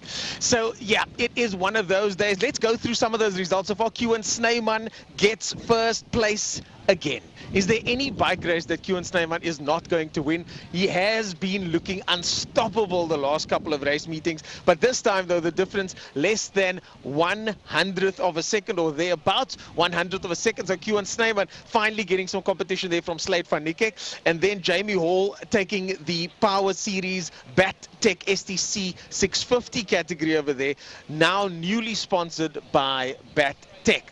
V8 Masters, no surprise, Tefani takes the win. Absolutely. Yeah, so you've been chatting to the V8 Masters. I understand they're having some clutch issues on that side? Yes, there has been so much going on behind the scenes. We have had 3 cars that have had clutch issues. Yeah. So it has been a scramble. Sean Moore almost didn't go out, and then luckily we just swapped cars in the last second. And sorted. Well, I'm going to let you go for a little bit, and then I think they need to just have a look at your mic over there, and then we'll chat to the first of our guests here today. If I can grab that from you. Please join us, Danica from Maxi. Danica, yeah, grab a seat. Let me sort that out for you. There you go. Danica, you have joined. Yeah, you can just hold it a little bit closer. There you go. So you joined us all the way from Joburg. You came specifically to come visit us here today. That's correct. Thank you. Early flight this morning. Jeez. Nice crack of dawn. Crack of dawn stuff. But Maxi has been a long-standing feature in South African motoring. Could you tell us a bit more about Maxi and what brings you here today? Sure, with pleasure. So yes, Maxi has been around for a long time. In fact, a little over a quarter of a century. Maxi manufactures motor vehicle accessories, largely for the bakkie, SUV and truck market. We've been an OEM manufacturer for the vast majority of those 26 years. Wow. So many of the bakkies that you see on South African roads fitted with nudge bars, sports bars, side steps, many of those products are Maxi products. We've also recently introduced roller tops to our range, which is like a security shutter type thing. Which to me is a must when you have a bakkie, isn't it? 100%, especially when you are looking to secure whatever it is that you're loading in the back of your vehicle. You know, we don't really want our precious goods stolen, so it's quite nice to have a lockable, functional roller shutter. But what brings us here today? Well, I think because, you know, most of your motoring enthusiasts, while they likely have their race car, which they're using on the weekend, their weekend vehicle, many of them still have the wife, the kids at home. They obviously likely have a bakkie or an SUV that they're ferrying everybody up and down in the week. So this is very much our audience, I guess. And I would imagine so, because more than 50% of vehicles new being sold at the moment are bakkies. Can you believe that? Yeah, I mean, I think we can believe it. We are starting to see the versatility that is associated with a bakkie. You know, especially you put a canopy on the back today and you've got all the functionality and security of a car, but with the added versatility to suit your lifestyle. So if you are an avid cyclist, if you enjoy fishing, if you surf, whatever it is, that bakkie helps you basically, have if you're into running like yourself. If you're into running, correct. So, you know, you need the rooftop tent to go out to the mountain. Exactly. That's what you do, So if anybody wants to get hold of Maxi, where can they do that? So the best thing to do would be to go to our website. So it's www.maxe.co.za. All our contact information is on the website. But also, if you are buying a new bakkie or a new SUV, our products are available through the dealer network. So chat to your sales executive who you're buying your car from, tell him you want to fit a Maxi bar, and he'll be able to help you. Maxi, remember the name, folks. Thanks so much for joining us, Danica. Thank you so much. We appreciate you coming. We appreciate you coming all the way down to Cape Town to check out the racing. And not bad so far. Not a bad day's racing so far. It's been, I'm getting used to the Cape Town winds that everybody talks about. And it's about to pick up, folks, but we'll talk more about that later. 100%. Thank you so much for joining us once again. Maxi, go check out the website. Have a good one. Thank you. We'll do. Let me grab that from you.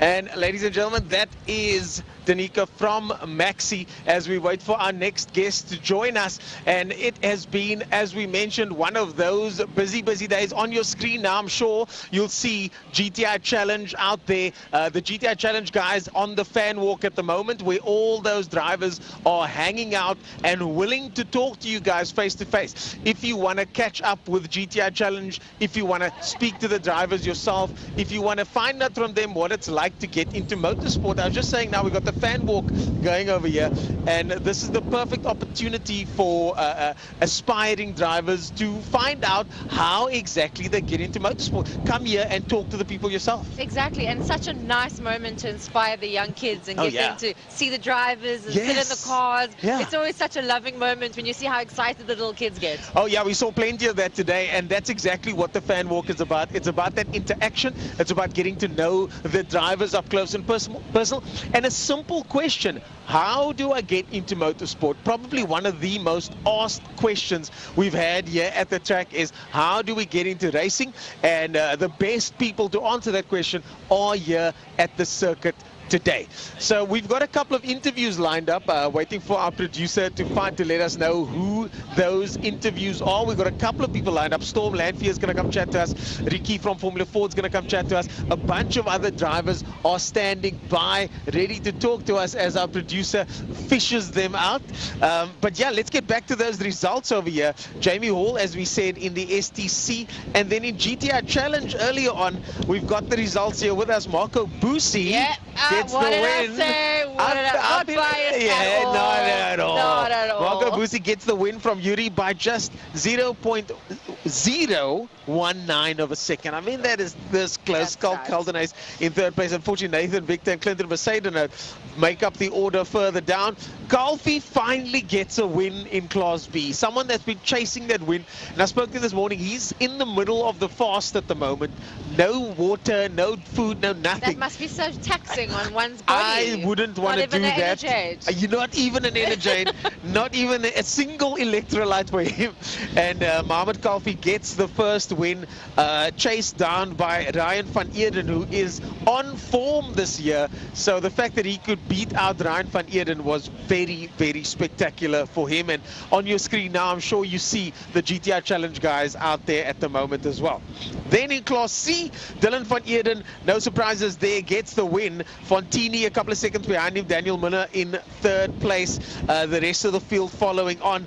But what an incredibly competitive lineup GTI Challenge has proven to be. We don't have the results for Clubman's, but I can tell you that Nian de Toy came from the pit lane to take that win in that turbocharged BMW of his. An incredible performance from Nian de Toy. We've got Frankie over here to talk to us. And Frankie, if you wouldn't mind coming through, joining us over here. Frankie's going to give us the update from his perspective.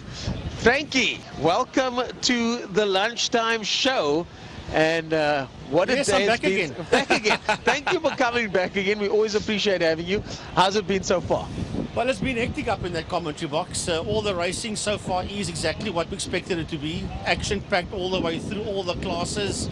I've got to say the GTI Challenge race and the Clubman's, that was awesome. And that first Clubman's race, when you have that 5 cars breakaway, and then Zak was in the frame, and Steven was in the frame, and then of course Nian came from behind. Well. Man, yeah, that was some breathtaking stuff, and Clint and Jess had to try and defend all they could. And the two of them had it all their own way until Nian rocked up. Oh, well, geez, at the moment, Nian and Zak and Steven got there. There wasn't much that they could do. Steven didn't have it his own way this time. He's had an incredible start to the season in that black skyline with the Origin oil sticker on the side there. Do you know anything about him? He's had some issues with the car. Have they sorted those issues out? They've had a lot of issues with the car. Emil knows a lot more, but he's down at the GTI Challenge fan walk right now, doing some Facebook Live for Brett van der Schuyf and the guys.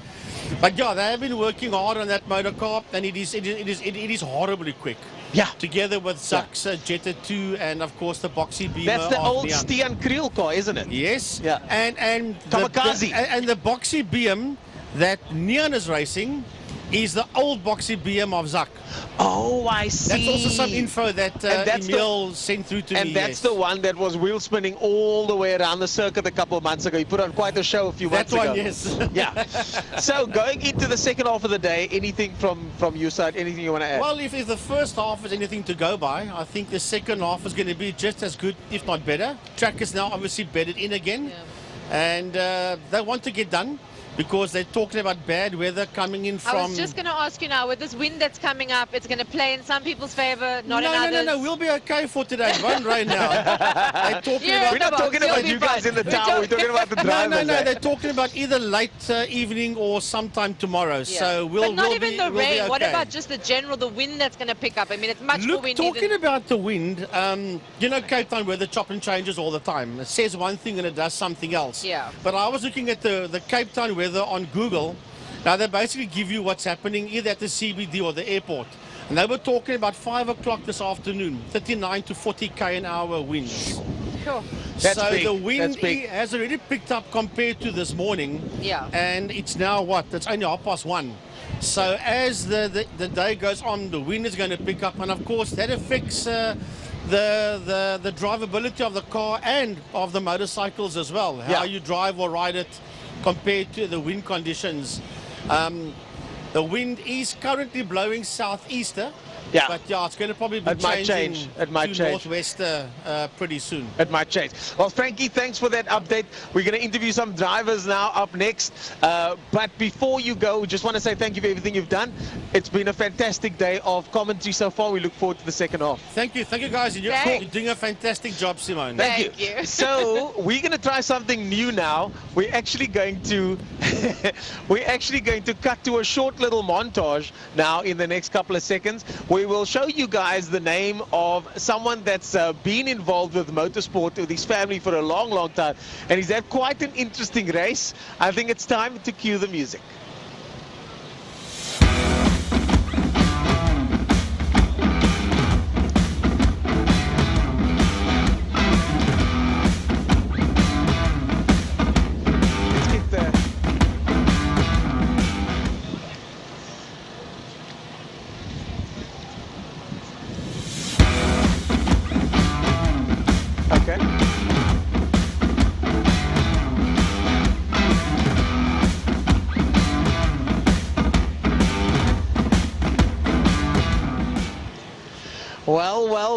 if it isn't my man Ricky over here. Ricky, please introduce yourself to the audience over there and let us know a little bit about what you race. How's it, guys? Yeah, I'm Ricky Anderson. I race in Formula Libra. I race a Formula V, which is like a stock 1400 Golf motor with a Beetle front suspension. Wow. You know, it's probably like the most affordable type of racing and probably the most fun. I love when you say almost affordable, because that's what racing is. It's almost. Once the bug's bitten, it doesn't stop. But speaking of bug biting, I just heard an interesting story about my man over here. Your car was completely broken just a couple of days ago. Yeah, so the last race, there was no power at all, and we just kept trying and trying and trying. There's no power. Took it home, stripped it down, and it turns out we were racing with 2 bent valves. Oh, wow. Yeah. So we sent the head away, got that back on Thursday night. So we thought, let's give it a go. Let's try put it together. We want to go racing. We grafted till about, I think, 3:30, 4 o'clock in the morning. And it just wasn't going. So we called it a day and we said, we're not going to race this weekend. Done. No more It's racing. Done. We're done for the weekend. Gonna spectate. Have a beer. Have a beer. Okay. So then we woke up. There's always a but. We woke up this morning, yesterday morning, and my friend Boyd and I were sitting having a coffee, and we thought we could have been at the track practicing right now. We're kicking ourselves. You know, we've got it down to one problem. Let's try. Let's try and fix it. 3 o'clock this morning, fired it up. Got a lot of angry messages from the neighbors on the neighborhood watch group. Wasn't too impressed about that one. And we thought, hey, we're going racing. Yeah. Qualifying this morning. Unfortunately, qualifying didn't go so lacquer, so we qualified last. Yeah. With a 1 minute 30. But then. Another but. We got flipping awesome start. Yeah. Got it up to 3rd. Okay. And the last but. So 3rd place, checkered flag is in sight. Okay. Checkered flag is in sight. What I thought was a checkered flag. Oh no. Wasn't the checkered flag, and I backed off and everyone came flying past me. Oh no. And I then the chase again. So I take it this is one of those things where, and your dad and I had a similar moment where both of us were crossing the line and I was 2 wheels on the dirt and he was next to me. We've all had those finish line moments. But this is something that's never going to happen again, I would imagine. Oh no, promise you. Yeah. It's never going to happen again. Waving at the crowd when everyone's coming flying past. No. I've done it. I've done it. Yeah. But again, this is what motorsport is. It's these moments, these memories. You and your dad will always have this story to talk about forever. Yes, like we're going to talk about this one for years to come. And before that, I think that was the most fun I've ever had in a racing car. Nice. Honestly, that dice was... But I've got to say that you have been focusing on enjoying the process, enjoying the fun aspect of it, the family. We love it. We get the family, all the friends The music's playing in the background there. Big shout out to all the friends who helped. The whole team over there. The neighbors this morning. Mr. Boyd, Well done, Mado, my brother. Are they the guys? Are they also on the neighborhood watch group? Are you going to watch No, they're the ones renting the motors in the garage.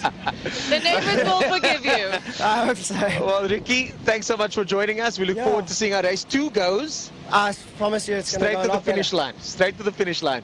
Until after the checkered flag. Yes. Like awesome. Thank you, guys. Ricky, before you go, just quickly, what would you say to those aspiring kids out there who want to get into motor racing?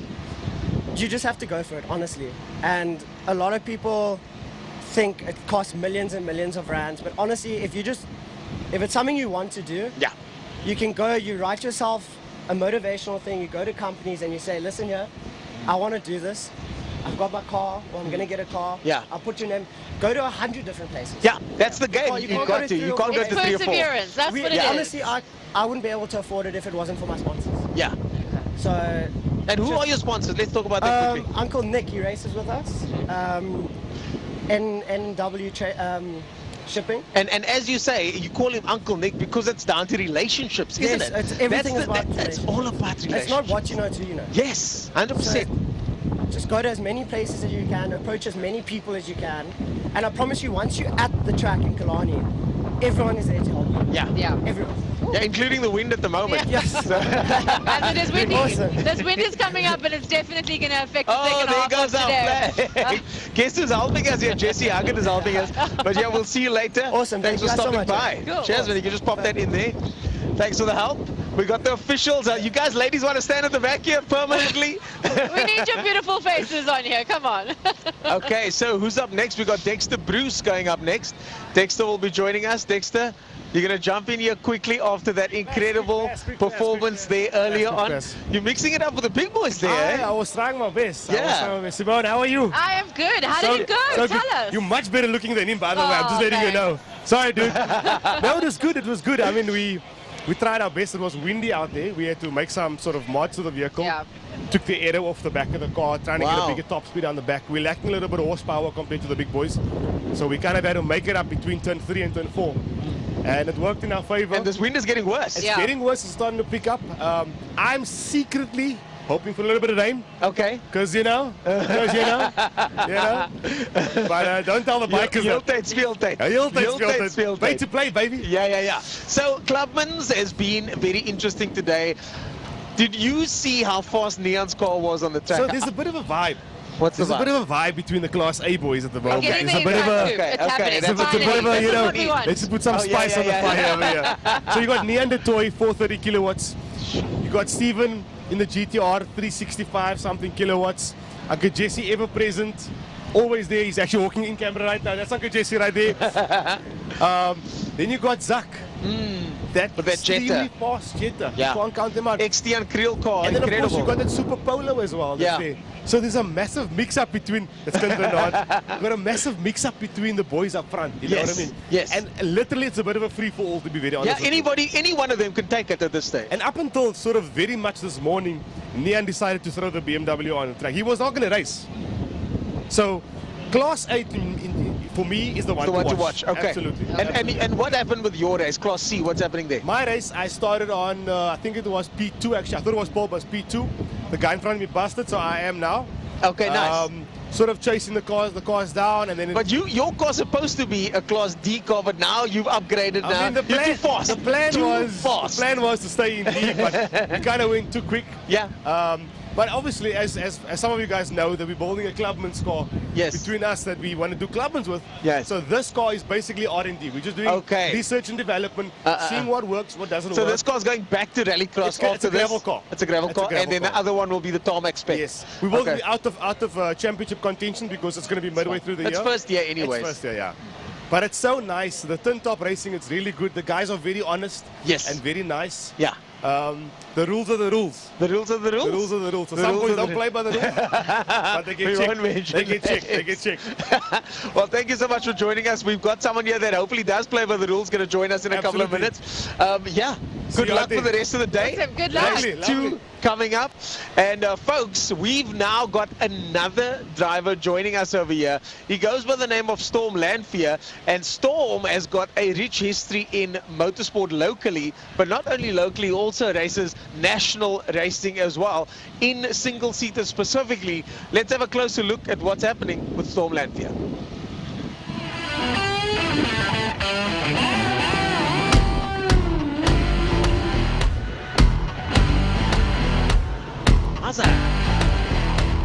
Lekker. Okay, do you want to handle this one? So Yeah. Just ask him questions. Just ask questions.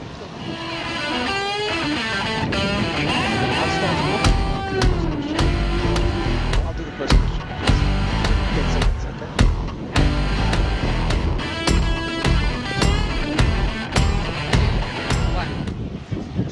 I'm sitting with Storm Lanphier, and although the day didn't go according to plan, the pace was there in qualifying today. Talk us through what happened and how the day went, Storm. Yeah, so in qualifying we managed to get pole, a little bit of traffic, but managed to get a clean lap in right at the end and grab pole for the first race. So I was really happy with that. Unfortunately, the first race didn't really go as planned.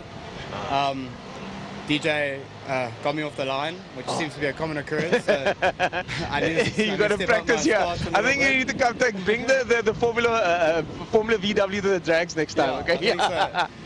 So I need to get my starts going, and then after about 3 laps, the CV joint on the side shaft gave way out of turn 5. So that happens. It's what it is. It is what it is. But fortunately, we're getting it fixed now, and hopefully we'll be out for race 2. Be back, yeah. Cool. Storm, tell us, for those who don't know, how long have you been racing now?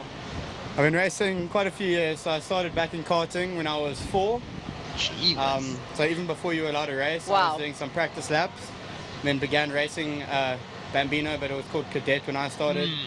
At 5, moved up through the ranks. I now still race Senior Max in in karting, and then obviously I raced Formula 1600 nationally, and then Formula VW with the Libra. And speaking of racing elsewhere, you also went to Europe recently, didn't you?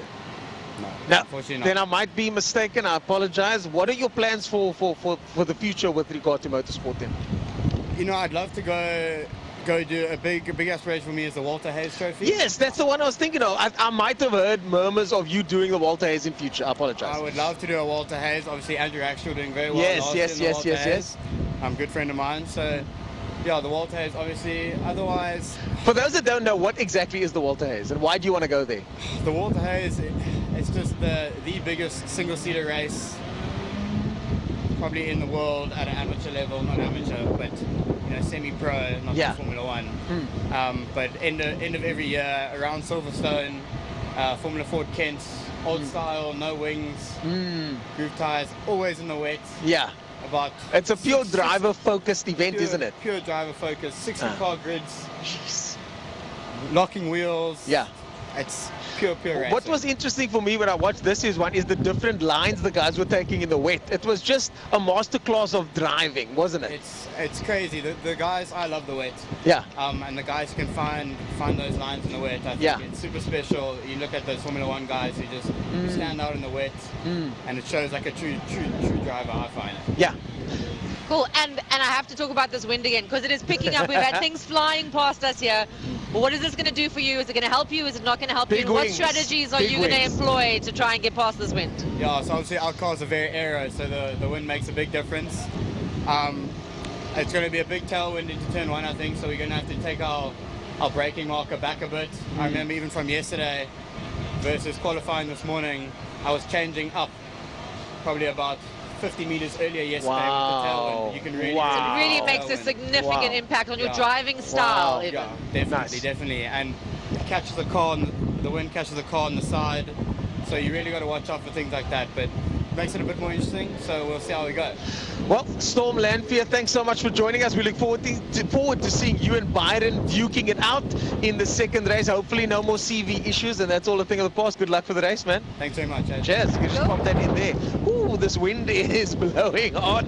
But there you heard it, Simone. You were onto something there when you said that the wind's going to play havoc, because this is not a normal wind. This is very, very, I mean, we've got bottles of water flying around We've had some milk cartons. Our sign at the back has blown by. We've got water bottles flying around. And the one thing that I've noticed about Killarney is that the corners all go directly into the wind. So what happens is when the wind's behind you, you brake later, and when the wind's in front of you, you got to brake much, or at least when the wind's behind you, you brake earlier. When the wind's in front of you, you can brake much later. And also when you're turning in and the wind cuts across the car, it forces the car to turn as well. So the good drivers out there are able to use the wind to their advantage, and I suppose that's exactly what separates the good drivers from the guys that are the also-rans, as they say. Yeah, definitely. So we're just going to keep an eye on this and see how it goes. Yeah, it looks like the fan walk has just come to completion, the WPMC shuttle behind us over here.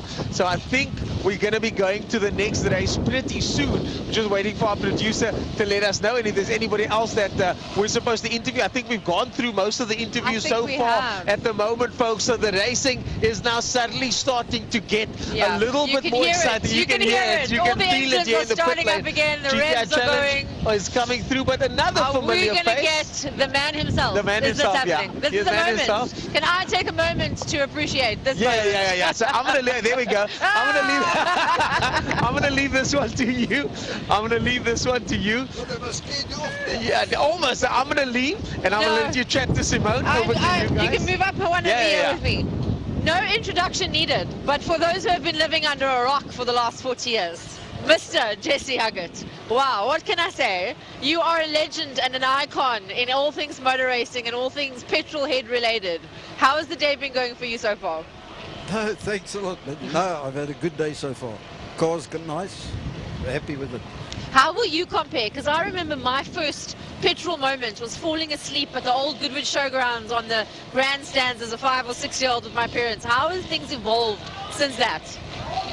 It's a big difference. It's grown up, so the sport as such. Although I prefer those days, they were much better. Cool. And in terms of your times today, what do you think? Did you do your best, or do you think you can do some improvements before you go out again? No, that's about the limit of the car and me, I suppose. Okay, and this wind that we are dealing with, because we really have to talk about this wind because it's blowing things all over the place. What do you think? You have to make any adjustments? Is your car going to handle? It's not in terms of aerodynamics? No, we go as it is. We just drive it like that. Cool. We don't do any changes. I just feel sorry for the poor chaps on the bikes. That must be terrible. Yes, because they're quite exposed compared to someone that's in a car. For those who don't understand how the winding works on these corners, it's quite intense. And from the other drivers today, any exciting things that you've heard? Is there any little nuggets of information you can share with us? No, I've heard nothing. No. Awesome. Thank you so much for being with us. Really appreciate it. It's an honor for me to be sitting here with you, so thank you. Never mind. No, thank you very much. Cool. Thank you. Good luck for the rest of the day. Thank you. Cool. Can I get my chair back now? No. Then I want to sit over there. Ladies and gentlemen, Sir Jesse Huggett. I think he's going to be knighted soon. If we had knighthood here in South Africa, then I think he might have. I think it's something to consider for motor racing. Knighting the drivers that have been around for as long as I've been alive. Yeah, my parents know who he is. Everybody in motorsport knows who he is, and yet he's still here, knocking it up there with the best guys in class. So humble. But I think he's just won so many championships that he's just not. He's not like these young up-and-coming guys where it's all about winning. He's already done that so many times that now he just wants to enjoy the sport. And I can understand when some people get to that point where the trophies don't even matter. They're just doing it with the pure passion of being on the track. Pure passion, the real petrol head. The young guys won't understand that because they want to win, which is also understandable. And I'm gonna get us back. Can I? Please. Oh yeah, pull him in. I'll hand it over to you guys as well. Marco! How's it going? How are you? All right, and you? Tell us, how did the race go? That was insane. Insane? Yeah, well, you came first, so well done. Thank you, yeah. It was an insanely tight battle throughout the race. I mean, there was nothing in it. It was tough enough just to stay there in the fight till the end, and I mean, I think we had a bit of help from behind to get just inside the slipstream and the door slip, and I was able to catch it just on the line, so it was brilliant. I can't ask for anything better. Awesome. And yesterday when I had spoken to you, I got to chat to Marco behind the scenes yesterday. I said, what were your expectations? He said to me, I have no expectations right now. They had a bit of troubles. You've come from that now, and going into the second race, what do you think? What's going to happen? Especially with this wind that I keep talking about because it is crazy. Yeah, look, it's extremely exhilarating. We were not sure what was going on yesterday, and we made a lot of changes again this morning before qualifying, and everything seemed to be good. So I'm very confident going into the first heat with what we had underneath me. And yeah, judging by our strong race pace in heat 1, it's a reverse grid now, so I'm starting 6th. So they inverted the top 6, so it's going to be extremely tough to replicate heat 1 again, but it's always entertaining for the crowd. So yeah, I'm just trying to get out of turn 1 relatively unscathed and close enough to not lose the toe and stay inside the battle. Awesome. And just a little bit of a theme we have for today. We just want to check what would you say to those little kids out there who want to race cars and they want to get to Killarney and get in a race car and be on the track? What should they do? How should they go about it? Any little words of inspiration you can give them? Yeah, look, ideally to compete at a high level, you need to ideally have started with karting. A lot of the guys, myself, are the guys that I race against Yuri. We all started in karting racing against each other. I've been racing Yuri for I think like 15 years now. He's been one of my main rivals. So I mean, that's what it takes to compete at the top level. And I mean, there's a lot of guys that are competing with us at the moment that never did karting. So it's not impossible at all.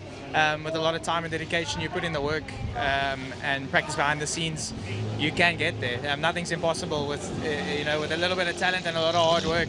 That's it. You can get very far. Hard work and perseverance. 100%. Awesome. Anything else you want to share with us? No, 100%. You're good. I think look forward to the next one. It's going to be a banger. Good luck. We wish you all the best. Thank you. Cool, guys. Oh, the wind is blowing things around here. It is picking up. Can I join you? And the engines are revving. Yes. Oh, the engines are revving. I almost had to kick Ernest off the chair, quite literally, to get Marco Busi, guys. Yeah, Marco Busi is about to go out, and it looks like Sports and GT is also about to go out. I think we are minutes away from handing it over to the voices in the sky over there. Normally they peep up and let us know that they're ready to go, but I hear the check 1-2s over there. Marco Busi must be thrilled with that win. Yes, I think he is, especially yesterday. Like I said, I chatted to him and I said, what are your expectations? And he said, I have none. Yeah.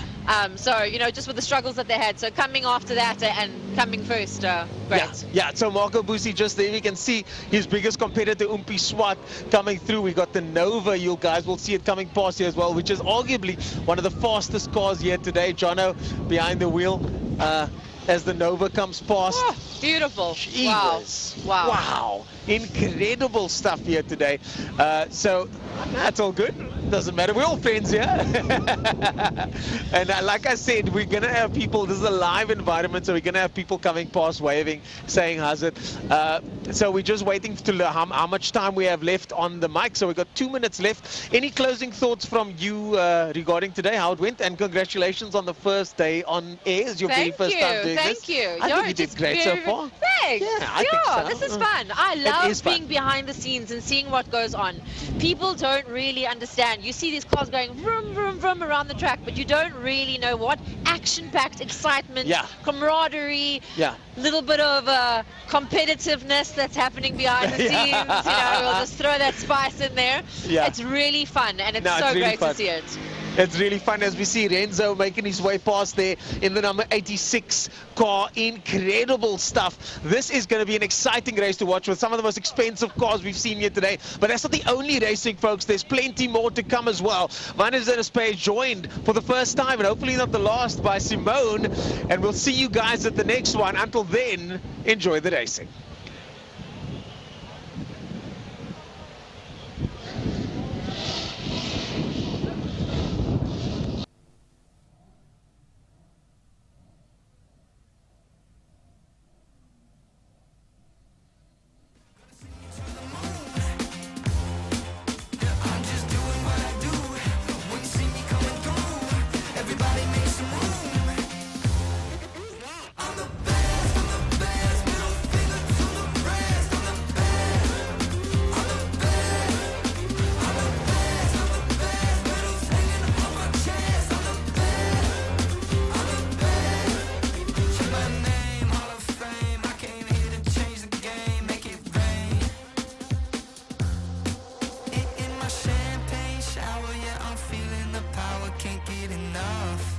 Too hot to touch. You know I got the juice, and I'm out here making moves. Gonna sing you to the moon. I'm just doing what I do. When you see me coming through. Well, it's a warm welcome back from the lunch break, and we move now to the only sports and GT race for the day, and that will be the 100-kilometer Le Hubert Sports and GT Car Challenge. Of course, 31 laps of the Killarney International Raceway. And starting on pole position will be Steve Humble. And Steve Humble in the pull beam. Harp Motorsport and Ravenel will be starting alongside him. Will be Nick Adcock in the Nova Proto 5000. And that's the Adjust for Sleep Enrico Barlow racing machine. Clinton Thorne in his trusty winged Lotus 7 will be in third position. Martin Prince in the Porsche will be alongside him there. Martin Prince all the way from the Netherlands. And that's the Motul sponsored GT3 Cup car. While Sandro Bicari and Renzo Torrente will be on that third row. Sandro Bicari, it's usually in the 1.8 litre Juno, starting in that fifth position. And Renzo Torrente, that will join him on that row in the BMW M4, the ATM chip tuning car.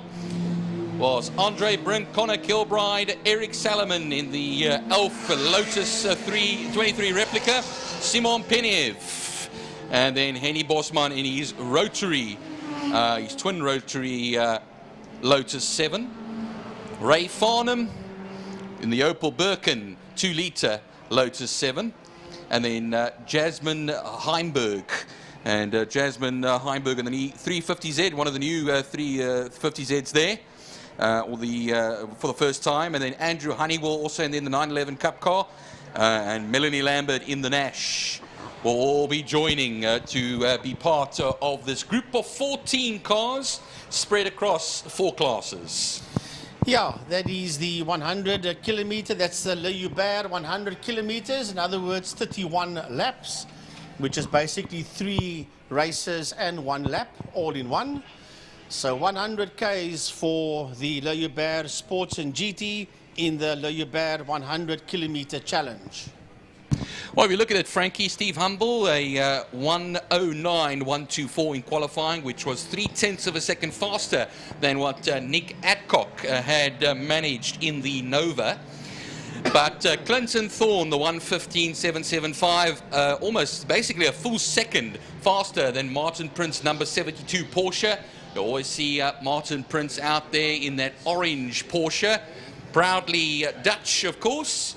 And look at them make their way down the back main as we speak. You'll see a Nissan 350Z at the tail end there. That will be Jasmine Heimberg. There's always a handful of 350Zs. We have Devon Lusmore. That's out there in his one. And as far as I'm concerned, there's also Marco Ribeiro in the 370Z, and then Simeon Penev in the 350Z. So always a number of campaigners to watch out for. But it looks like now, Frankie, we are ready to go for this 100-kilometer race. Yep, 100 Ks about to unfold in front of us. Humble and Adcock is on the front row of the grid. Then it is Thorne and Martin Prince as the lights go off. And away they go for 100 kilometers as they make their way to turn number 1. Remember, it's 100 Ks, 31 laps, so you cannot win it on lap 1, but you can lose it on lap 1. Yes, you want to try and get away as quick as possible from everybody else, but it looks like the Paul Beam and the Nova are already, as they make their way into turn number 2, already beginning to pull away there from the rest of the field. Clinton Thorne, Martin Prince, Sandra Bakari, they're all in that fight as they work their way into turn 3, Interceptor corner. Turn 3, they then make it. It was Martin Prince that briefly took the 3rd position ahead of Clinton Thorne, but through turn 2, Castro corner, he took that position right back. They go through the double apex right-hander now at Saddle Sweep. You'll see Clinton Thorne, you'll see Martin Prince in the orange Porsche, but then right behind them will be the Juno of Sandra Bicari down the straight as they run. Then Sandra Bicari will be right there. Martin Prince going to make his move, but out of turn 5 we have our leaders. Yeah, the 2 leaders working their way out of turn number 5. They will pick up this gaggle of cars being led there by Clinton Thorne, Sandra Bakari, Martin Prince is in there, Andre Brunk is in there, and Torrente is also in that fight as well. There you see them race down towards turn number 1. There's about 5 cars in that fight heading through turn 1 right now, being led there by the Lotus 7 of Clinton Thorne. Well, look at the gap already, Frankie. About 8 seconds between Nick Adcock and Clinton Thorne in a class of their own. Of course, Steve Humble and Adcock with 0.6 of a second between them. They go through turn 3 now. Meanwhile, through Castrol, the Juno is still all over the back of that Porsche ahead. Here come our leaders now once again. Apex 1, Apex 2 of Saddle Sweep. Turn 4, onto the back main. They'll then run once again. 0.6 of a second the last time around they were. We'll find out shortly where the gap lies between them as it grows behind them. Racing down towards a turn 5, and that Nova is right on the case of the pull beam. Adcock is in the Nova, Humble is in the pull beam, but then you watch another fight racing down that back main towards turn number 5. Clinton Thorne, right behind him is Martin Prince, then it's Andre Brunk, Sandra Bakari, and then Torrente is in that fight as well. That's Renzo Torrente in that BMW as they work their way under the City of Cape Town Bridge towards turn 1. Simeon Peneva is pulled into scrutineering, so he is out of the race along with Connor Kilbride and with Henny Bosman. Meanwhile, Clinton Thorne leads into that corner. Of course, he's not the leader of the race, but leads the group in third position. That's the Class A lead, though, as well. Martin Prince is the Class B leader at this time. Andre Brink is also in that gaggle of cars just ahead of Sandro Bicari. But look who's joining them. Renzo Torrente in the M4 BMW. They'll come through the kink now and towards turn 3. But the leaders back down into Pertamina Fastron turn 5. Yeah, and the pull beam of Steve Humble is getting away from the Nick Adcock's Nova as they exit turn 5 out of Fastron. They come now. The gap is getting bigger and bigger. And my word, he's doing 109s. He's Steve Humble. And now that other fight racing down towards Fastron corner, and still that group has been led there by Clinton Thorne. Andre Brunkers, though, the man that's made the move, because he's gone past everybody. He sits there just behind Clinton Thorne. Then it's Martin Prince. Behind Prince is Sandro Bicari and Renzo Torrente as this group heads into turn 1 into holes.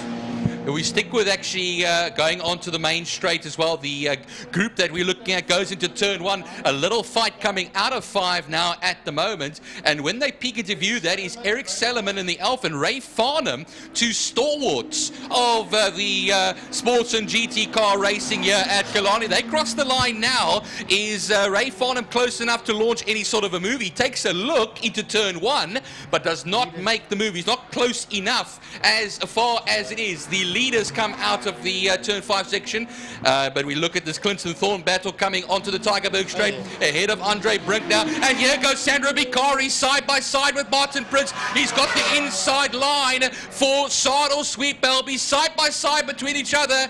Well, who will come out ahead? I think Martin Prince will just edge it for now, but look at Renzo Torrente right behind. Yeah, that BMW is right on the case of both of them as they work their way down the back line, and he's got him. Torrente's got his nose ahead there of Sandro Bicari. You just saw him go past there. Bicari is behind Torrente, who's right on the case of Prince. Sandro Bicari not letting go, that's for sure, as we keep an eye on them. Meantime, Clinton Thorne is making his way into turn number 1. Andre Brink is just in there behind him. And then we see Prince come into view, Torrente coming into view, and behind him is Sandro Bicari. The leaders are heading down into turn number 5, into Fastron corner, and that Nova is beginning to lose lots of ground now to Bicari. Here comes Sandro Bicari with a pull beam out of turn 5, out of Fastron, and only now do we see the Nova of Nick Adcock work his way out of Fastron. Just want to go into turn 3, interceptor corner. That is Sandro Bicari on the back of that little battle, but I heard something that sounded like a misfire over here. He's been having problems with that car all year. He's just had that car tuned, and what happens is that engine tuned, and he seems to be keeping up with him at the moment, as we do look down the back straight at Clinton Thorne going into turn 5 at the moment. So we just change briefly. Yeah, but if I saw right, I saw a car pull into Park Fermé. And but we'll have a look and see who it is.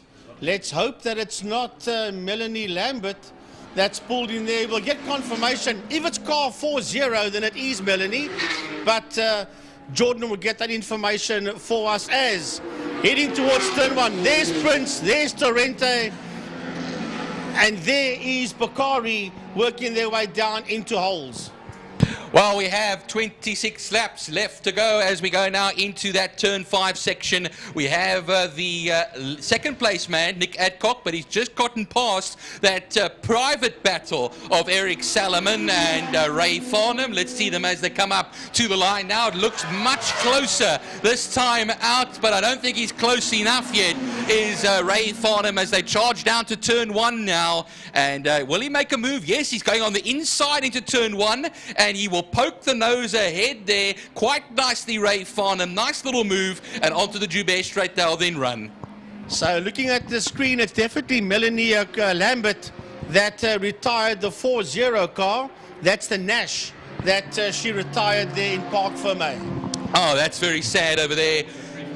350Z that is pulling into pit lane, I would think, and out of the race provisionally. But meanwhile, there goes... Well, we've got a car that's standing... It's Jasmine Heimberg. Jasmine Heimberg. So we can just pick up a car standing on the inside as we out of turn 5. There's a car that's standing. So already a couple of casualties out, and we've only done what? There's still 25 laps to go, including the one that we're on.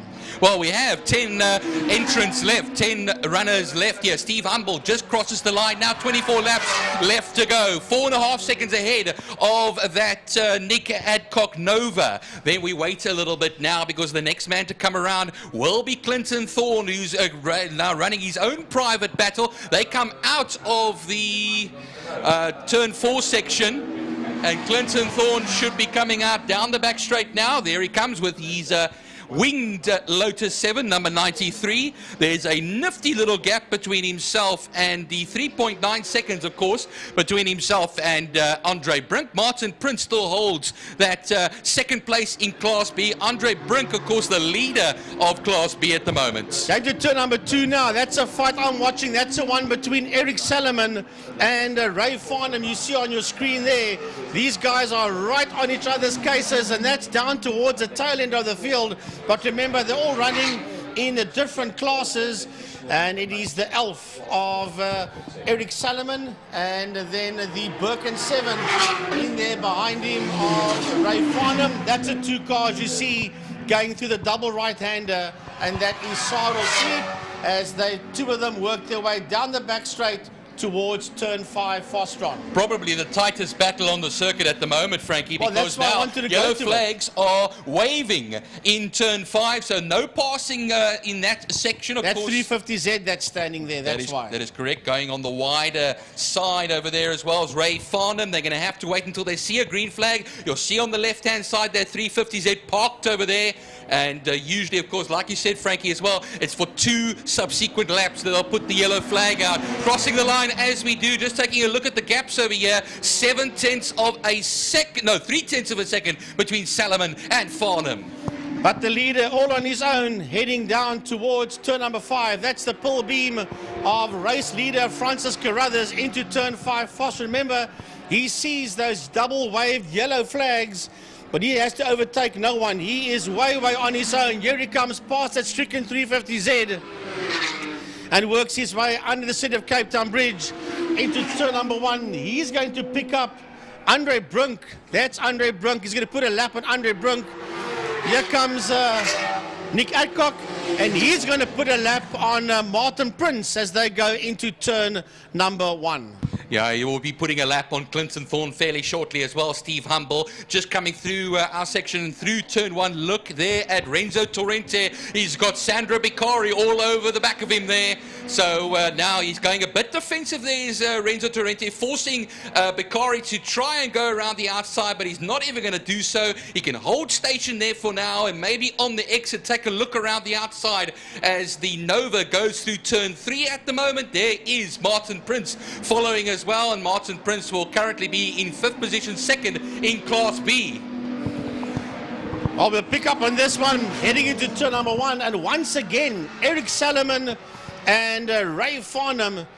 Eric Salomon, of course, the head honcho of Eric Salomon Chartered Accountants, and he's probably one of the quickest chartered accountants on 4 wheels around here at Killarney, as he's having his dice with Ray Farnham. But going into turn number 1, Clinton Thorne has just been lapped into turn 1 by race leader Steve Humble.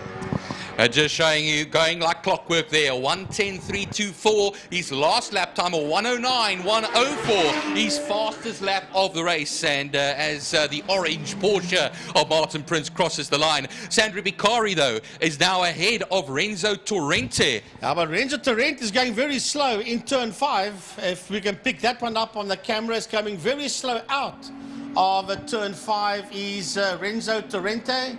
There we go. That was well picked up there by Jordan, who let me know that BMW is coming very slow out of turn 5. And they're going to make a plan. He says, he heard on the radio, to get that 350Z, that Nissan out the way as well. Yeah, because that's turning into a car park at the moment. So you're just going to have a little bit of parallel parking to be done at that section there. He stops just by pit entrance. Meanwhile, Eric Salomon on the main straight, charging up to turn 1 now, ahead of Ray Farnham still, and 9 of them left. Actually now 8 cars left in this race. Yeah, they're beginning to fall down by the wayside as we watch Humble work his way out of turn 1, and he's going to catch as we see Clinton Thorne coming through, and there's the Nova that's sitting in that second spot, and then right behind him is the Andre Brunk Porsche, but the leader working his way through the kink towards turn 3 is putting a lap there on Ray Farnham, and now he'll put a lap there on the elf of Eric Salomon. 20 laps to go in this 31 lap race, 100 kilometers that it is, and the leader Steve Humble has just put a lap on Eric Salomon and Ray Farnham at the moment. Ray Farnham rounds everything off. Meanwhile, on the back main, they'll then run, and they'll run towards turn 5 where double wave yellows will be greeted by the leader at the moment, as we still have a number of cars, or actually just that 350Z at the moment there parked on the circuit. Well, everyone, I'm jumping in for Frankie while he mans the radio for a little bit. But, you know, I see Byron as Steve Humble just passes the main straight and into turn 1. And Nick Adcock just crossing the line now and moving into turn 1. If you look into turn 5, there's a tow truck on the live circuit. They're going to try and pull that 350Z out of the way because it is in a dangerous position in case someone loses it out of turn 5. So they just want to try and move it as quickly as they can, just a little bit further onto the grass. That driver of Jasmine Heimberg is out of the car. She got out of the car as it came to a stop. That's why those double waved yellows are there. I thought maybe they'd throw a safety car out. I was thinking the same thing, Jordan. But I don't think that would be the case, Byron.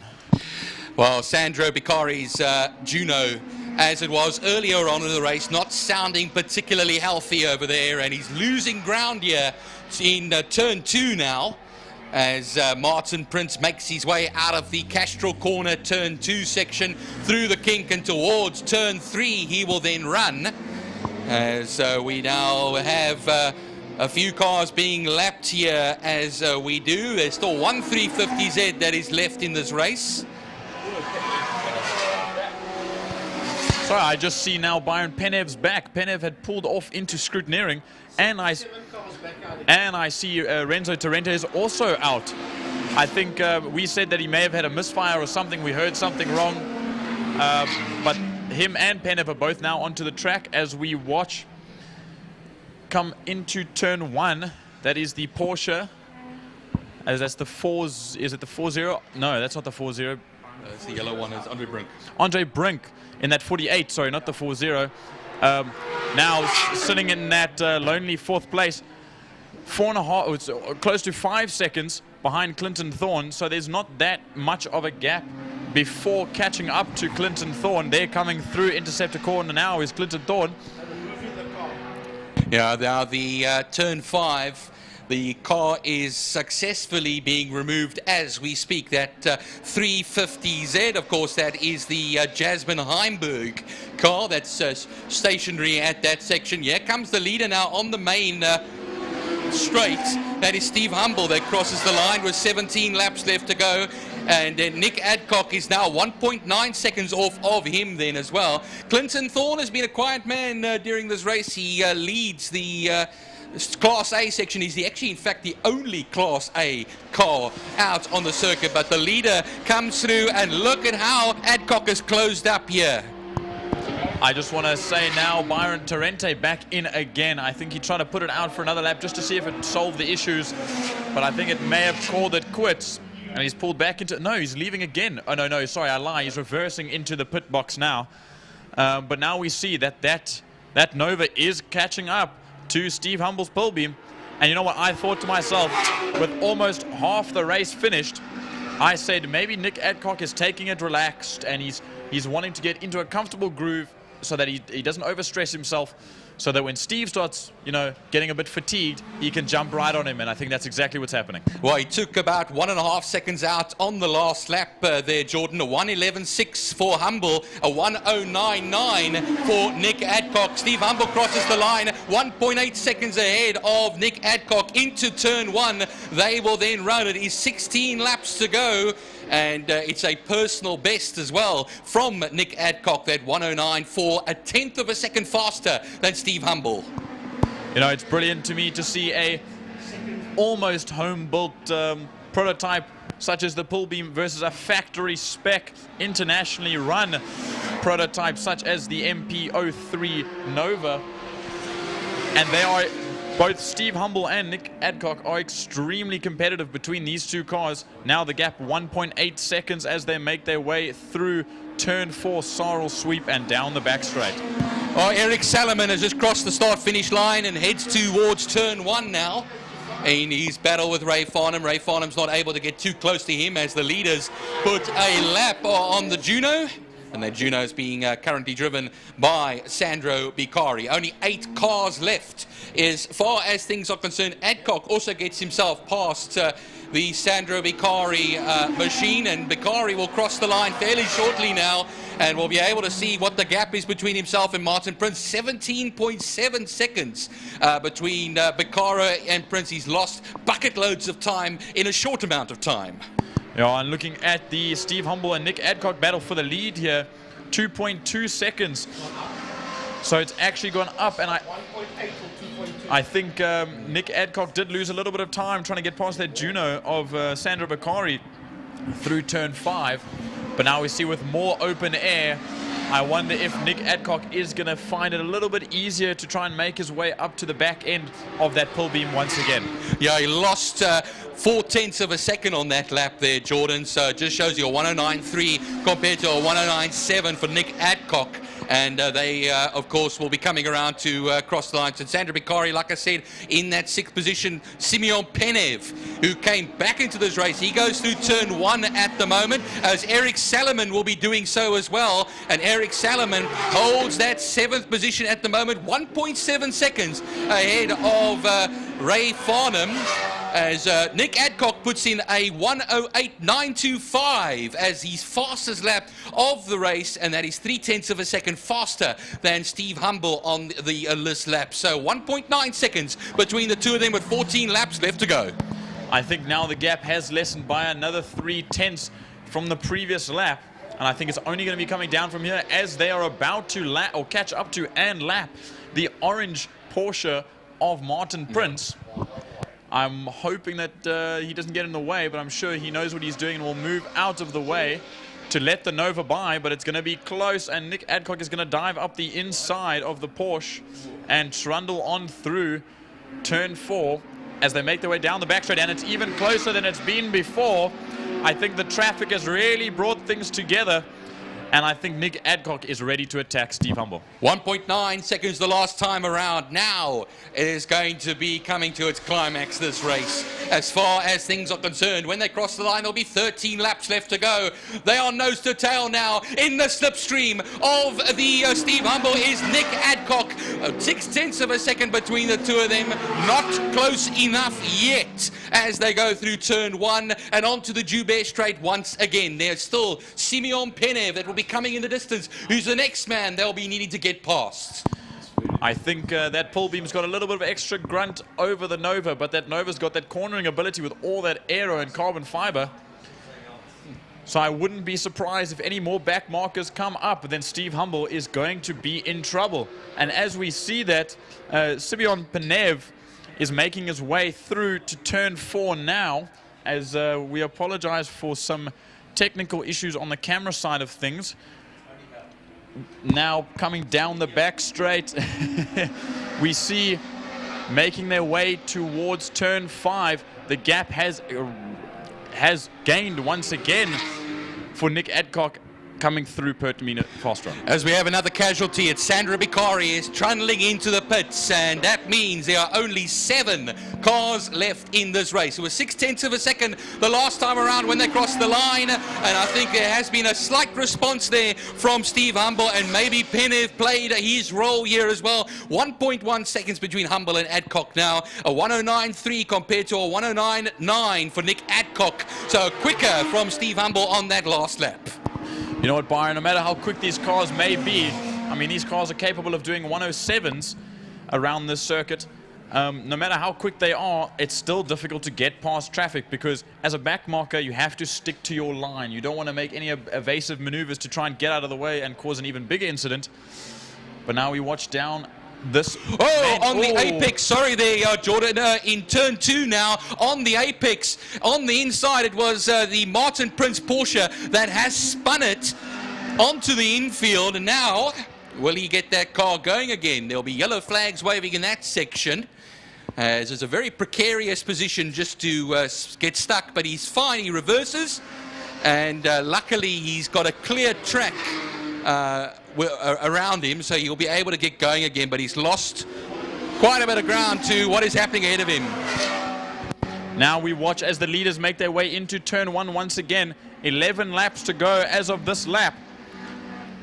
We're still looking at the fastest time of 108.925 by Nick Adcock a few laps ago.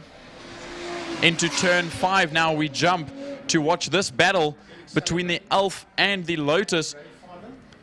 Eric Salomon and Ray Farnham. Byron, I'll let you do this. All right, there they come now towards the line underneath the City of Cape Town and Castrol Bridge. When they go across the line, it was 0.2 of a second. There's now 0.6 of a second between the two of them. And if you look at the times, a 124.3 on the last lap for Ray Farnham, and then Eric Salomon a 123.9. So you could see over there quite a bit quicker. As now going into turn 5 are our leaders with that 10 laps left to go. Steve Humble he cuts through and goes past Andre Brink, and having a bit of problems getting past Andre Brink is Nick Adcock. I see now Byron Clinton Thorne. Clinton Thorne's made his way back out onto the circuit, obviously having some sort of issue previously and being off track for a few laps. He joins back now with 10 laps to go, as we see the leaders down this straight towards turn 2 Castrol Corner, and the gap has elevated by quite a reasonable margin, and I see a little bit of a lockup, I believe, from Nick Adcock. That's a bit of a small mistake by him, but I suppose the car is getting a bit warm. Back into turn 5 once again. We have a resuming of the battle between Eric Salomon and Ray Farnham, and of course 0.6 of a second. But meanwhile, back through turn 4, we have our leaders now. 1.8 seconds when they cross the line, affected by tail enders. Going down to the line though, Eric Salomon going on the defensive here, but not Sandra Bicari back out. I see now trundling out of the pits and into turn 1 in the Juno. But we watch this little battle between the Elf and the Lotus of Eric Solomon and Ray Farnham as they make their way into turn 2. I believe Farnham has got the little bit of a aero advantage. Oh no, sorry, Solomon's got the bit more of an air advantage compared to that Lotus, and I think he is holding the gap pretty well as they make their way through Interceptor Corner. I think that Elf is a little bit better of a position than that Lotus 7 is. Yeah, the Elf, of course, a car that's been around for many, many years, a Lotus 23 replica, holding its own against Ray Farnham. But meanwhile, the leaders back through turn 3 once again. They've made their way once again past Martin Prince. It was 1.4 seconds when they crossed the line the last time. Half a second was taken out of Steve Humble by Nick Adcock. And while they'll be charging up to turn 5, Pertamina Fastron, the next two they'll be coming up behind will be the battle at the moment for 5th and 6th, Eric Salomon and Ray Farnham as they come out of turn 5. And now I wonder with these two guys battling each other. Sandra Bicari is slowing again, but he moves to the side of the circuit to let the two big cars go past. But now we see as the two faster prototypes make their way up behind Eric Solomon and Ray Farnham to lap them once again. I wonder if this is not going to be the time for Nick Adcock to jump up on the rear end of Steve Humble. And it's very close. It's within a car length, maybe 2, Byron. It's going to be very close. I think it's a foregone conclusion here, Jordan, because he took a whole full 7/10 out of the lead over the last lap, and that was halving the lead that Steve Humble had in the pull beam. Now they're going to go onto the Tygerberg straight. Yes, some more back markers now. This is going to affect everything as they try and get past Ray Farnham first. Onto the dirt we have Nick Adcock. They slide past the elf on the left-hand side of Eric Salomon in their own private battle. They ruined that one for them. But now down to turn 5, Pertamina Fastron once again here to resume the battle. I think Nick Adcock's got a little bit more than carbon fiber in his seat right now. But we look in turn. Oh, Penev. Penev is up against the tires. Simon Penev has climbed. You can see the whole underside. The tires up against the fence. I don't know what happened there. I'm assuming some sort of braking issue or something. That is a big, big issue. But we hope he can get out as soon as possible. He's moving, he's opening the door up. You can see the whole underside of that car, and a safety car is being deployed. With 7 laps to go, a safety car is really going to bunch up this mix for the lead now. But that is an incredible... There he is climbing out. Simeon Penev. Brilliant, brilliant stuff that he's able to get out, and the marshals were there to help him so quickly. Luckily, no fires or no other liquids or anything spilt, but I wonder if that was a braking issue and not a surface issue that caused that, Byron. Well, yellow flags will be waving in turn 5 as well, so... Somebody, yes, of course, that will be the safety car, has been deployed and is now onto the circuit, and then bunching up now already. You'll see that coming across the line will be the leader, Steve Humble, who has led since the lights went out, and Nick Adcock right behind him.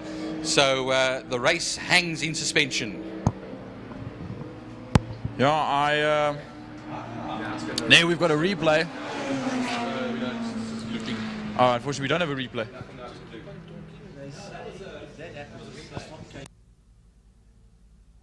So, well, safety car has been deployed, and we thought actually, Jordan, like we were saying earlier on when Jasmine Heimberg's 350Z was at the side of the circuit, that would have called for a safety car, but they managed to remove that car without too much fuss. But now, like you say, with 6 laps left to go, and a safety car coming out, the way that car is stationed there at the moment is going to be the end of this race, basically. Byron, for the folks at home, there you can see the replay. That 350Z just too high a speed on the entrance, climbed on the brakes a second time, and it just understeered completely. It went straight through the gravel patch, whacked the right-hand front corner into the tire wall, and just out of a picture shot. But yeah, you see, that's what you call heading straight to the scene of the accident. Well, that's what happens when it's minus brakes, and that is a hairy, scary collision there with the tire barrier there, Jordan. And when you're going probably over 200 kilometers an hour down the main straight for these sports and GT cars, stopping quickly is what you need, and I don't think in this case it's what he had. And I mean, such an impact like that, we did see that he went into scrutineering and pulled off for a few laps, and I wonder if there was not some sort of braking issue or gearbox issue that he thought would have to would call for concern to pull off, and he did so, but he came back out and he was doing very well the last few laps. But now obviously something must have gone wrong. I don't see that to be driver error whatsoever. But we are hearing now from our radio man, Frank Eunice, that the car is going to be left there. They're just going to try and clean up whatever is there. I suppose it's just gone through the sand. And they're going to pack some of the tires that are there around the car just in case something else happens in that area. They need to be of a safe concern that it doesn't happen again. Well, Jordan, it's going to become what I like to term a dash for cash, because we'll have a short little sprint to end off what is, you could say, kind of an endurance race, even though I wouldn't call 100 kilometers an endurance, as we take a look at another angle of that accident. The sand flying, the car on its side, in the tires, and just imagine also coming at quite a velocity that it skipped across sand like that and straight into the barrier, and you could see the underside of that car. There is Simeon Penev walking away, and he is fine, maybe just a bit of a bruised ego that many of us would have. All right, so we pick up the safety car going into Interceptor Corner, turn 3, taking the whole field, including the leader, Steve Humble, Nick Adcock, Andre Brink, and Eric Salomon all around. And I saw that I think Sandra Bicari is still tacked to the back of that group. Yes, he is, after his trials and tribulations for the most part of the season, actually. Yeah, we did hear that maybe there was some sort of misfire a little bit earlier, but now we've got a whole 4 laps to go, or 4.5 now, but behind the safety car. They need to get that work bucky out of the way, and I think they have. They've moved that, and I think we are about ready to get back underway. I see the yellow flags have been taken away. Safety car in. Safety car the safety car will be coming in this lap, and this will give Nick Adcock the best possible chance to try and overtake with a whole 4 laps to go. Well, each of these drivers will be taking themselves one of the deepest breaths they have ever taken, because now it is a dash for cash, a short sprint of 4 laps. They're not all on the same lap, yes, but private battles between them, or a bit of pride passing, something to look to. But now, regulating the pace, he knows when to pull the trigger, Steve Humble, and he will do so now as away we go for the restart. And already Clinton Thorne is going to get himself past that Eric Salomon car. Remember, like I say, many of them not on the same lap as each other, but the pull beam leads it off from the Nova.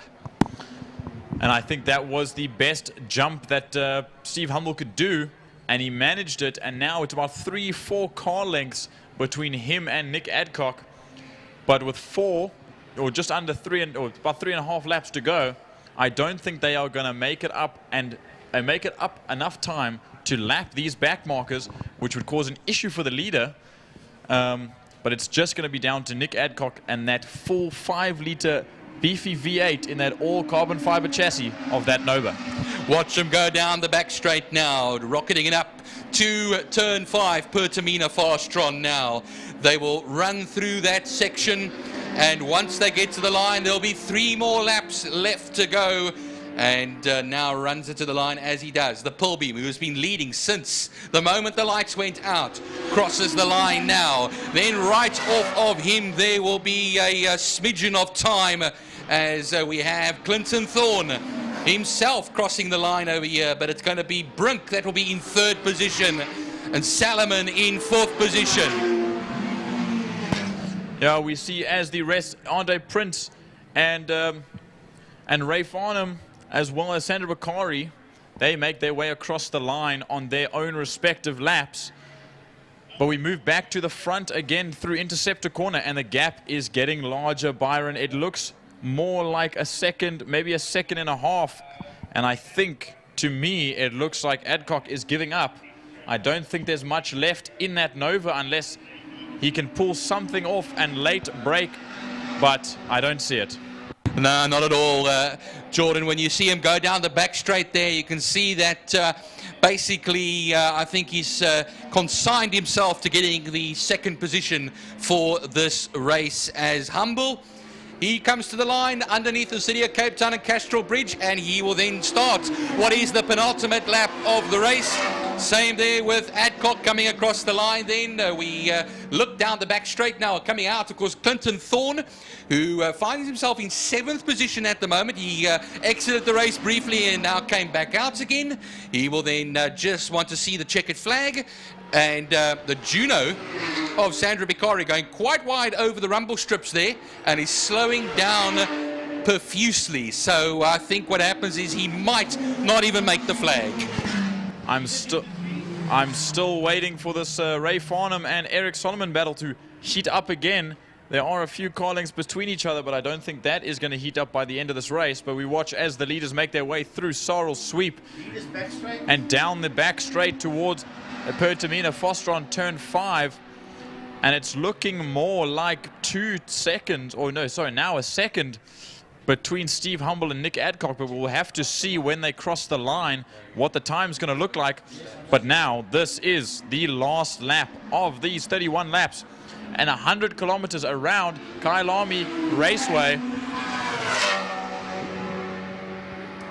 Yeah, long, of course, last lap to come now. 31 laps, and 31st lap it is for Steve Humble and Nick Adcock, who will just make their way around the Castrol corner. I think we could have ourselves a bit of a late charge by Nick Adcock here. Down through the kink, they'll then run towards turn 3 now. Can he make that final decisive move, perhaps in Pertamina Foster on turn 5? He takes a look to the inside there in Super Sorrel sweep, of course, turn 4. Out of the double apex right-hander, down the straight we then go. He will be in the slipstream of that car in front of him, but I don't think it's enough, Jordan. I think he might just have the measure of him, Steve Humble. Well, into turn 5, it's who's got the biggest spheres of steel as they make their way out now and coming down the line, a couple hundred meters to go, and it's going to be close, but it's not enough, and Steve Humble will take the win after 31 laps from Nick Adcock. But what an admirable charge from Nick the entire race. Well, the man we'll be seeing coming through turn 5 now is Clinton Thorne, and Clinton Thorne did briefly exit the race and will come home in 7th position. Number 93, but he will still be the Class A victor and the only man in Class A. So he sees a checkered flag, and that is what's important here. 3rd place man coming out of 5 now, that is Andre Brink in the Class B Porsche. And underneath the bridge he'll then run and comes to the flag. 4th place man, Martin Prince, 2nd in Class B. Now we watch as the rest of the field comes down, but there's still a fight to the line between Solomon and Farnham for 5th. Defensive. And it is going to be Solomon right at the line, about a car's length difference. 0.02 or 0.2 seconds, a 0.2 of a second gap that was, as well as Sandro Beccari closing out our field. And what a chain of events that 31 laps was, Byron. People in and out of the pits, people spinning, Penev up on the wall. That car is still there. That was action-packed completely. Well, a bit of cleanup to do for our fantastic marshals and cleanup crews here at Killarney, who live their passion every single race meeting. And we're not only talking about main circuit, we're also talking about various other forms of motorsport events throughout the season. But yes, that was our sole sports and GT car race for the day. And now we move on from this first of the post-lunch races. We'll then move on to bike racing. 2 more races for the bikes coming up shortly, but we'll go off air for a short little while so we can allow the crews to do their cleanup.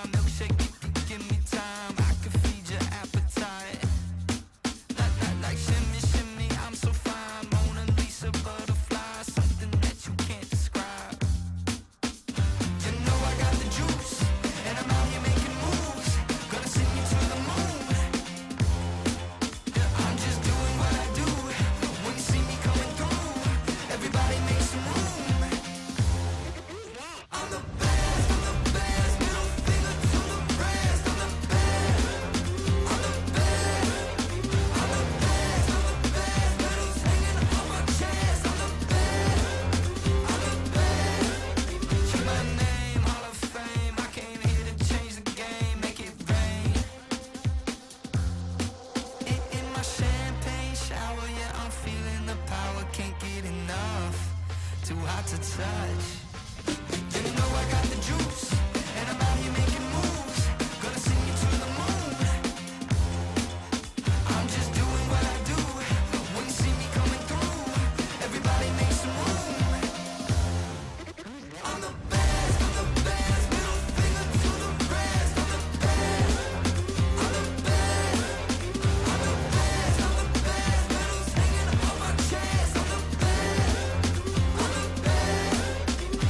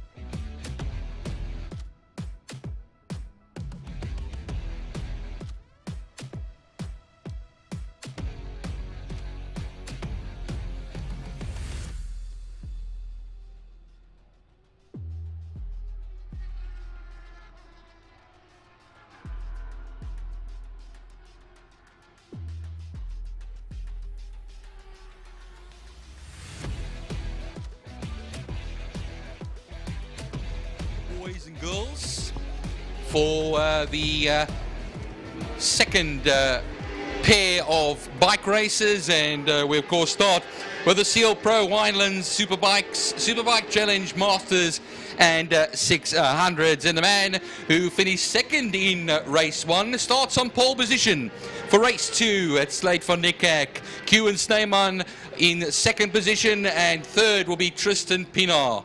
Whilst we have then Jason Lineker, Malcolm Rapson on the Gixxer, and on the Kawasaki, or actually rather the Ducati this time, I apologize. It's Hilton Redlingace that will be on the 87 Ducati. Johnny Towers on the Honda 600cc machine, the leader of the 600s. Kiana Strode will be in that group as well on the ZX6R. And then I think it's going to be right with them there, Quinton Wheeling, who did not finish race 1. Hello everyone, good afternoon again. Yeah, that was... There were one or two people that didn't finish. It was Quinton Weening and no, Hilton Redlingace dropped down the field, but he managed to gain all those positions back. I think it was just Quinton. Yeah. So that gives us a good amount of confidence that these guys will finish this race all together once again. Let's hope for no dropouts. You can hear that chain and that gear of that Ducati very loud of Hilton Redlingace, but we wait as the board man or Mr. Paddleman, John Green, we wait for him to flip it. As he does, he gets out of the way. Slade van Niekerk in pole position. The lights go on, the lights go off, and they're away. Kewan Snyman, what a mistake from that man. That is very unlike him, but we're going to see what he is made of with this. And this is going to show us what Kewan Snyman can do, as he is halfway through the pack right now. But Slade van Niekerk taking the jump up into the lead on the first lap. Now we'll watch as they go into turn 2, Castrol corner. Slade van Niekerk followed by Tristan Pienaar, the Brad Pack up front at the moment. This is going to be a fiery one. Oh, is that Jason Lineker that also poked his nose up there briefly, Jordan, because he got ahead of Tristan Pienaar. Tristan Pienaar back up now into second position. Kewan Snyman will pick up where he is as they go through turn 4 now, and then on to the back straight once again in today's proceedings, but for the first time in this particular 9-lapper. Down the straight they will then run the back main. I think Kewan Snyman might be making a move here into the turn 5 section on the Jason Lineker as they now make their way out through turn 5. That did not take very long at all for Kewan Snyman to make up those positions once again, and now he's made his way past the first of the Brat Pack, now working his way to take over that next position, that second place from Tristan Pienaar. And then all that's left is Slade van Niekerk. And I know after race 1, Slade was adamant that he was so close to Kewan, and he had to take, he was forced to take that second place, and I don't think he wants to settle for second place this time around. But we can see how close they are, within 2/10 of each other, the top 3, as they make their way into Interceptor corner. Yeah, so Slade van Niekerk from Tristan Pienaar. Kewan Snyman trying to cut his way through, back up to the top there. Ahead now, Jason Lineker, and then Malcolm Rapson, the man on the Masters, in the Masters class, leads that class ahead of the Ducati of Hilton Redlingace. Meanwhile, on the back straight we then run, and look at Kewan Snyman. He's going to make easy work there towards turn 5 on Tristan Pienaar. They'll make their way into that section, but Tristan Pienaar comes right back at him now as well, outbreaks him into turn 5, so we'll hold that place from him. We know about these youngsters now. They are fearless. They have no bones. They are made of rubber, that if they fall, they just bounce upright again. But Kewan Snyman makes another move down the main straight into turn 1, and he will take that position from Tristan Pienaar. Now it's next. Next up is Slade van Niekerk. But I wouldn't be surprised if Kewan has half a lap before he overtakes Slade. That was a 1:13.691 for Kewan Snyman, and 87. The Ducati of Hilton Redlingace trundles down pit lane to exit the race. He was running in 6th position, and that is heartbreaking there, Jordan. Yeah, I thought he may have had a struggle in the first heat of the day, and I don't know if it's come back to bite him, but that is very, very unfortunate for that Ducati and Mr. Hilton Reddenlace. But now we watch as they come out of Sorrel Sweep, the leaders. Slade van Niekerk still holding off Koen Snyman as they make their way down very, very quickly, 230, 240, 250 k's an hour down to turn 5. They dive those 1 litre bikes in, and Tristan Pinot is right on the tail of Koen Snyman. He does not want Koen to stay ahead of him, but Koen knows what he's doing. He always has and he always will, and that's why the gap has lengthened even more, and he is ready to pounce on Slade van Niekerk into turn 1, but it's not enough this time around. But the gap is getting close between the two, and I'm sure Koen Snyman's going to want to try and take another nick in the next corner. They'll run up there to Castro Corner. This is going to be a humdinger of a race between Slade van Niekerk and Koen Snyman. A 1:13.110 for Koen Snyman. He is 0.2 of a second faster on the last lap than Slade van Niekerk. Slade van Niekerk just missed out on the win in race 1. He wants to make that right, but he's not going to get away that quickly. There they go down the Tygerberg straight now towards turn 4. On to the back straight they'll then run, and any mistakes between the two of them, Tristan Pinot is waiting in the wings. And we know Tristan Pinot is fearless. This kid knows that he will do anything it takes to get in front of these other two experienced young men. More of the latter of Koen Snyman, with a few more years experience on both of these guys. But the gap closes a little bit out of turn 5. It seems that BMW's got a great corner speed, but Koen Snyman has that top end speed, as well as that ZX10 of Slade van Niekerk, and the gap still sits at 0.2 of a second with a 1:12.881 by Slade van Niekerk. That last lap, incredibly quick. Yeah, that is now 0.2 of a second faster than Koen Snyman, and that is what the gap is. 0.2 of a second, just hanging on. 0.9 of a second back of them is Tristan Pinot. Jason Lineker virtually on his own now, whilst Malcolm Rapson still leads the master section. Johnny Towers in 6th position on his Honda leads the 600s, and then you have to go a little bit down to 9th position to Kiana Strode to get the other 600. There's one more left, of course, and he rounds off the field. That is Simkelo Liwani, who rounds everything off at the moment in 16th position. Down the back straight, though, that's where everything is happening, Jordan. All the classes are split up, like you said, a 600 near the front and right at the back. But we see now as the leaders make their way through turn 5, and Koen Snyman looks like he's going to have a run. He's going to dive up the inside through the kink, coming down the main straight, and he takes the position from Slade van Niekerk. What an advantageous move that was, but Slade van Niekerk's not letting that settle, and he'll say, no, Koen, I'm not giving you this chance. And I don't know if there was contact, but he had to slam on those front brakes. That was very close. I haven't seen that, but now the gap's going to widen because I think it spooked Slade van Niekerk a little bit, which makes it very unfortunate. They go through Castro Corner now and winding it up indeed. Koen Snyman a 1:12.650 compared to the 1:13.0 on that last lap. 0.09 of a second between the two of them as they cross the line. This race, though, as we go with 4 laps left to go in this race, including the one they are currently on, though. No, this is something else to watch, but now that Koen Snyman's got the gap and he made that move, even though Slade tried to take that gap up the inside, it looks a little bit too big at the moment, and I know Slade tried to late brake in the last heat, and he almost managed it on that last corner of the last lap, but I think he's going to need a little bit more than a late brake on the final corner of the final lap to catch up to Koen Snyman as they make their way out of turn 5 now and under the City of Cape Town Bridge. We see them coming through now,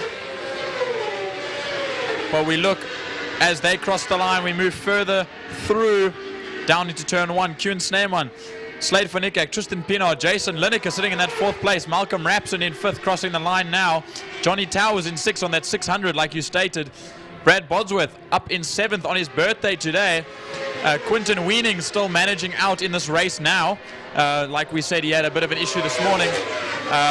But now rounding up the top 10 is Piers Canute. We haven't spoken much of him today, but he is doing a stellar job on that 600 challenge bike. Yeah, he just went through turn 1 and going towards the turn 2 section now. But we look out of turn 3 onto the Tygerberg Straight as we watch what will be our leading gang at the moment. Down the back straight, they will then run once again. That white Honda Fireblade you'll see of Kewan Snyman is just a second now ahead of Slade van Niekerk as they charge up towards Pertamina Fastron. They'll make their way through there. Slade van Niekerk at the moment, he was a second off on the last lap. That's quite a bit of time that he's lost out to Kewan Snyman. Watch them as they come to the line though. Snyman crosses the line with a 1:12.2 now, compared then to a personal best there for Slade van Niekerk, and 1.2 seconds between them, a 1:12.4.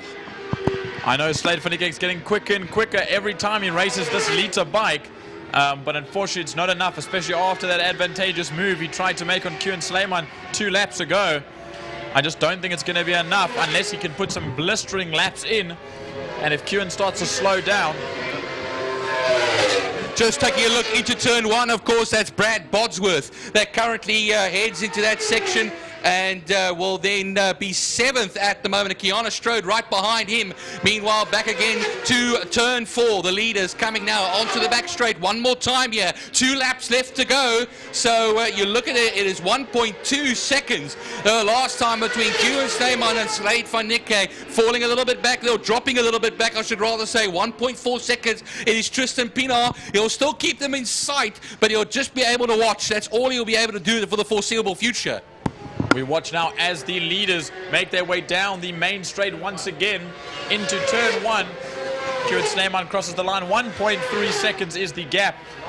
1.8 from the gap between Slade van Niekerk and Tristan Pienaar, and I don't think either of those two youngsters in 2nd and 3rd will be able to bring up anything on this last lap. But now we watch as Kewan Snyman has 2 or 4 more corners to go, coming through Castrol Corner and making his way towards the kink and interceptor.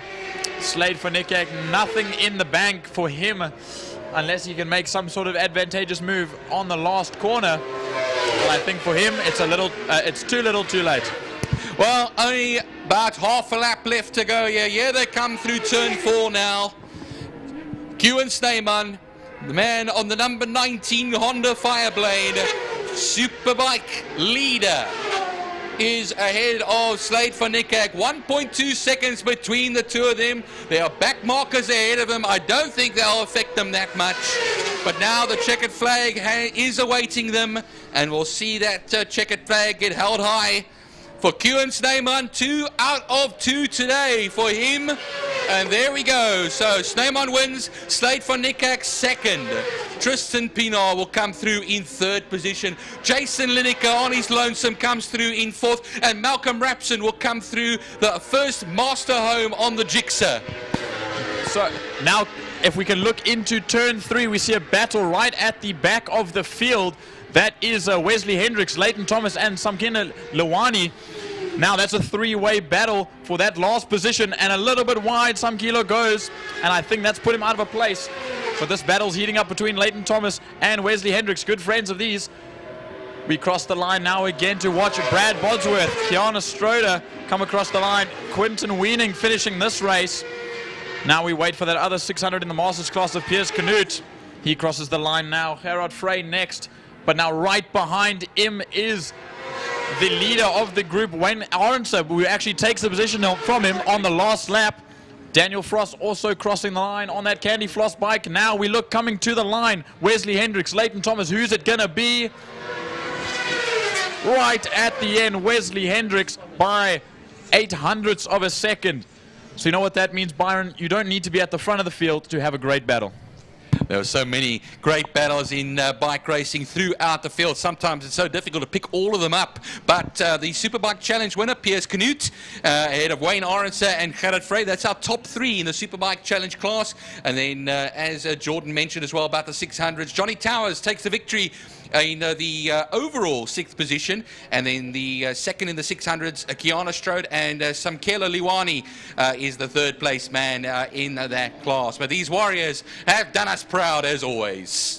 What an incredible race that was. Straight from the beginning. I was not expecting that from Koen Sneeman. A very not normal mistake from him, but maybe he was just letting the youngsters take a gap and seeing what he can do with it. But an incredible comeback from him, and I think Slade van Niekerk will have to settle for that second place, but I don't think he'll be upset about it.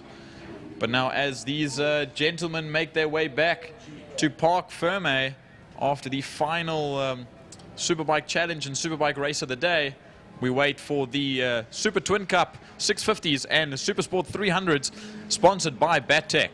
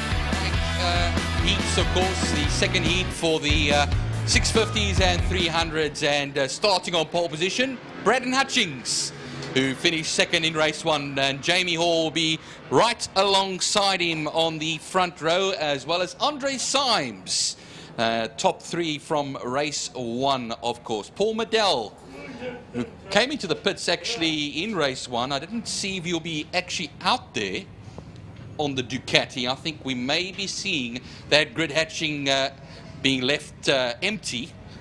I speak under correction. I see Max Munton is in his position at the moment as well. Max Munton challenging in the 300s section. He's actually, in fact, top 300 Mad Max Munton, and he'll be playing there with the likes of Abigail Bosson, Raymond Alexander, Adrian Solomon, who won't be there in fourth for long, I'll tell you that much. Yep, Adrian did manage to get past Max in the early stages of the first race, and he moved all the way up to the front, battling for fifth overall at one stage. So I think he's going to try and attempt that again, but I think Max has taken some lessons after race one, and he knows a thing or two now that he can use for this race to keep everyone behind him. As the pedal man leaves the line once again, the lights go off instantly, and a good run from Braden Hutchins this time around. Jamie Hall, someone's late on the gears, moving into turn 1 now. Braden Hutchings gets the hold shot this time, not leaving any room for Jamie Hall, but Jamie Hall is on Braden's case, or on Hutchings' case at the moment. And I think he's going to try and use as much straight line speed as possible to dive him on the inside, but nope. Going to slam on the brakes a little bit earlier and try and see if he can make a move elsewhere. But look from a standing start there, Jordan, how the gap already is between the top 2 and the rest of the field. The likes of Andre Symes, and there's a bike standing still on the circuit. I'll try and find for you where that is. Next to the karting track. My apologies, everybody. It's on the Joubert Straight. There is a white machine that is stationary on the Joubert Straight. Meanwhile, everybody's making their way through the turn 4 section. Now we watch as they make their way down the back straight into Pertamina Vosron. We're not quite sure who that is. I don't know if that's Peter Hill on that white bike, but we will find out for you. But now to start the first flying lap, Braden Hutchings with a hole shot. Down to turn 1 he comes. Now the lead 2 will pass by and we will watch this big group. A huge gaggle of 650s and 300s. I see Max Munton and Adrian Solomon going side by side, crossing the line.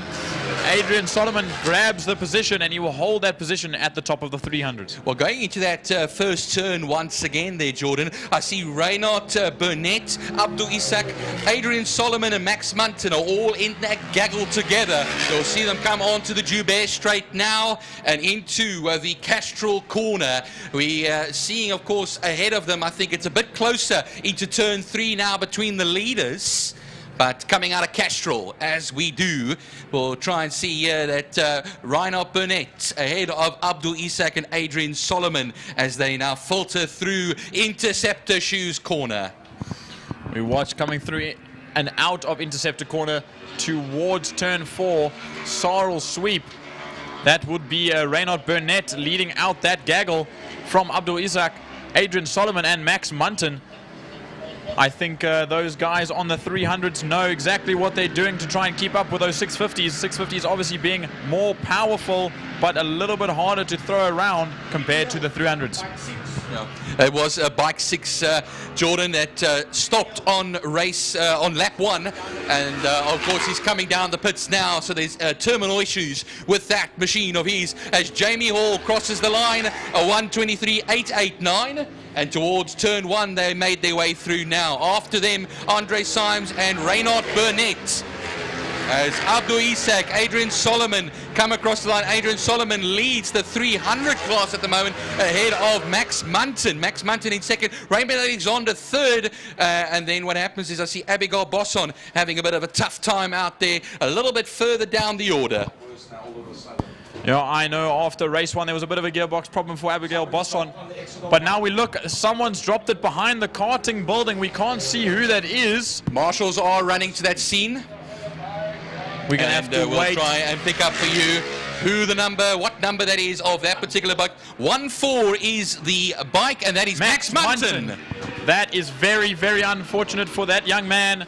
I don't think he's going to be wanting that, and I think his parents and his family are going to be rather upset. I'm not quite sure how that happened. I think he maybe leaned over a little bit too much and got a little happy, and it threw him off. It's quite a bit of a wind. I can see a crosswind in that section, Jordan. That also affects the riders going through, especially a corner like turn 1. And the yellow flags will be waving in that section. Down the main straight now, we have the likes of Jamie Hall, Braden Hutchings, a 1:23.807, 0.3 of a second between them, but no passing under that yellow flag through turn 1. We watch now coming where into following third now, coming through turn 1. That is Andre Symes. Then we follow Abdul Isak, Reynard Burnett, Adrian Solomon, Raymond Alexander, Stavro Michel, Almi Mostert crossing the line now, as well as Mitch Robertson coming back up the field. Abigail Bosson now in 11th place. But we follow along, and that was in fact Max Munton that dropped that bike. I think that bike is sitting there. I don't think he managed to get back up on that bike, unfortunately. Well, 15 bikes still out and circulating there. Jordan Paul, Peter Hill, not in this race anymore, but we go through Interceptor now. And you'll see who will be filtering through that section there. That, of course, will be the Burnett and Adrian Solomon, Raymond Alexander section. Of course, the 300s that are joining the 650s in that section. Raynald Burnett, a little bit of an odd one out there as far as the 350 is concerned. Stavry Michel also making his way up the section. And the leader's going down into onto the main straight now. Into turn 1, it is now going to be Jamie Hall, who puts in a fastest lap of a 1:23.275 that finds himself 7/10 ahead of the poleman, Braden Hutchings. Now with 5 laps to go, we watch them exit turn 1 and make their way to Castrol Corner. But we move back now to see 3rd place, Andre Symes on his lonesome. Now 15 seconds adrift. Coming across the line now, Raynald Burnett taking that position from Abdul Isaac. Adrian Solomon and Raymond Alexander cross the line now, as well as Stavry Michel on that other 650 that's a little bit further back. Al Mostert also crossing the line from Mitch Robinson, Abigail Bosson. We wait for Mario Ferreira, Mark Ruiz and Sean Klein to round that up. Yeah, Mario Ferreira came across the line now. We go now to turn 2, Castrol Corner, and the gaggle of riders that make their way through that particular section of the 300s. Leaders are going into turn 5 at the moment now, and 5 laps left to go. It will be 4 laps as they cross that line, and back markers also playing a factor here, and I think that will be Klein they'll be making their way past. I speak under correction here. I think it is Klein, and then Mark Ruiz will be the next one. They'll be trying to make their way past as the blue flags frantically wave, and they cross the line now with 4 laps left to go of the 9 that we initially had. Now a 1.8 second gap between the leader and Braden Hutchins in 2nd place. As we see that back marker pass behind them, Andre Symes, we are waiting for him to cross the line. He is adrift by, I would assume, close to 15 seconds. Somebody slow down the back. We watch someone slow with a hand up down the back main. I'm not quite sure who that is, but we'll see if we can catch it on the camera. Is it Braden? That could be Braden Hutchings. Abdul Isaac has dropped down a position from Adrian Solomon, but we're still waiting for confirmation on who is going slow around turn 5. But we move forward to look into turn 1. We see the likes of Stavry Michel, El Mostert, and I believe that's the battle for... Yeah, that rider's coming into the pits now. That bike's coming in, and we'll pick up a number for you shortly. Number 2 is Abdul Isaac into the pits, which is very unfortunate because he was at one stage running at the sharp end of the 300s. Yep, he was right up there and he knew exactly what he was doing, but unfortunately that 650 has given up the ghost, and he's made his way out. The leader crossing the line now, Jamie Hall, with quite a considerable gap to Braden Hutchings, as well as an even bigger gap to Andre Symes.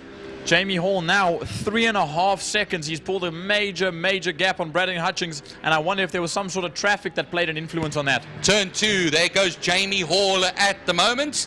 He'll then run into Castrol, and there's a nifty gap of 3.5 seconds between himself and Braden Hutchings. And I do apologize earlier on Abdul Isaac on the Suzuki 650, as Jordan had magnificently put, of course, over there as well. So we have now 3.5 laps left to go in this race. We go through Interceptor Corner, that familiar black machine of Jamie Hall, who took the victory in race 1 after having taken over the lead from the man who sat on pole. Braden Hutchings will go and open up now onto the back main as he does, and run it down to Pertamina Fastron turn 5. Now watching on his own, Jamie Hall will come into turn 5, close to 4 seconds away, or sorry, 4 seconds ahead of that 2nd place number 74 HSC bike of Braden Hutchings.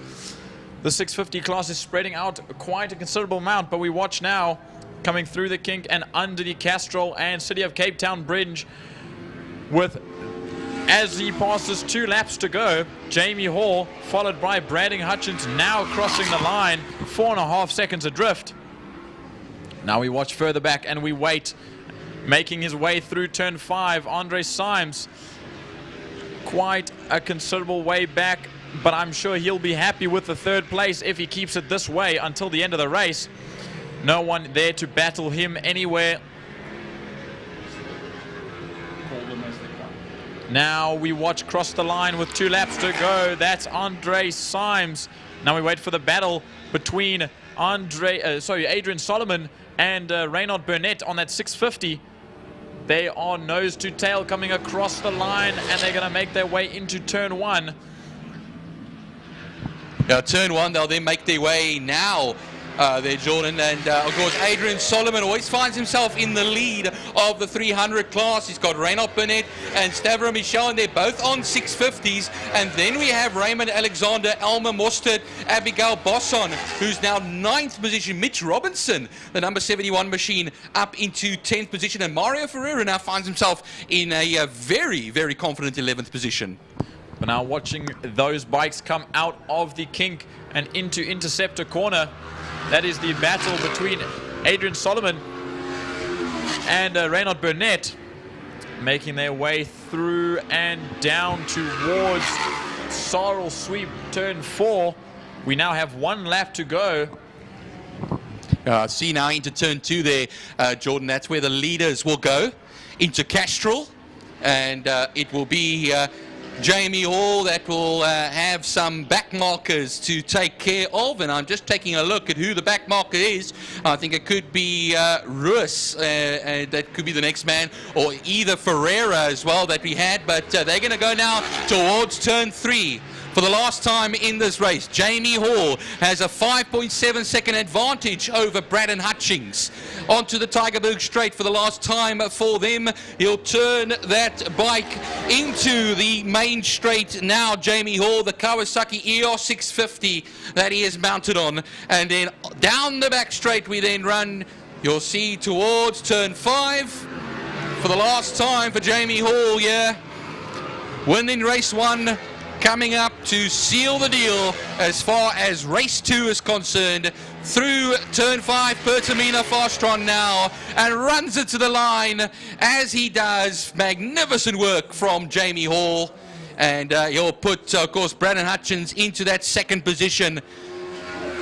5.7 seconds back. You'll see the checkered flag waving there. Andre Symes will be all on his own though. 29 seconds back.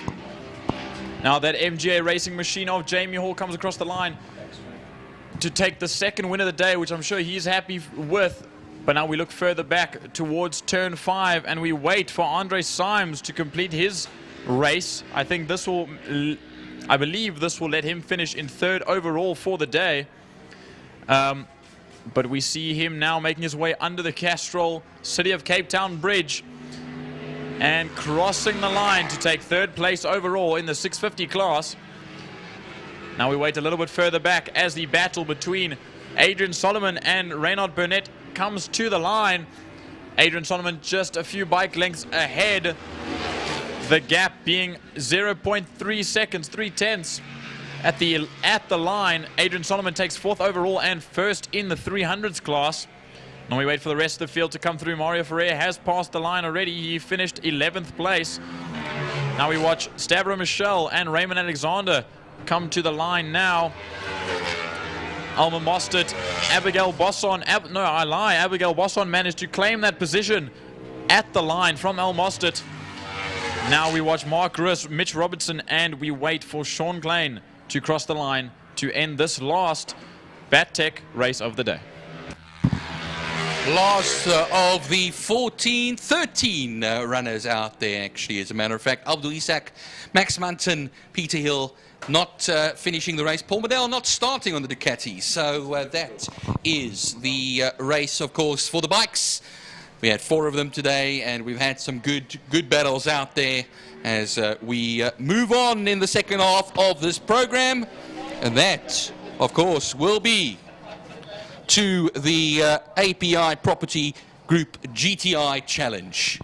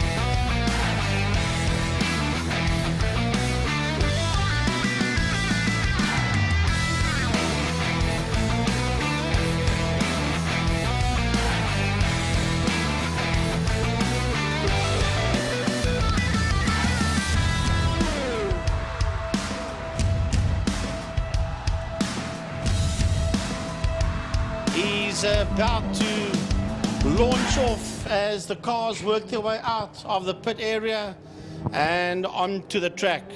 API Property Group GTI Challenge. We did go through their sponsors earlier on this morning, and there's quite a lot of sponsors that is on board for the GTI Challenge. Frankie, you got 17 sponsors and you got one slow lap. Let's see if you can get through all the GTI Challenge sponsors, main and subsidiary sponsors for 2024. API is the main one.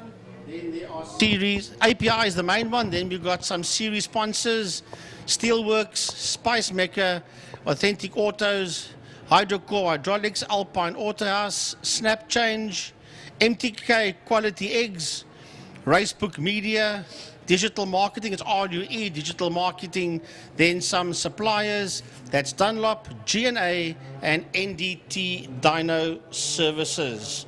That are the people, or those are the sponsors that is on board for GTI Challenge for 2024. But of course, API Property Group, the main season sponsor. And what an amazing season it's been so far, and what an amazing race day today. Probably the second highest numbers in terms of turnout on the grid. Class A, Class B and Class C, and pretty much as was predicted by the voice of West Province Motorsport, Frankie Innes, earlier on in the day. He put his money where his mouth was and he said, I think Class B could be the real humdinger today, and that has proven 100% correct. Yes, Class A was brilliant, but that Class B battle was massive, and it was very, very entertaining. Right, cars are beginning to work their way around. The start line officials are waiting for the drivers to get into grid positions. I had a chat to Charles Visser Sr. during the lunch break, and he says that they had gearbox problems with Kyle's car in Clubman's, and they sorted that one out, and it wasn't quite the way it was supposed to be, but at least he scored some points. But that's not for challenge. That is some information that I received from him when Kyle Visser was racing Clubman's early on. We'll see him, of course, a bit later on in the day again. So the way that I said, looks like Jubei and Bezuidenhout on the front row of the grid, Victor and Geldenhuis in the second row, Swart and Boosie on the third row of the grid, and then following through behind that will be Cup and Marais, which means that it's then going to be Jacobs and Roux on the front of Class B. That's going to be something else. Wiltshire and John Henry Vaughan find themselves, the younger guys in that group, they find themselves in the second row of Class B with Van Eerden and Calfey is on the third row of the grid there. Now, that's going to be pretty interesting stuff, how that one's going to play itself out with that Class B battle. On the invert, Leyden and Schroeder will be our front runners in the Class C. And I must say, Class C actually was pretty good as well. It really wasn't bad. But now remember, Class C, on that invert, we're going to take the two front runners and put them further back. Mark Fontini will start behind Daniel Mooner, Tristan Jubei, and Ross Schroeder, and Zach Leyden. Mark Fontini alongside his big competitor, Dylan Van Eerden in Class C. Yeah, that's going to be a good one. Now, the two API Property Group cars are first and second in Class C. They are standing on pole and second pole in Class C, the main sponsors. Right, it's time to go racing as the lights go off. And away the Class A cars go. Oh, they are weaving around each other. The Class B cars launch off the line as well. And as they work their way into turn number one, the Class C cars are released off the line, Gaza, as the Class A cars are working their way towards Castrol Corner. Nathan Victor gets a whole shot from Bezuidenhout, and down towards turn number two they go. On that inside line is Oompie Swart, but they're all piled in there behind him. Geldenhuis just does a little nibble on the back bumper as they work their way out of two. Here comes the Class B cars into two. Yeah, that is Faisal Jacobs. We got a car off on the exit of turn number one, Frankie, one of the Class C cars. Yeah, there's a car off in Castrol Corner as well, and that looks like, trying to pick up from here, it could be Brett van der Schuyf, it could be John Henry Vaughan, one of the two of them, but that car is back on track again at the exit of Castrol Corner. And then there are two cars in turn one. we'll let you know now, Byron. Jordan will get the names of those drivers. However, let's go back to turn 5. Pertamina Fostron, because it's all happening out there as the Class A and B cars are storming down towards turn 5, Fostron corner, and it's up front. Coming down towards us, it looks like it is Clinton Besaidenout. Yes, I see on the screen it is Clinton that's sitting out there. It's Swart behind him. They're chopping and changing positions. Then it is Dylan Jabé and bobbing around behind Jabé. He's going to muscle up on the inside. No, he doesn't. That's Marco Busi. Woo! Marco Busi right in there. Then we've got Skull Geldenhuis, and what a rumble between Geldenhuis. Then it is Nathan Victor and Jean-Andre Marais that missed the opening race as they worked their way through Castrol. Oompie trying to have a look around on the outside of Besaidenout, Jabé, Busi and Geldenhuis all right in there behind them as they exit turn number 2. We're going to have to go back to that Class B battle because that is looking awesome behind them. Well, just before we go there, Gaza, it was Ross Schroeder and Dylan van Eden. They were the 2 Class C cars off in turn 1. Right, back to that fight for first, second, third in Class B, working their way through Interceptor corner. That's still Faisal Jacobs that has got that run as they work their way into turn number 4. Down the back main they go, but we have to go to this fight. We have to go to this fight. Look at this. They're like in linear going down into turn number 5. Man, can you believe it? Into corner. They're touching, they're rubbing, and they are all over the back of a Besaidenout. As they come down towards us, it is Swart that sits there in that second place. Can you even split these guys? Then it is Geldenhuis, Victor, Dylan Jabé coming through. Here comes this Class B bunch, and it is being led there. Is that now Zaki that's got the lead, or is it still the 4-0? No, it's still Jacobs, and right on his case is Carl Wilshire. What a massive battle in Class B. Jacobs from Wiltshire, John Henry Vaughan, remember they started 3rd and 4th in class, and then behind that is Mario Roux. Let's go back to that Class C battle as they come down towards turn number 1. Now that Class C fight is really on. That is led there by Mark Fontini from Daniel Muna, from Tristan Joubert and Zach Leyden. That's a group, and they're all nose to tail as they work their way out of turn number 1. But we now look at this fight for Class B. Oh, they're sideways sliding it out. They're sliding it out, going through turn 4 into saddle sweep. It's not Class B, it's Class A. Here comes Busi. Busi up on the inside of Besaidenout, and right on the case of Busi is Nathan Victor as they race down. This, if they're going to keep on like this for another 5 and a bit laps, I don't know. Dylan Jabé is in that fight as well. Can you stomach this lot that's working its way towards us? And it is Swart that says, follow me, boys, as they make their way under the Castrol Bridge. He's got Busi, Victor, Geldenhuis right in there with him as well, followed there by Jabé, Besaidenout, and by Jean-Andre Marais. And Besaidenout has gone from 1st all the way to 2nd last in Class A. Morgan Busi's got the pressure on that back bumper, but here comes Class B. Jacobs from Wiltshire. And so John Henry Vaughan has now got fast up into that 2nd position on that inside line, and he gets it completely sideways. He holds it, he loses 2 positions. You can't go 3 abreast out of turn 1. Class B boys do.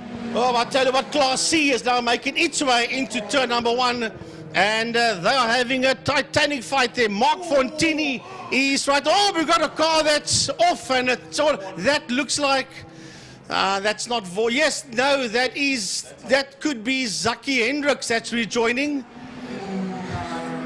There's 2 cars off. John Henry Vaughan is one of them. The car that we saw go off there earlier on, we thought was Vaughan. Oh, sorry, Frankie, we've got to go down actually. to turn 5. This is the one that we got to go to. Look at this one. As they go down into turn 5, they're all on top of one another. Geldenhuis is doing a lovely job. Oompie's been moved to the outside. Nathan Victor on that inside line. It doesn't get any closer. Closey. Busi is the boykie that's in front. Closey is your word for the day. As they go down into turn number 1, just confirmation I was right. It is Zaki Hendricks that went off there in Castrol, but they're locking up going into turn number 1. They are locking up. They are side by side. They are crowding each other. These Class A guys. This is the race of the day so far. Can you believe it? As they run down into turn number 2. We'll go back now to that fight. We're going to go now to turn number 1 as the cars are working out there. That is still Faisal Jacobs that has got that lead there, but he's got Walsher and Van Eerden all over him as the Class C cars race down into turn number 1, and it is still in the hands there of Fontini from Muna and from Tristan Hubert. That's the first 3 of the 4. Then it will be Zach Leyden that's working his way out of 1. Tristan Hubert in that Class C battle's actually doing very, very well. Let's go back to Class A and let's see how that one's going to play itself out. A lot of dust in the background. There could be somebody that went off in 4 because there's a lot of dust in 4. Down into 5 they go. Pertamina Fastron. Can this possibly last, Frankie? It's just too many cars in too small an area, and every single one of that front 6 believe they can win it. Well, anyone can win it, you're quite right, but right now Marco Busi says catch me, and coming through the, look at Clinton Besaidenout. He wants to go right through the center. Besaidenout is right in the center. Will he move up? He's going to go up to 3rd. He's going to go up to 3rd place. He might hold, will he hold it? He's got the line now for Castrol Corner as we see them run up the Joubert straight towards Castrol, and he is not going to hold on to that 3rd place. They lock up. Somebody's going to go off. Woo, my word, all over the place and onto the grass, bouncing around. And that is, that's a 71 car of Summit Racing's Nathan Victor. Yep, down towards Interceptor Corner. The leaders working their way through. Busi from Swart. Well, is Busi going to be the new man to catch? Well, you can't get away from Swart whatsoever. Nathan Victor having a lovely run. But Besaidenout closes that line off very, very aggressively, making sure that he holds on to it. That one's going to get rough. I'm amazed that they haven't killed one another by now already, because this has been 11 tenths, and it is going to be Umpi Swart and Pini Motors having a look on the outside line. Busi closes off the inside, 3 abreast, Besaidenout in the middle, down into 5. Well, it's and running a bit wide there was Umpi Swart, but he managed to hold that position. He lost a touch of ground there to Busi, but now he's right back on the case of Marco Busi. Clinton Besaidenout has got a fight on his hands as they come down towards us now. It is Skull Caldenais and Dylan Joubert. What a rumble that is, followed there by Murray. But the Class B cars are working their way now into turn number 5. And that is Caldenais, you see on your monitor, that just gets worked out the way there as the B cars come towards us. The B cars come towards us, and it's still Faisal Jacobs from Van Eerden. Then it's Kulfi. Then it is Carl Walsher. Then we've got the 17, that is Mario Rubin there. And right on Mario's case is Donnie Sandenberg. What an amazing Class B battle. What an amazing Class A battle. It just doesn't get any better. But while we're back onto turn number 1, here comes the Class C guys. Can Fontini hold out on Muna? Muna is having his best race in a long, long time in that second. Yes, they go to the back straight. These guys are going to wipe each other out.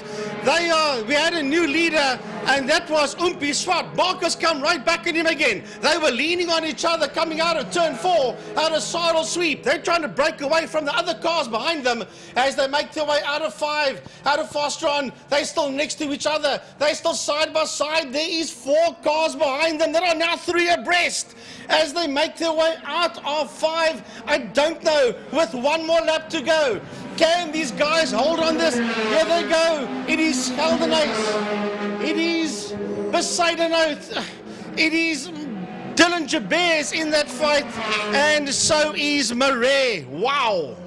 Well, I tell you what, Busi has done it all right. He's now got himself ahead of Swart. I almost think Umpi Swart's going a bit slower. There might be a problem. Yeah, he's slowing right down. He's dropped down now to P3 as they work their way out of Castrol Corner. He might have a slight issue. We go back and we've got a new leader in Class B as well. We have got a new Class B leader, and that is Ryan Van Eerden. Van Eden has taken the lead away from Faisal Jacobs, but is Faisal going slow? Yes, Faisal's now going slow on the final lap. You wouldn't believe this in a month of Sundays, and he's now going to be overtaken there by Kyle Wilshire. Probably the best GTI Challenge race so far for 2024. Last time, down the back main goes the leaders. It's Boosie that's leading out. Swart has definitely gone a bit slower, but Zaidnote's dropped down to that 5th position. Down into turn 5 they go. Can Swart hold on to that one? They're still knocking one another, rubbing one another, and as they work their way up towards the line, Frankie Innes take them across the line. Right, yeah, they come towards a checkered flag. That's going to be Swart, Geldenhuis. Behind Geldenhuis, we have got the 39 car crossing the line. That is the 39 car of Swart, then Hubert, Besaidenout, Victor and Marais. But now working their way through turn number 5, we have got the fight for Class B, but it is going to go to Van Eden. Surely Ryan Van Eden's going to win this one. We'll have a look and see. Yes, he does. Mohammed Kalfi comes home second. Then we've got the Carl Walsher that crosses the line, followed there by Mario Roux. Sure, hectic stuff. All right, here comes the Class C battle, Frankie. Class C coming towards us now. Well, this one... John Henry Vaughan? No, he's not Class C, he's Class B. Class C has been won by Mark Fontini from Daniel Muna, Tristan Hubert, Zach Leyden crosses the line, Adriano Ferrari, and then we'll have the 55 of Dylan Van Eden. But we'll have, I see there's a car in the wall there on the entrance to turn number 3, Interceptor, but just on the outside. Let you know now exactly who that car is. Well, Frankie, I'm going to predict that that is the best race for 2024 GTI Challenge so far. Yeah, that was something out of the record books, that's for sure. You didn't know where to look. You're looking at one group, then another group is having a problem. We're having a bit of a replay. This is the issue of in Class C going into turn number 1, when the 2 Class C cars went off there on the outside of turn 1. There you can, that's another replay from another angle. Yeah, Zach Leyden is one of them. And yeah. So, geez, all sorts of action and all sorts of drama that has happened out here. Brilliant, brilliant, brilliant racing. API Property Group GTI Challenge. That is the pass.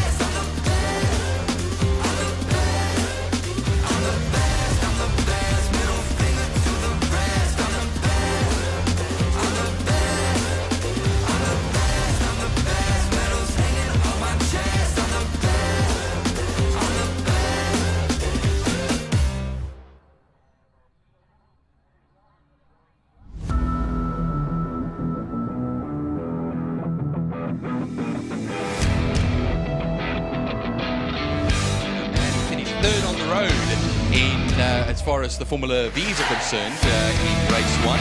I didn't hear back if he got the penalty for the jump start. So of course he was, like I say, third on the road. Byron Mitchell was out of the race. And then Kelly Fletcher was right at the sharp end of the Formula V field there. Ricky Anderson was doing some handy work during this first race of the day, and Joshua Smith, never to be counted out, Donovan Ramsey and Cyril Somerville, all of them having a good play there. And I do see the Lanfear Reynard is out on the circuit, so it will be two Reynards in Class S.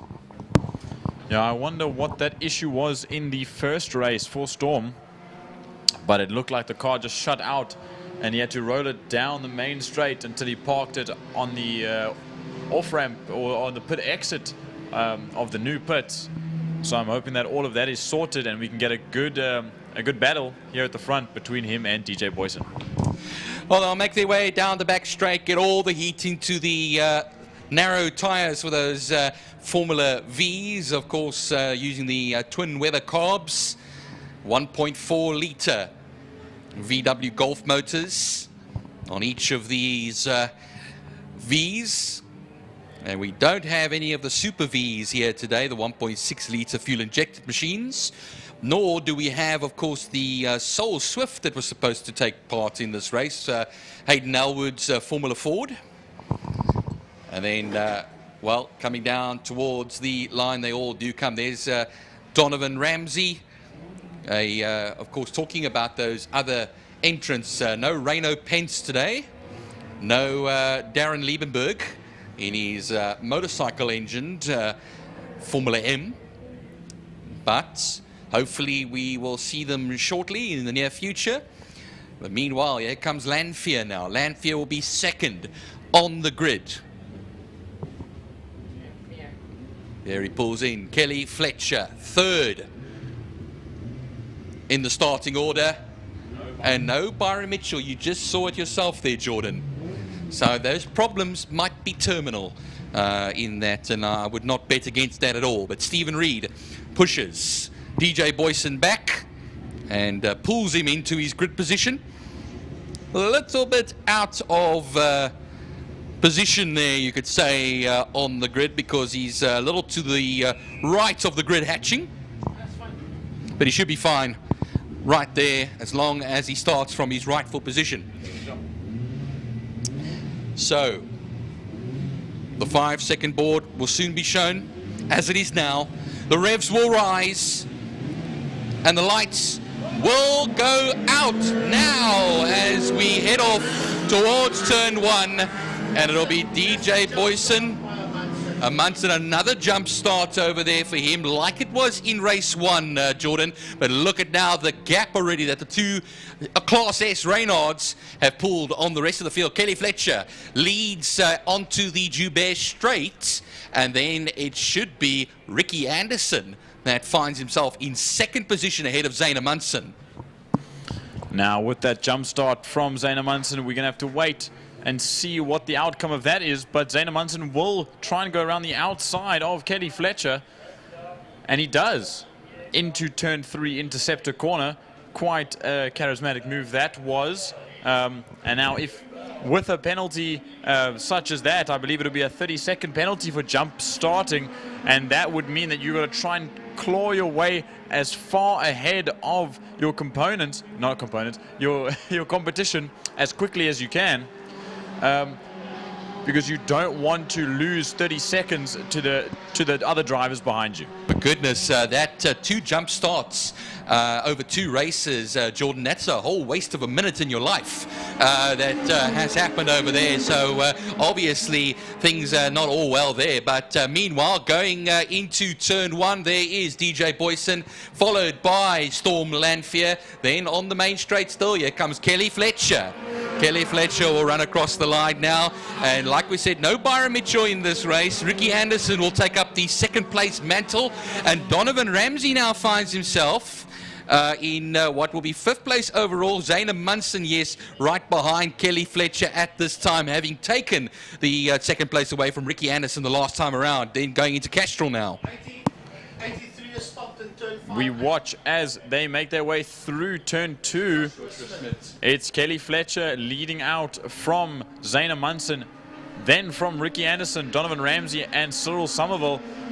After that first race, I'm sure Kelly Fletcher knows what she has to do and will try and push ahead to make that gap to Zayna Munson. At the moment, it's about 2 seconds between Zayna Munson and Kelly Fletcher, but with that 30-second penalty potentially coming Zayna Munson's way, he needs to try and see what he can do to either get past Kelly Fletcher or make a gap to Ricky Anderson and hold that. But we watch now the leaders come across the line, a 14.056 for DJ Boyson, and 0.4 of a second further back, a 1:14.454 for Storm Lanphier. Just going into the turn 5 section now, onto the main straight though, as the yellow flags are waving in that section. Joshua Smith in car number 81 has pulled off of the circuit and is out of the race. Here is now coming across the line towards turn 1, Ricky Anderson. Donovan Ramsey close at hand over there behind him, and Donovan Ramsey on the inside. On the outside will be Ricky Anderson, who will lose. Will he lose that place onto turn 2? Let's see them as they charge up now to turn 2, Castro corner. He's got the inside line as Ricky Anderson, and he will hold that place ahead of Donovan Ramsey. But look who's behind them, Cyril Somerville, closing up every little bit. But we see now that Donovan Ramsey does take that position. He does a bit of a swift undercut on Ricky Anderson, and he'll take that position. But if these two keep fighting like they are, Cyril Somerville might have the opportunity to benefit off of that. And I can already see that Cyril Somerville is gaining up on the back of Ricky Anderson as they make their way through Sorrel Sweep. Now they're going to have to take these Formula Vs down the back straight, all in a train, trying to get as much slipstream as you can from these narrow-bodied, narrow-wheeled vehicles. And they're using that slipstream. Ricky Anderson uses it to try and get past Donovan Ramsey, and I believe he does. He's going to hold the inside line through turn 5, and he does. He holds it from Donovan Ramsey and Cyril Somerville, but they'll make their way under the Castrol Bridge, and this line, or this run down to turn 1 will determine who wins out. We'll watch that battle into turn 1. Yeah, it's still going to be Ricky Anderson that holds that position now, ahead there of Donovan Ramsey, and then Cyril Somerville. Meanwhile, out of turn 2 now and towards turn 3 through the kink, you'll see that Kelly Fletcher still leads, but there's only a second between herself and, of course, Zaina Munson behind her. Storm Lanfear puts in a 13.408, which is 2/10 of a second faster than DJ Boyson. Now we move back to turn 3 to watch this battle for 5th place with Ricky Anderson, Donovan Ramsey, and Cyril Somerville. And as we see it, it's Donovan Ramsey and Cyril Somerville fighting out for that 5th position. I think Ricky Anderson's lost out a little bit when he went through turn 2. I think he went a little bit wide and he got undercut by both drivers. Now they're coming through and he is quite a ways off, but it's going to be side by side for Cyril Somerville and Donovan Ramsey making their way into turn 5. But who is going to hold out? Who is going to stick their foot down out or on the exit of turn 5 to try and get as much straight line speed down the main straight? Yeah, leaders into 5 as well now, Jordan, and it's nose to tail because 7/10 of a second the last time around was between Boyson and Lanfear. Look how close they are now. Onto the main straight, they then run underneath the City of Cape Town and Castrol Bridge, and they'll run it down towards turn 1. Hose hook now, nose to tail on the gearbox. Lanfear is, and Storm Lanfear a 1:13.399 was 5/10, half a second faster than DJ Boyson at the moment. Somebody has gone farming there a little bit. I saw some dust fly up as well, but now the back markers ahead of them have our own private battle going on here, Jordan. Now, you know what that means. As they close up very quickly, those two Reynards, they're going to come through and try and feed themselves a gap, and that gap is not going to benefit Storm Lanfear, as that is Ricky Anderson that gets in between the two Reynards. Now, watching DJ Boyson is going to come up on the back of Cyril Somerville, and it's going to slow him down now, which might give Storm Lanfear a little bit of an opportunity to get down the back straight in the slipstream of DJ Boyson. But now it's looking like more half a second than anything else as they make their way through turn 5. Go down to turn 1 though, and as a new leader briefly in the Formula V class into turn 1, side by side for Zaina Munson and Kelly Fletcher. As they come towards turn 2 now. Watch them run towards turn 2. Kelly Fletcher will hold Zaina Munson at the moment, but Zayn is close at hand here and will come into that turn 2 section out of Castrol corner. They will then run, but right behind them, if you look at that section, here come the leaders through now, going into 2. There's the 2 leaders once again. It was 9/10 of a second when they crossed the line. They've closed up a little bit more. The traffic did not smile very nicely there on Storm Lanfear when they went through turn 4 the previous lap, Jordan. Now we're going to watch these Formula Vs with a lap and a half to go coming through Sorrel Sweep. But if we wait a little bit further, here come the Formula S's, oh sorry, no, the Formula Libra S-Class making their way down the back straight. They're going to use as much power as they can, and within a few seconds they're going to be right up at the back on those Formula Vs. But now we watch the Formula Vs of Kelly Fletcher and Zaina Munson. Zaina Munson did take that lead position, and he needs to try and pull away, because if that penalty is coming, he needs to try and get as far ahead as possible. But now coming down the main straight, it's nose to tail, and Kelly Fletcher's going to try and go side by side into turn 1, but here comes DJ Boyson almost splitting the two of them. And this is going to be a terrible, terrible time for Storm Lanfear. It's going to be boxed in by the 2 Formula Vs, Byron, and that's not going to help him out one bit. Oh, he just made it through now. On the last lap, they're going to turn 2, and out of turn 2 there, Zaynemansen leads his pair, and it is Boyson that still leads his particular pairing over there, but now he's only got the most part of a lap to go here, Storm Lanfear, to make any sort of a move. They were half a second when they crossed the line, but that has been affected tremendously by what we saw going through the turn 1 into turn 2 section. Yeah, they go down the back straight now, and it's now or never for Storm Lanfear. Down the straight he will go. I'm going to be a bit pessimistic over here. I don't think he is close enough to launch any sort of a move on DJ Boyson. Yeah, they come out of turn 5 now and onto the rumble strips. Yeah, no, I think it's a bit of a bad corner there for Lanfear. He's not going to make it work, and it's going to be Boyson that will take the victory ahead of Lanfear by just 0.3 of a second. Now we watch now the leaders of the Formula V's coming to the line. Kelly Fletcher managed to get past that orange 30 car of Zaynemansen right at the line, but I think that move was done in turn 5. I think Kelly Fletcher came with that slipstream and dived on the inside and has taken the win on this second race. Now we wait for this group to come to the line. Somerville, with a major gap, will take the 3rd place in Formula V. Crossing the line now from Donovan Ramsey and Ricky Anderson, finishing out the field. Oh, some lovely, exciting stuff in this 8-lapper that was the Formula Libra's Race 2. And we now will move on to the Lauda Classic cars.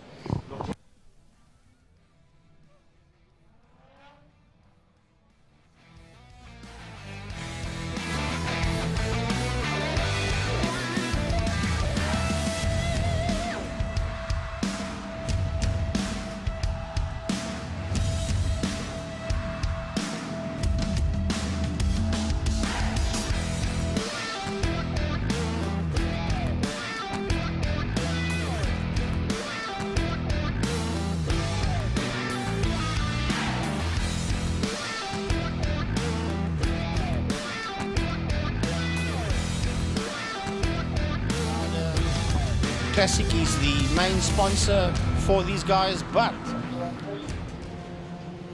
Master Drive, SA, also part of them. Harkers Automotive,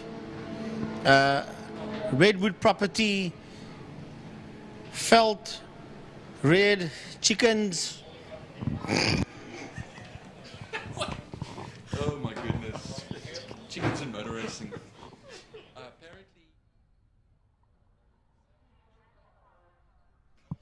Wilson Engineering, Land Rover, Jaguar, Southern Brothers, Cape Eye Laser. A big thanks to everybody out here, as well as to Skunk Tube Works, Turbo Change, Intellibus, the Intelligent Solution, Bidvest, McCarthy, Volkswagen, Paro, Cross Cape Fork Services, Donadeo Plant Hire and Site Cleaning, as well as Crankshaft Cafe. Those, oh no, there's more. There's more sponsors. Oh, lovely. It's great to see this. Technoful, EMI Group, and then FFR, that's Flat 4 Racing, and then Forklift Parts Western Cape. Those are all the sponsors for the classic cars, but the main sponsor is Lauda Classic Cars in Cape Town CBD.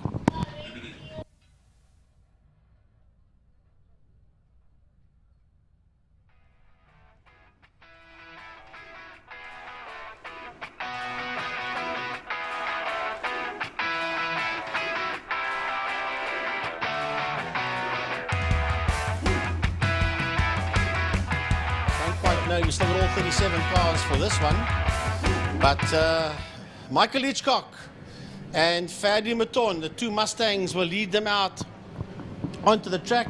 There's a few cars coming out here as well. Trevor Momberg and Sandro Bakari, Bruce Evan Taplin, they're all beginning to work their way out onto the track. Dancing Dave Aladev also coming out. Dion Valentine in that super quick mini.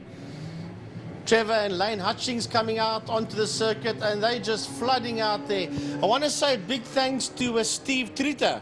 Got a phone call here from Dean early on. Steve Tritter is the man that gave the gearbox to Warren Lotter.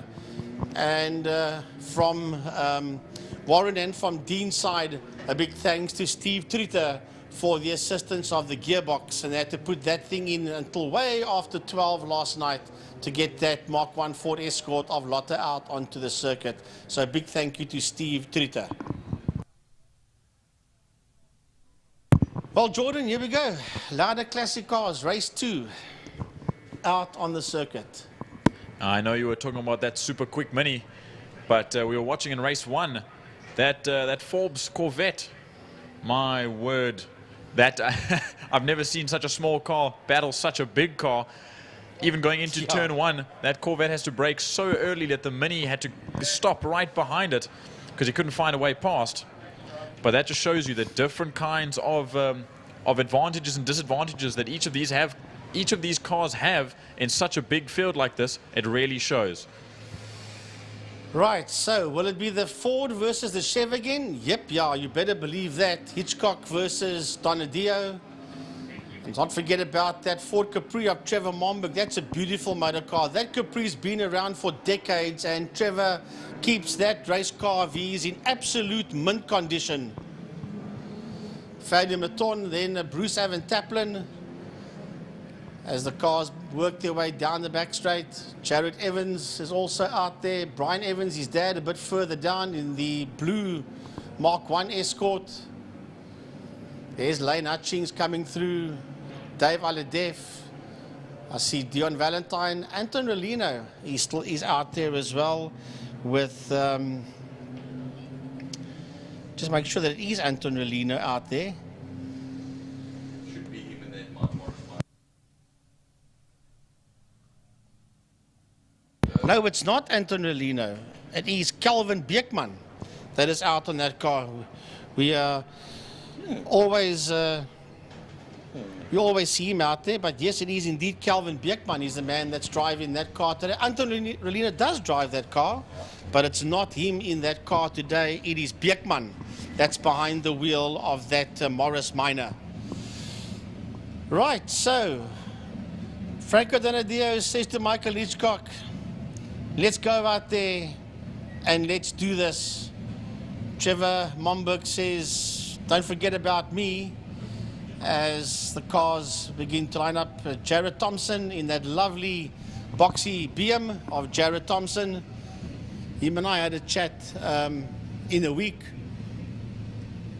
Then we see Jared Evans there, Byron Badine, Robin Forbes in there, and here comes the Wayne Lotter Escort. That'll slot there into P4 on the outside of Momberg. But watch that Mini of Dion Valentine. He sits there on the inside of Trevor Hutchings. I see Wayne Lotter's hood has been taped down a little bit, so I wonder if there was not maybe a little bit of contact that he had, or maybe they've lost hood pins or something. No, the bonnet pins are in. I think it's just the extra safety measure to put duct tape on it just to make sure it doesn't go anywhere. As long as it's not blocking any air from that radiator, because... No, that won't. Highly unlikely. But now the safety car peels away and it'll get to turn 1. And these beasts of motor vehicles, small and big, will make their way down to turn 1 to do their warm-up lap and sighting lap behind the safety car before we get underway with the second heat of the day for these Lauda Classic cars.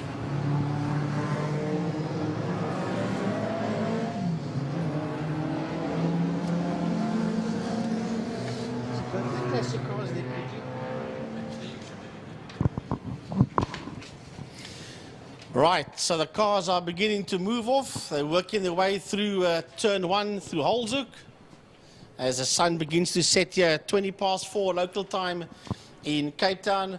I saw on YouTube earlier on this morning, there was somebody watching the production from Melbourne, Australia. I don't know, sir, if you are still watching it, but if you are, It's awesome to come to you live here from Cape Town, and let's hope that you are still watching the production there from the land down under. Well, Frankie, they're going to be quite a few hours ahead, so it might be bedtime for them. But no, it's incredible having people all across the world watching in and tuning in to our live stream to watch us today and watch these incredible drivers and these incredible cars and bikes. I haven't gone onto YouTube again, but I think if I saw right, Jordan, they were watching from Melbourne. So, yeah, it is pretty, I think it's the very early hours of Sunday morning probably there in Australia now. Right, so Jordan, there they come through turn number 4. Through a saddle sweep, the double right-hander, down the back straight behind the safety car. Chevy versus Ford. The Forenza versus the Mustang. Down the back straight. And let's not forget about that quick Ford Capri as well of Trevor Momberg. You know, Frankie, it's always so amazing to see so many cars on track at once. And we know that with these guys, especially after race 1, there were no major incidents. A couple of spins from the likes of Ferry Maton and the 11 BMW. I believe that was Rowe, went off in between 3 and 4. But other than that, even with so many cars... Robert Rowe. Robert Rowe, there, that's the name. Even with so many cars, they keep the incidents to a minimum and they give a great show. Yeah, they put up a great show, these guys, that's for sure. So the safety car peels off. The lights on pit lane, all 5 lights are on. And it's going to go off shortly. Anytime from the red line to the start-finish line, the lights can go off. Listen to that roar of thunder. The Ford and the Chevy down into turn number 1. Up on the inside there, we've got a bit of a lock-up. They're going into the dirt there. They're doing anything. Is Hitchcock to try and get his nose ahead there of Franco Donadio as they head now towards Castrol Corner with Momberg there in that 3rd position. Right on his heels is Wayne Lotter. Behind Lotter's Bruce Evan Taplin, followed there by Jared Thompson. And then there's another group of cars getting it nearly sideways through Castrol Corner. Now I see there's a lock-up of the brakes from a little bit further down the field, but a pretty clean getaway so far as they make their way through Interceptor Corner and down towards Sarl Sweep. But the leaders are going to be pulling ahead by quite a considerable margin, and it's going to be V8 versus V8. It's going to be the power of the battle of the muscle as Franco Donadio and Michael Hitchcock make their way down to turn 5. Well, this time it's the Mustang ahead of the Forenza Can-Am down into Pertamina Fostron. And Sandra Bakari, listen to me, and he's gone off. The Mustang has gone off. He has gone off, and Franco Donadio says, I'll take the lead. The Mustang is in terrible trouble as each and every single other motor car is just diving through on the inside. He's going to go from hero to 0 in less than a lap. What an absolute travesty for Michael Hitchcock there. I think he was quite happy leading the race into turn 5, but he's dropped it and he's spun around and he's going to have to try and make up as much place as he can. He's back on track and he will be climbing through the ranks. Yeah, he'll rejoin in about 2nd last position. There's still 1 car behind him, but we go back to turn number 2. We see the cars go through turn 2, Castrol Corner. Brian Evans going through on the inside of Bedeen. There is Robin Forbes busy going through as well. And Dave Aladef. But we look at the front runners heading into turn number 4. That is Franco Donadio. That's just going through there as the cars just work their way through. It's hard to see them in the sunlight on the monitor. But down the back straight goes your leader. All on his own now. He's got nobody to play with. And that is Franco Donadio with Trevor Momberg in that 2nd position, followed there by Wayne Lotter. Then it's Jared Thompson. They're all line of stern heading into turn 5. And Bruce Evan Taplin is right in there as well, followed by the Mustang of Fadi Maton and the Capri of Jared Evans. Now we watch as they cross the line Franco Donadio crosses in that Forenza at a blistering place, followed by Trevor Momberg. Now in such a good position, but there's a pass for third place, and Wayne Lotter gets taken by Jared Thompson coming into turn 1, but it's tight and he's going to get squeezed a little bit, but Jared Thompson holds that position and he will stay ahead of Wayne Lotter. But I'm sure Wayne is going to try and make some move to clench that third position back and stay on the podium. He does dive on the brakes very late to try and go around the outside through Castro Corner in that Escort, but he might just lose out to Evan Taplin. There's a group of cars going through. There's Badine, that's going through, and he's busy fighting there with Brian Evans and with Robin Forbes as we go back to the cars going up the hill, so to speak, into turn number 4. As the sun shines brightly off these cars as they make their way through turn 4. We'll watch them going around as the leader makes his way into turn 5, into Foster all on his own. That group of cars going down the back may has been led there by Jared Thompson. Then we've got Lotte, and then behind Lotte we have got Evan Taplin in there and Fadi Maton. That's a group of cars that's working its way now into turn 5. That's the group of cars you see on your screen working its way out of Pertamina Fostron.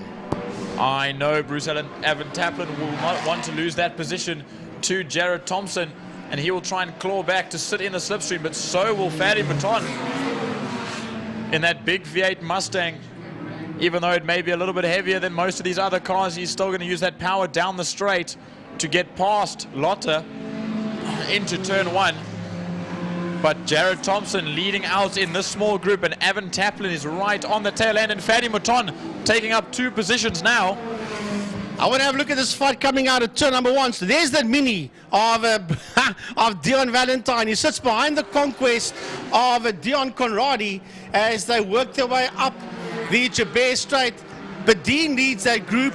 Then we have got behind them is Evans, followed by Forbes. Then it's Dave Aladef as Gary stays with that group. Trevor Hutchings is in the house. Dion Conradi is in there. Dion Valentine is part of that, and so is Lane Hutchings, just to name a few. Wayne Nell in that fight as well, and that mini is plumb center in that fight as they work their way towards turn 4 Sarl sweep. But if we look there in that same battle, we'll see Michael Hitchcock coming through after that spin at turn 5. He's making his way past Theo Klaassen at the moment. But now we look down to turn 1 to see our leader, Donadio, making his way past, and we'll see crossing the line now Trevor Momberg.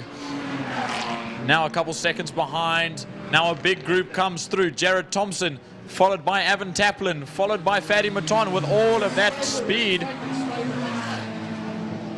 And Evan Taplin's going to want to try and make that overtake as Jared Evans also crosses the line. Now a big gaggle comes under the bridge. Brian Badine, Brian Evans, all these cars, the mini. It's a massive group coming into turn 1 now, Frankie. And there's a huge group. Badine is in there, Evans is in there, Forbes is in there, Aladef. Then it is Trevor Hutchings as Gary watches them going through. Then behind Hutchings at Dion Conradi, Dion Valentine, and using the track and more there is that Brian Evans, I think it is. No, it's not. It's Lane Hutchings. Then we have got Wayne Nell in that group as well, and a recovering Michael Hitchcock has joined the back of that group. I know that power in that Mustang. He knows he can make his way through, but all of these slower cars that aren't back markers because they are on the same lead lap as him, he needs to try and get past if he wants to make any points in this championship. But now we're watching as this whole gaggle comes through, but we're going to jump further down now and back to the main straight. That's Franco Donadio in that Forenza Can-Am crossing the line now, a 1:26.444. Now we watch Trevor Momberg crossing the line as well to hold in second place. Now Bruce Evan Taplin taking that position away from Jared Thompson after a lockup in turn 2. But Fadi Maton's going to use that V8 muscle to try and get past Jared Thompson into turn 1. And he's going to try and sit around the outside. But Jared Thompson holds that boxy BM all the way through to keep the position. Right, here comes Brian Evans towards us, and Robin Forbes up on the inside of Badine. Then it's Dave Aladef. Behind Dave Aladef is Trevor Hutchings, and they're all bombarding the slower cadet going into turn number 1. And then we've got Dion Valentine in that Mini. Can you believe it? He's not going to back off his Valentine, that's for sure. He sits there behind Conradi, and here comes the power of the V8 Mustang of Michael Hitchcock, and that Mini sits on his case as they work their way out of Castrol. Man, this is some good stuff. Lane Hutchings is in there as well, and so is Wynand Nel in the Anglia. Now we'll watch into turn 3, Interceptor corner, as this whole gaggle makes their way through. But now we can see coming under the bridge and across the line again with 2 laps to go. As of now, Franco Donadio with a 1:24.028 on that last lap. Now a couple seconds behind, we wait for Trevor Momberg in that bright blue Capri to make his way through. A difference of 12 seconds. No. Sorry, now we keep following as Bruce Taplin followed by Fadi Maton. Fadi Maton's on pace to try and overtake Bruce Taplin through turn 1, but is not going to have the corner speed to get there. And now we watch coming under the bridge now, Frankie, is Forbes in that massive V8 Corvette, and Michael Hitchcock has found his way back, and he's not that far off the first few lead cars. Yeah, I just put a move there on Dave Aladef. Then it is Trevor Hutchings. Oh, someone's going to turn it around. Oh, there's contact. That is Wynand Nel and Dion Conradi. The Toyota and the Ford is off there. The Ford Anglia is off there in turn 1. They made contact, the 2 of them, and they both took each other out there in turn 1. Now I also see someone's pulled into the pits. I'm not exactly sure, but we carry on watching through to Interceptor corner now as our leader is coming to the line. Crossing the line now, Franco Donadio on his last lap, having to feed himself through traffic. Making his way into turn 1. He knows he's got the speed and he can just take it gentle because one of those friends is a very expensive car. Now Trevor Momberg crosses the line, a whole 15 seconds on his lonesome, which I'm sure he doesn't mind for a second place overall. But Bruce Taplin, followed by Fadi Maton, followed by Jared Thompson, and Wayne Lotter finishing out this gaggle with 1 lap to go. And Jared Evans coming towards us as well in the Capri, and behind them here's another war coming. Well, Hitchcock is now pulled away from that one as we watch them come underneath us, and here comes Robin Forbes. Behind him it's Dave Aladef, followed there by Trevor Hutchings. Then it's side-by-side stuff. Lane Hutchings on the inside of Dion Valentine as they work their way into turn number 1. It's a real fight, and that Mini, as I said before, is not going to give in that easily as the leader goes down the back main into turn 5 for the final time. Now we'll watch as our first and second race winner, Franco Donadio, sits behind that Mustang, that backmarker Mustang, sorry, coming around the final corner. He can just breeze his way past down the main straight to take the second race win of the day in Lauda Classic cars. Ooh, Bruce Taplin's going very slow down the back straight on the final lap, but we wait for the second place man to come. Here he comes, Trevor Momberg, heading towards the bridge in that blue Capri. He comes home in P2, and you've got to feel sorry for Bruce Taplin. He did so well, Jordan, as Fadi Maton leads this group across the line. Now Fadi Maton crossing the line for 3rd place, followed by Jared Thompson in that boxy BMW, followed then by Wayne Lotter after Oh, the motor's going to let go. Sorry, the motor's going to let go. Oh, man. That 4AGE Toyota motor has had enough after that battle with that front group of 3.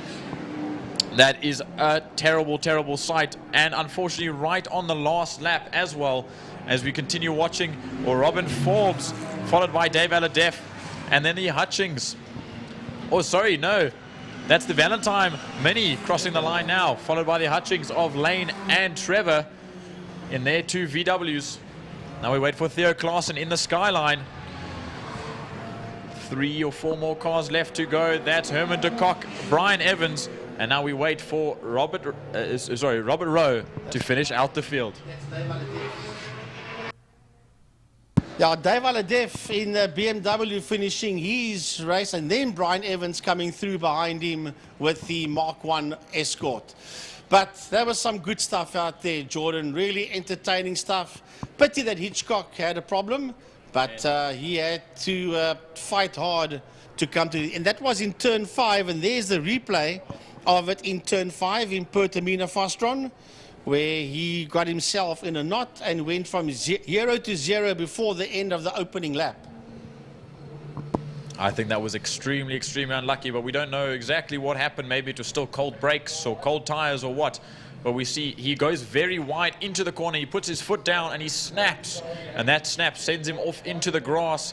And when you're on soft sand and soft dirt, you just spin yourself out. Remember, you went in there very hot, and there's it's banked. Turn 5 is banked. There's a lip on the edge of turn 5. So if you're going in there too hot and you go over that lip, well, it's going to just turn you around, and that's what happened to Michael Hitchcock.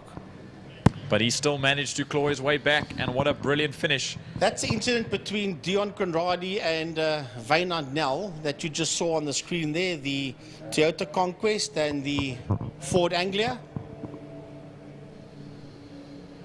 But so other than that, lots of replays. Other than that, Frankie, I think that was a brilliant, brilliant race. Even though I did jinx it a little bit by saying that we wouldn't have too many going-ons during this race, it was still very clean, especially that front battle with Bruce Evan Taplin, who unfortunately had that motor blow, and I see he's parked outside turn 1 at the moment. But what a great sight. Yeah, he was leading that second group of cars, or the first group of cars behind Momberg. And yeah, just all of a sudden that Toyota's motor cried enough. But that was the Classic Car race sponsored by Lauda Classic Cars. And we now move on to the following race, which I think is the V8 Masters, if I'm not mistaken, sponsored by Pirelli. Yes, it is.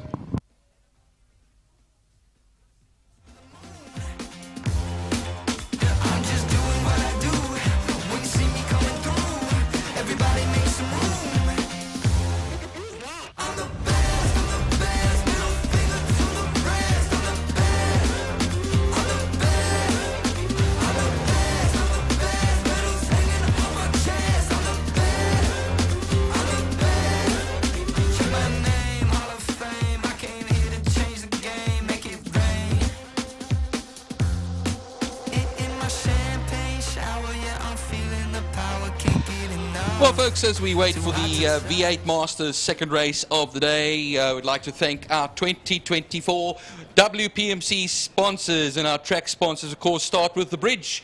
That is City of Cape Town, and of course, turn 1, known as Hole Hook, the only true left-hander on the circuit, and that's by its traditional name, like I say, Hole's Hook. Turn 2, thanks to Castrol, whilst turn 3, Interceptor Shoes, the proud sponsor of that entertaining corner on the track. Saddle Sweep, the double apex right-hander. Turn 4 is, of course, named after the legend himself, whilst Pertamina Fastron. Turn 5, the banked hairpin at the end of the back main, and runs onto the main straight. Of course, the main straight known as Porsche Club Straight. And then the subway, for those of you who've gone through underneath the track, King Tony Tools. So our section sponsors, of course, the Clubman's, sponsored by Thermofires, Clubman's, well, the Thermofires, of course, and then the GTI Challenge, our new sponsor, API Property Group GTI Challenge. Classic Cars, you just saw now, Lauda is the proud sponsor of the Classic Cars section, whilst not racing today. The Supercars are sponsored by Caltron, and likewise for the fine cars as well. Caltron sponsoring 2 classes that run together on a particular race day. We had an endurance, or a 31-lapper earlier on, you can rather say, and it was the Sports and GT Cars, that's sponsored by Le Hubert. And then the race that's coming up next, the V8 Masters, is proudly sponsored by Pirelli. And then I saw on Facebook as well that there is a sponsor being looked for by the Formula Libras, the single-seater class here today. And as well, the motorcycles, the BAT Tech for the Super Twin Cup 650s and Super Sport 300 motorcycles, whilst the Seal Pro Winelands Superbikes entertained us today. So, the penultimate race of the day is the one make V8 Masters, all running the APV Mustang cars, of course, front-engined, rear-wheel drive, and gives us plenty of entertainment here on a race day. We've had some great racing in this first of two events, of course, for the main circuit here in April. The Power Series that we'll have on the 27th of this month as well. But there will be a short break in the proceedings. A few cars got to get back to the pits. I see the Dion Conradi Conquest is making his way back to pit lane.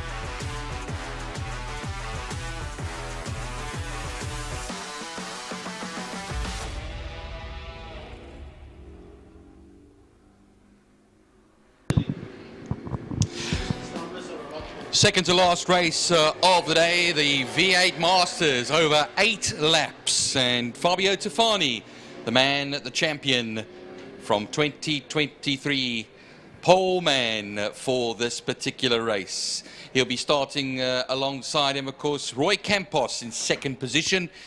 And then we have the likes of Sean Moore and Gary Thompson sharing row 2. And of course, Gary Thompson is the silver class pole man.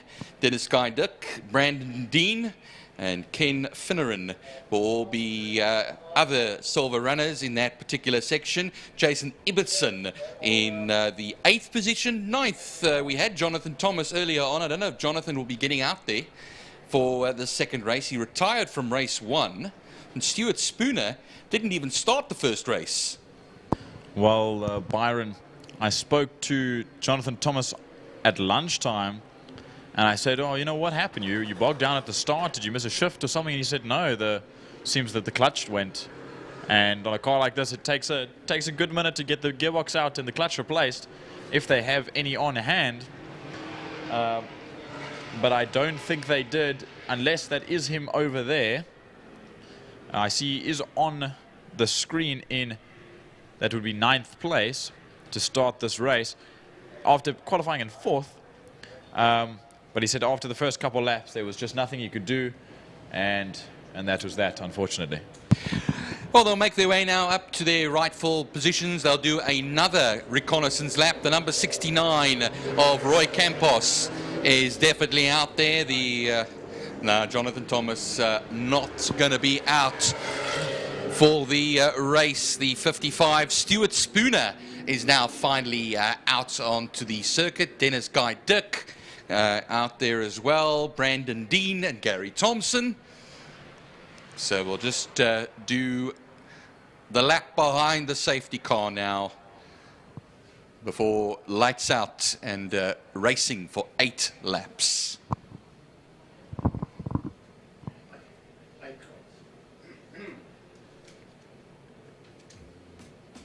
Yeah, Jonathan Thomas, the number 70 car, not in the field. That will make it a 9-car field. As I said, Stuart Spooner will round everything off. Jason Ibbotson also towards the tail end of the field there. He'll be in the second to last place. Fabio Tufani will lead them around.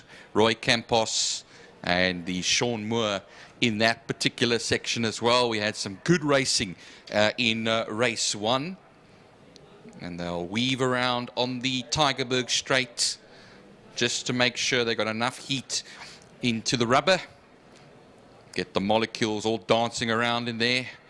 And then as they charge across the line towards turn 1, they can get, of course, through it quite swiftly. You know what? I've just had a look out here, and I thought to myself, I'm looking for a cotton color candied APV Mustang, and there is no Fabio Tufani out. Quite right. I thought when I looked at the front, I saw Roy Campos and not Fabio Tufani, because he started in pole in Heat 1. But unfortunately, it seems he has an issue of his own. But it didn't look like it. He was start to finish, I believe, or unless he did have an issue and I'm not recollecting correctly. Well, I did the wrong thing and assumed, Jordan, as I like to do. I like to assume. I like to assume I'm right, especially at home. So good, put a box in. That's why, yeah. That's why I have to do certain extramural activities, like putting boxes on my head and stuff like that. Anyway, let's get back to what's important, the racing as it is. The lights are on, and we are ready to go racing. It's Roy Campos that will be the pole man now, and alongside him, none other than Sean Moore. They build up pace now, and the lights are going to go out, and away we go as Roy Campos charges them down. On his outside will be that Ziegler car there of Sean Moore, but Sean Moore looks like he could come around the outside quite nicely. He could get the whole, not the whole shot, but he'll get outside and almost gets shoved off the circuit there, Jordan. A little bit naughty on that side, you could say, from Roy Campos. But around the outside, the gaggle comes together. Ibbotson, oh, that's a 3-car pileup. That is, Ibbotson just manages to make his way out of it, but I believe that is that Dennis Guy Duck and Stuart Spooner I'm not sure if that's the 55 car that's just made its way back onto the track, but they are both running. Where's the bikes? But we continue on and we watch the leader, Roy Campos, make his way out of Sorrel Sweep, followed by Sean Moore, coming down the back straight towards turn 5. And I'm getting some news that it was Brendan Dean that was spun around, unfortunately. But they have all made it back out of the grass and back on track. So Ibbotson got damage there as well now as he went down the straight, and Thompson, the number 17 car, getting involved. Gary Thompson, the man who won the silver class section in race 1. Roy Campos, though, crosses the line. Dennis Guy Dick is the man that not in second, looks like it, because I see Sean Moore not registering on, and there he goes now. So sorry there, that is Sean Moore in second. It's Dennis Guy Dick actually at the moment that is in the third place in that blue and yellow machine. Now we're going to have to watch towards the front as we see Roy Campos battling with Sean Moore. This is definitely going to be spiced up with 7 laps to go. And they are nose to tail, and Sean Moore is definitely trying to unease Roy Campos in that 69 car. He's going to sit on his tail and hopefully get him a bit distracted in some way. Maybe try and get right up onto his rear bumper. I know you're not allowed to bump, but maybe if that's a scare tactic, then it's not a bad one. Well, Brandon Dean is officially retired out of this race, the number 7 car. So another casualty, unfortunately, leaves only 6 cars out there at the moment. And leading that 6-car field is the Roy Campos. That 46, I'm just taking a look down the back straight now towards turn 5. Ibbotson's car, the bonnet is buckled on that APV of his, and I think there must have been contact when they came around turn 1 towards turn 2, Jordan. Yeah, it was a bit of a 3-car pile-up, and Ibbotson was that hood is definitely going to come off. And it seems like there's a bit of damage to the radiator as well, because I think as Thompson or Gary Thompson had spun, I think Ibbotson had nowhere else to go and went straight into the side of him or into the rear of him. But we carry on watching now. You can see that damage on that 46 car, but right behind Ibbotson is Gary Thompson, so they're going to fight right at the end here. But I mean, that's all you can do, even if you've got a damaged car. Yeah, with the damaged radiator, at least he's getting the extra cooling through the system there with the bonnet that is split, but it will also affect the airflow over the car, and that's why he's going to be hounded by the man behind him, of course, there at the moment, which is Thompson at this particular moment in time. There come our leaders now out of turn 5, Pertamina, Fastron, and then gunning it down to the start-finish. Of course, the City of Cape Town Bridge and Castrol, also a proud sponsor over there. They cross the line. Sean Moore, a 1:17.784. Now we watch another battle, the battle for 4th place with Ken Finneran and Stuart Spooner. As they cross across the line, Stuart Spooner manages to take that. Oh no, he doesn't take the position. He's behind Ken Finneran. And now we watch as Gary Thompson got past Jason Ibbotson down the back straight. And he will finish up in that 6th position now. Only 7 cars remaining, all on the lead lap, some with damage, some without. But we watch these battles coming through turn 2 now with Ken Finneran and Stuart Spooner. Stuart Spooner obviously not in the first race, but he's showing us now in the second race what he can do. He's trying to fight for that 4th position. Unfortunately, they are too far away from Dennis Guy Duck at the moment. And that 3rd place position is looking a bit undesirable. Well, I just talked about Sean Moore going down the back straight now, right behind Roy Campos, a 1:17.784 the last time around, 1.4 seconds when they cross the line between each other. It's going to be closer this time when they come towards the line and have 4 laps left to go in this race. I see, Jordan, you're also seeing something coming out into turn 5, out of turn 5 now. Now I saw that battle between Stuart Spooner and Ken Finneran. Now they'll make their way under the Castrol and City of Cape Town Bridge across the line.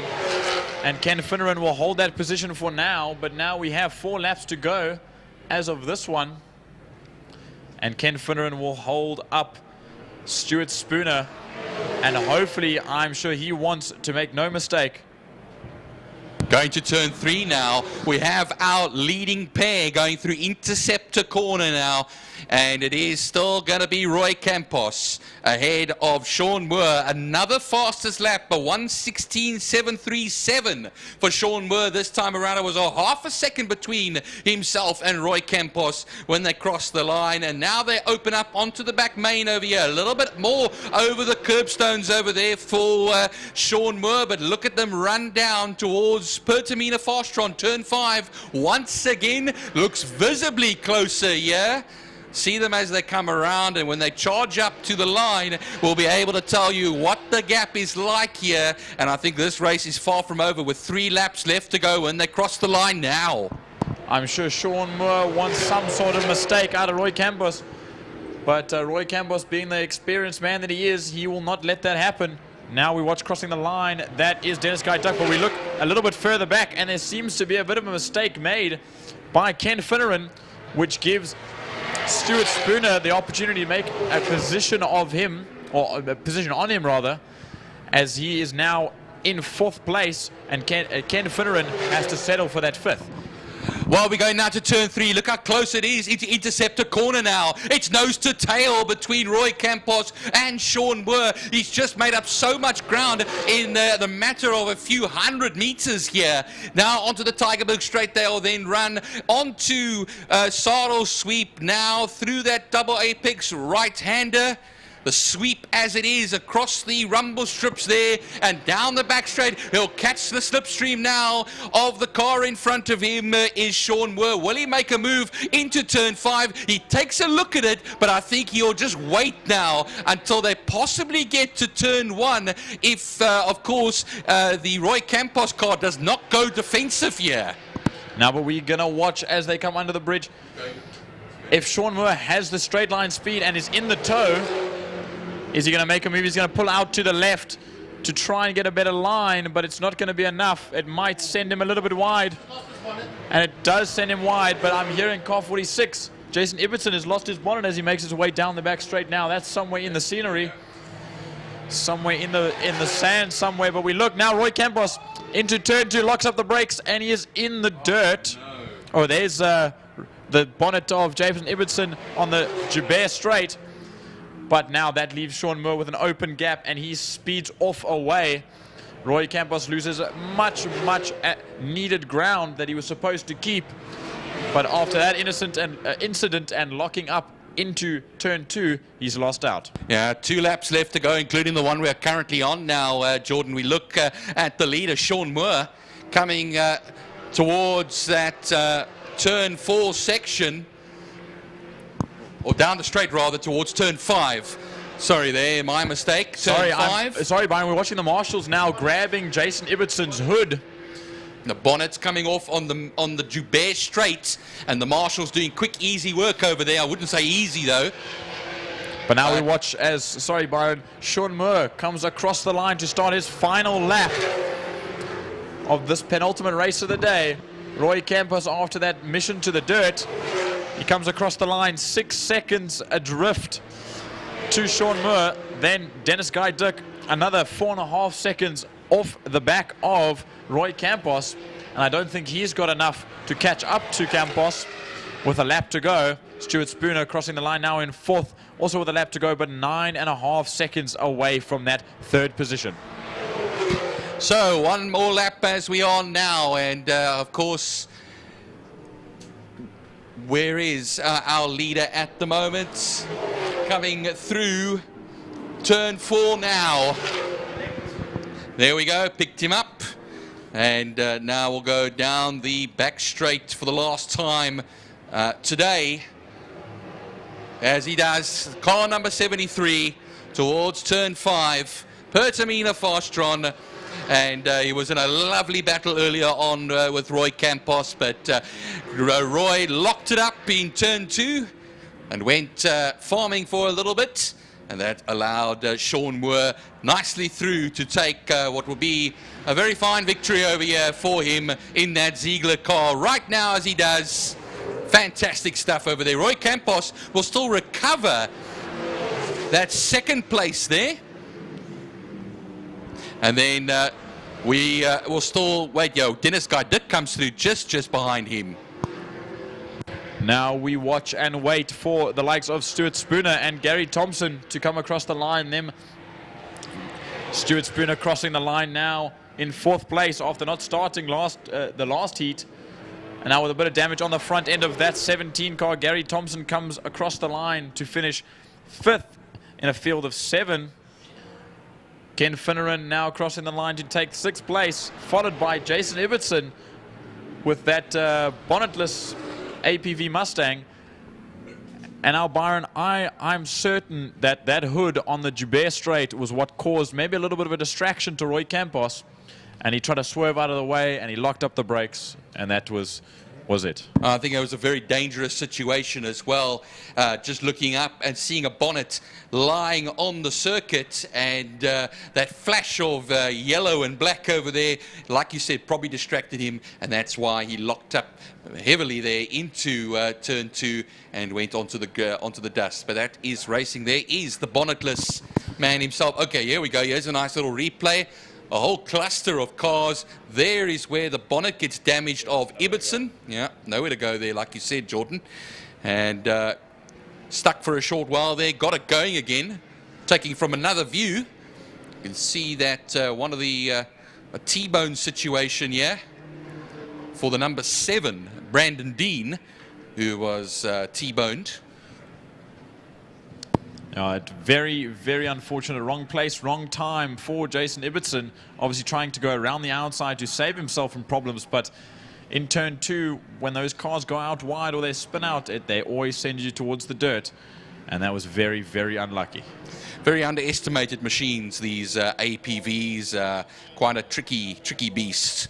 And they've taken a number of years of experience, and even some of our overseas campaigners who've come over to guest drive, like Jonathan Thomas, found that the transition is not very easy indeed. And hopefully this is not the last we see of Jonathan Thomas guesting in this class. It will be great if he could have another go, and I think most of us would like to see that. So that was the penultimate race. I now hand over to my other co-commentators, Gary Fleming and Frank Eunice, to take the last race of the day, Thermo Fire at Clubman's.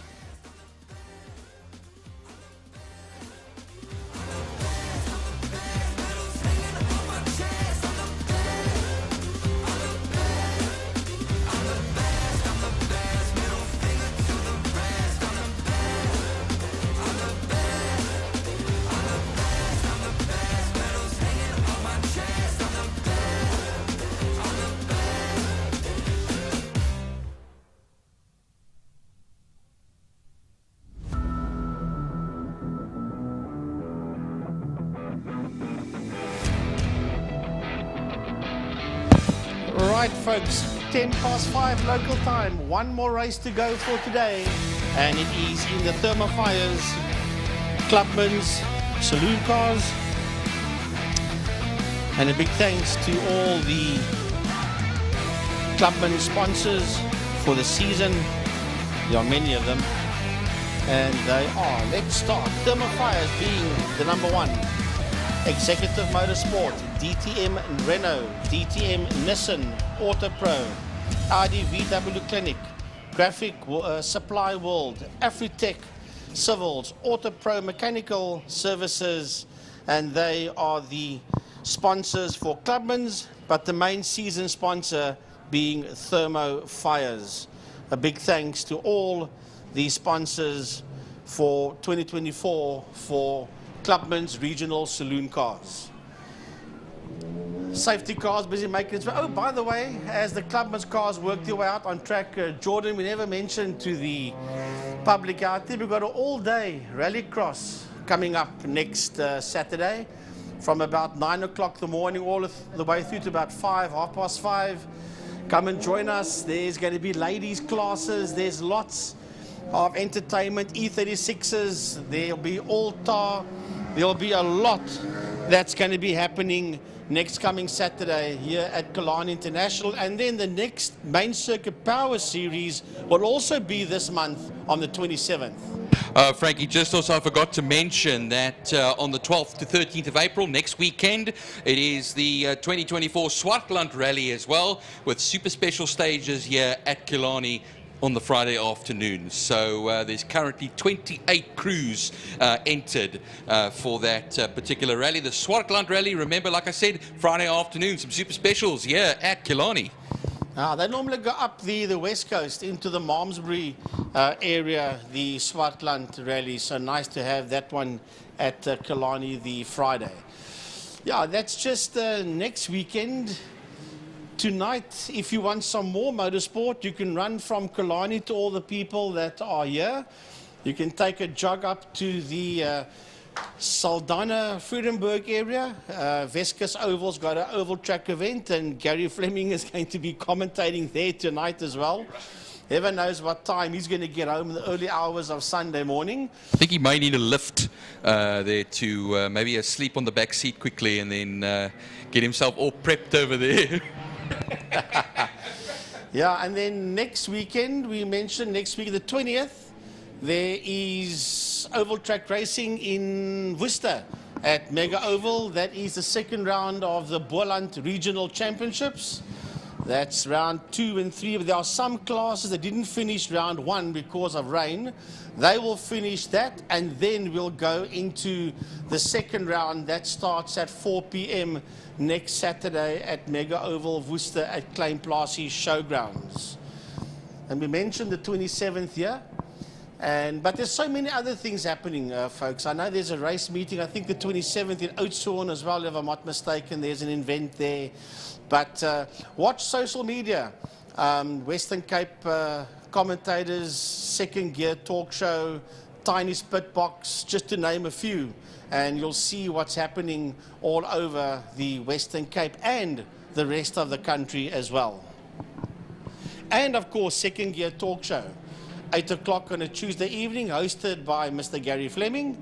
And he will keep you up to date, not only with what he's got on the show and who he's got on the show, but the calendar for the up-and-coming weekend. So that's where you're going to find out all the information from main circuit to oval to motocross to rallycross, rally, you name it. Everything on Second Gear Talk Show. And coming is a little bit closer to home, but halfway around the planet, tomorrow morning, 7 bells, Formula One.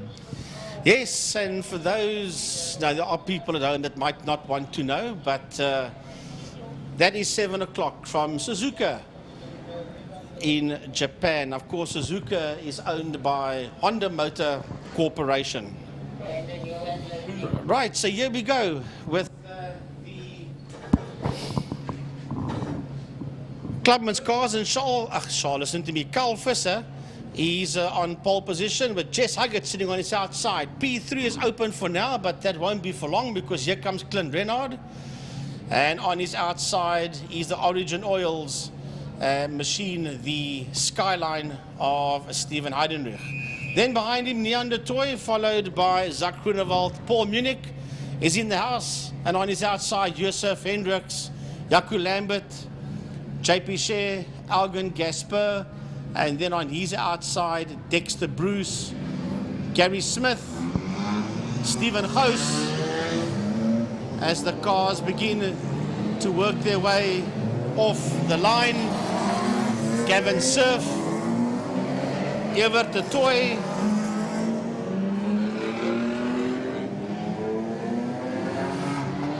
Lee Fielding, Ruan Goos, John De Silva,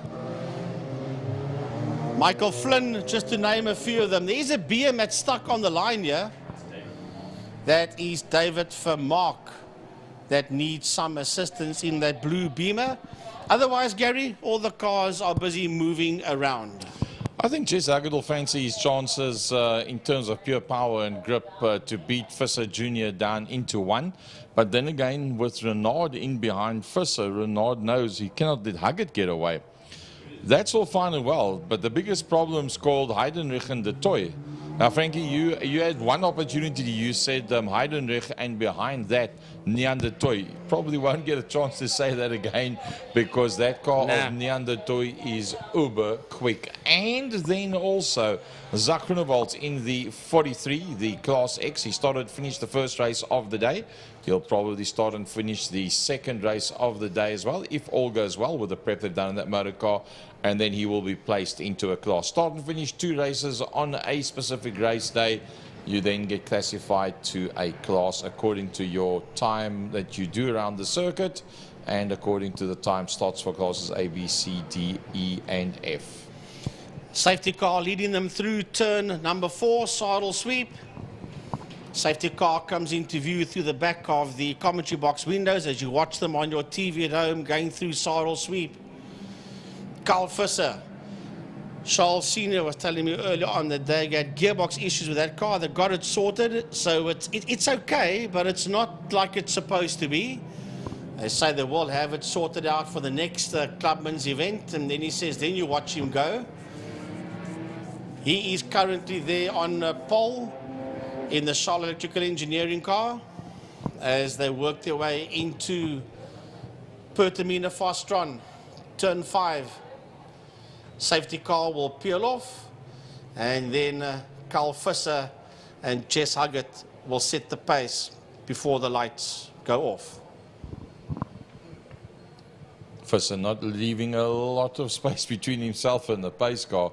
I think this young lad fancies riding against one of the legends in motorsport in South Africa that's directly alongside him, Mr. Jesse Huggett.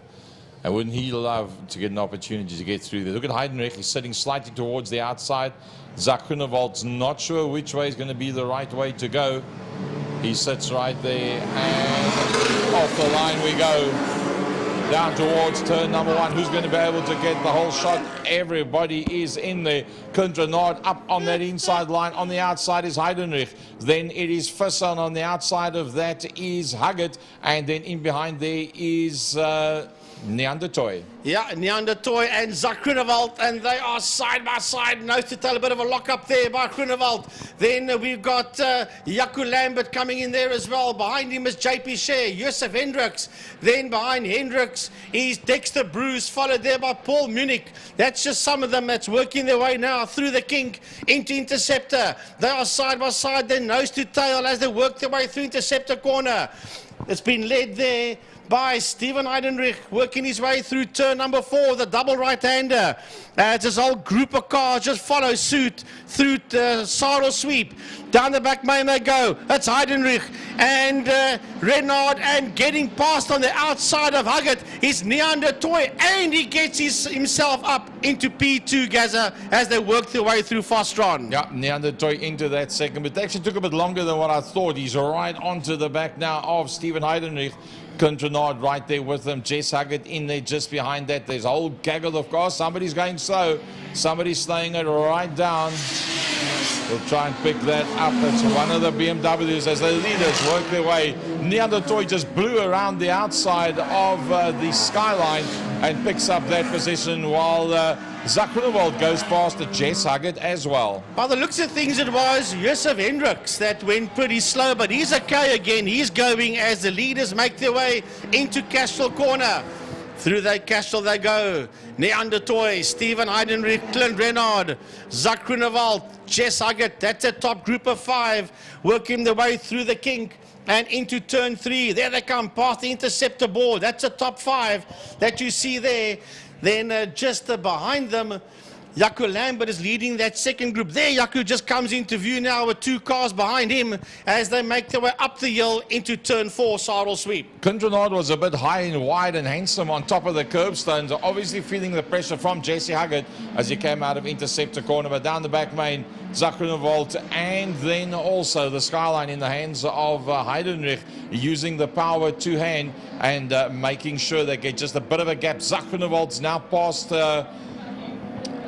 Clint Renard, who stays just ahead of Jesse Huggett. That's how they come through, and I think it's Lambert is the next one coming through behind that. But going down towards turn number 1, turn up the wick on the skyline. Have a look on the inside of Neandertoy is Steven Heidenreich. It's Neanderthal, it's Heidenreich, it is Zak Groenewald behind him. We've got Clint Renard, Jess Huggett, then Lambert. He's just ahead there of Visser as they exit turn number 1, and then behind Visser is JP Share as the leading group of cars make their way through turn number 2 out of Castle Corner. That's at same 5 that's working their way now through the kink into Interceptor. And I'll tell you this for nothing, Neanderthal is being kept, is keeping Heidenreich very honest as they work their way through. He is not going to let him get away. As a matter of fact, Zak Groenewald is sitting there on the outside as they work their way down the back main. Oh, he's going to dive up on the inside of Heidenreich. Down the back straight they go. If you can get the toe on him, you'll have a look up on the inside of Steven Heidenreich. He is on that inside line, but he does not have the legs to get that Jetta ahead of the skyline through turn 5 Fostron. I think Clint Renard's doing a lovely job because the youngsters that's in front of him has got oodles of power. Jesse Huggett just super duper smooth. That's all that he can do right now. Lambert and Visser alongside one another. JP Share just behind that as the leaders work their way down into turn number 1. Slowly but surely, Neanderthal making a bit of a gap, but I think the battle royal is going to be Heidenreich against Groenewald. Yeah, Jess Huggett's going to hang on there for as long as he can, that's for sure, as they race down towards turn number 2. And in there behind them is Clint Renard and, sorry, that's Jess just here with Steven. That's Groenewald, I apologize. Those two cars in the sun look pretty much identical as they make their way through turn 2. There's Visser just ahead of Lambert in your screen, followed by JP Share as they make their way around turn number 2. Through the kink they go. There is Visser, there is Lambert, there is JP Share. That's the 3 cars you see working their way up the hill there, up the Tigerberg Straight towards the double right-hander saddle sweep as the leaders are heading down into 5 Fostron. Neanderthal is getting away. Heidenreich in second, Groenewald in third, followed there by Renard and by Huggett as they work their way through Fostron. Some serious pace there. Is Renard slowing down? Yes. I think it's Renard that's slowing down. No, it's Jess. No, it's Zak Groenewald. It's Zak Groenewald, yes. Zak Groenewald slowing down. He's not going to make it to the end of this one. And Neanderthal leads out with the BMW from Steven Heidenreich. Then it is Clint Renard. Then it is Jesse Huggett. Then, locking up the left-hand back for a long time was Visser, who stays ahead of Lambert. And then the next one coming through behind that is JP Share, as we see the Jetta in the hands of Groenewald taking it off the circuit. Well, let's have a look at this group of cars that's making its way through turn number 1. Dexter Bruce is in there as well. He's just behind Paul Minnick. Josef Hendricks is there. Then it is Stephen House, Minnick, Bruce, Gavin Surf, and right there with them is Gary Smith and Algan Gasper. That's a group of cars. There's Gasper just behind the Gary Smith BM. The Silver Dream Machine sits there just behind the BMW of Gary Smith.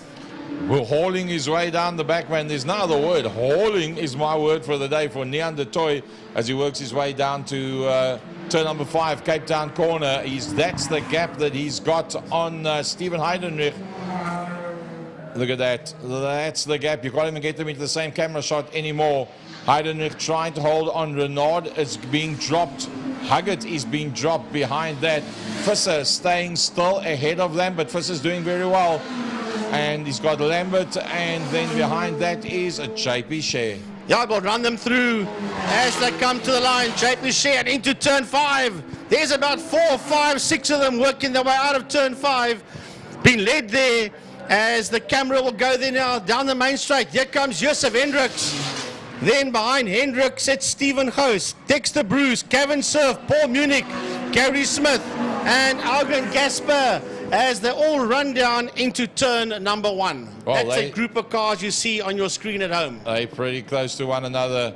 Paul Minnick will fancy getting hold of the back end of the spur car of Gavin Surf. Now, there was a time that Golf of Gavin Surf was the quickest Mark 1 out there.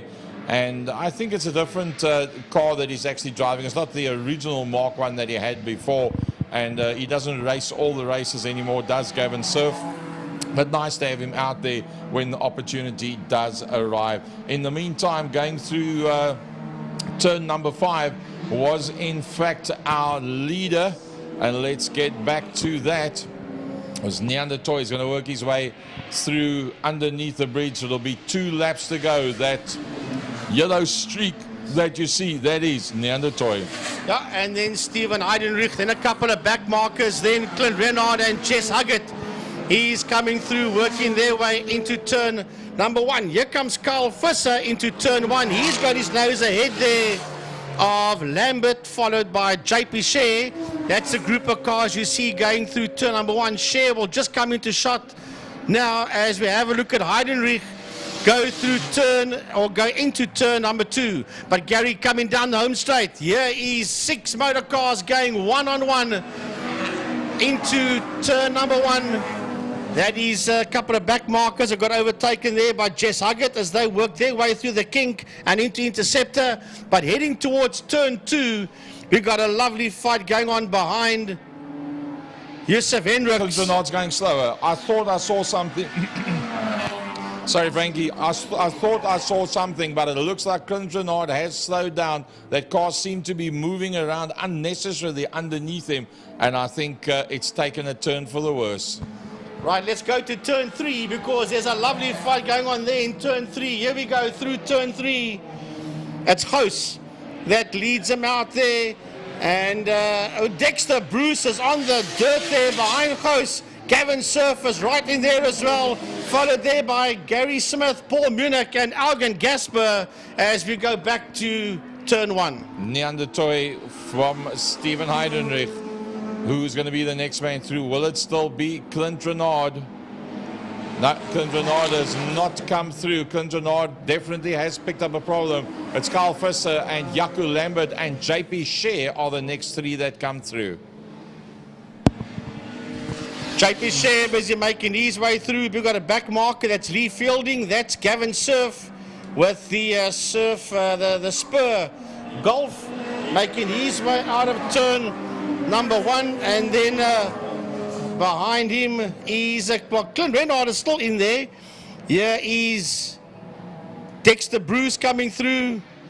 Paul Minnick, you see him in the shot there. Behind him is Gasper. All of them working their way out of turn 1. So you see Jesse Huggett working his way into flag lap leader 5. Well, it looks like well, he's gone around the island so fast we've lost track of him already.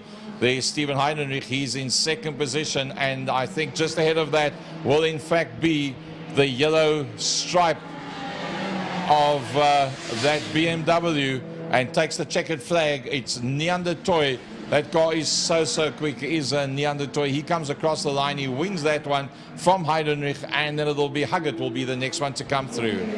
Jess Huggett comes towards the line, and then behind Huggett it will be Visser. Visser ahead of Lambert, followed by JP Share. We'll wait for the next group of cars to work their way. Got a couple of, one of them is a back marker as the field comes towards us. That's Lee Fielding, and Yusuf Hendricks slows right down on the line, and the 24 car comes through. Here comes Clint Renard, Stephen House, Dexter Bruce, Gavin Surf crosses the line, followed there by Gary Smith, behind him Paul Munich, and then the Silver Dream Machine BMW of Algan Gasper. Yep, still to come through is John De Silva and Gemma Olin, and then Ruan Gous, the Class F entry. I think that'll be the last 3 to come across the line. This is De Silva finishing his race, and then this should be Gemma. Yep, she finishes her race, and then there's one more golf out there. That would be, I think, Ruan Gous. That is the number 9 car. Yep, but he's him finishing his race. So that concludes Clubman's, and that concludes the activities for the day. Well, folks, yeah, I hope you enjoyed it here at Killarney International Raceway. I hope the folks at home enjoyed it as well. Look forward to joining up with you in the not-too-distant future.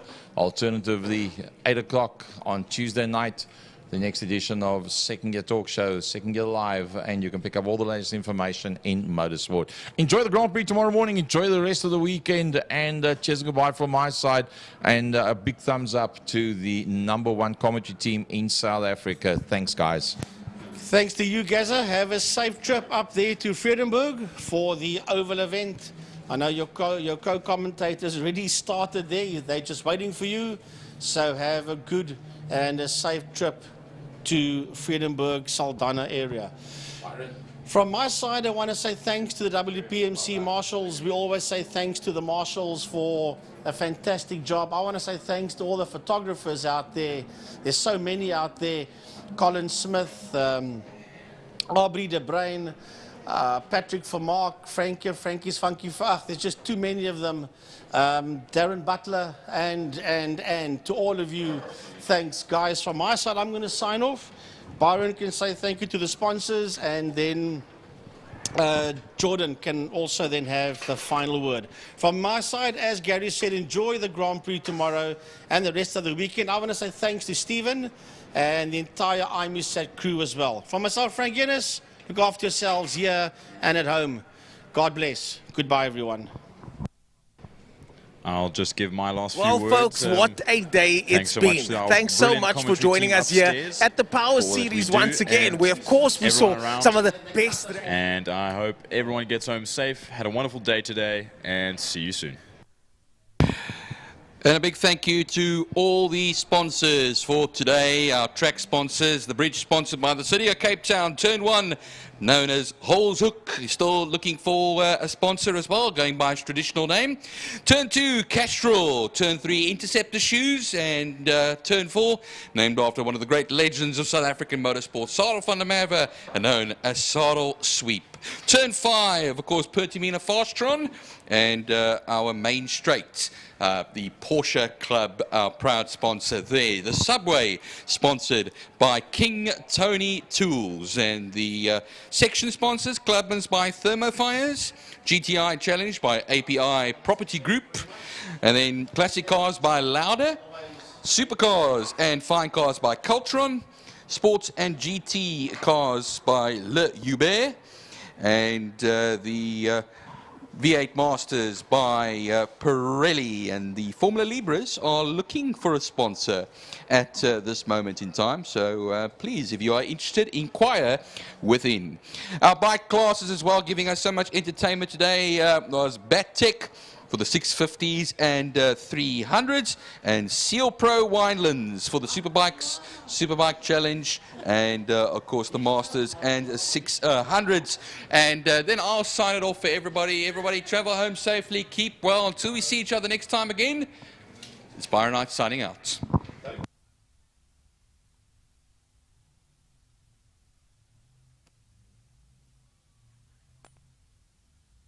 This is in Cape Town, duke it out. Join us again next time for another action-packed day filled with some of the best races in Cape Town and some of the best racing you'll see in South Africa.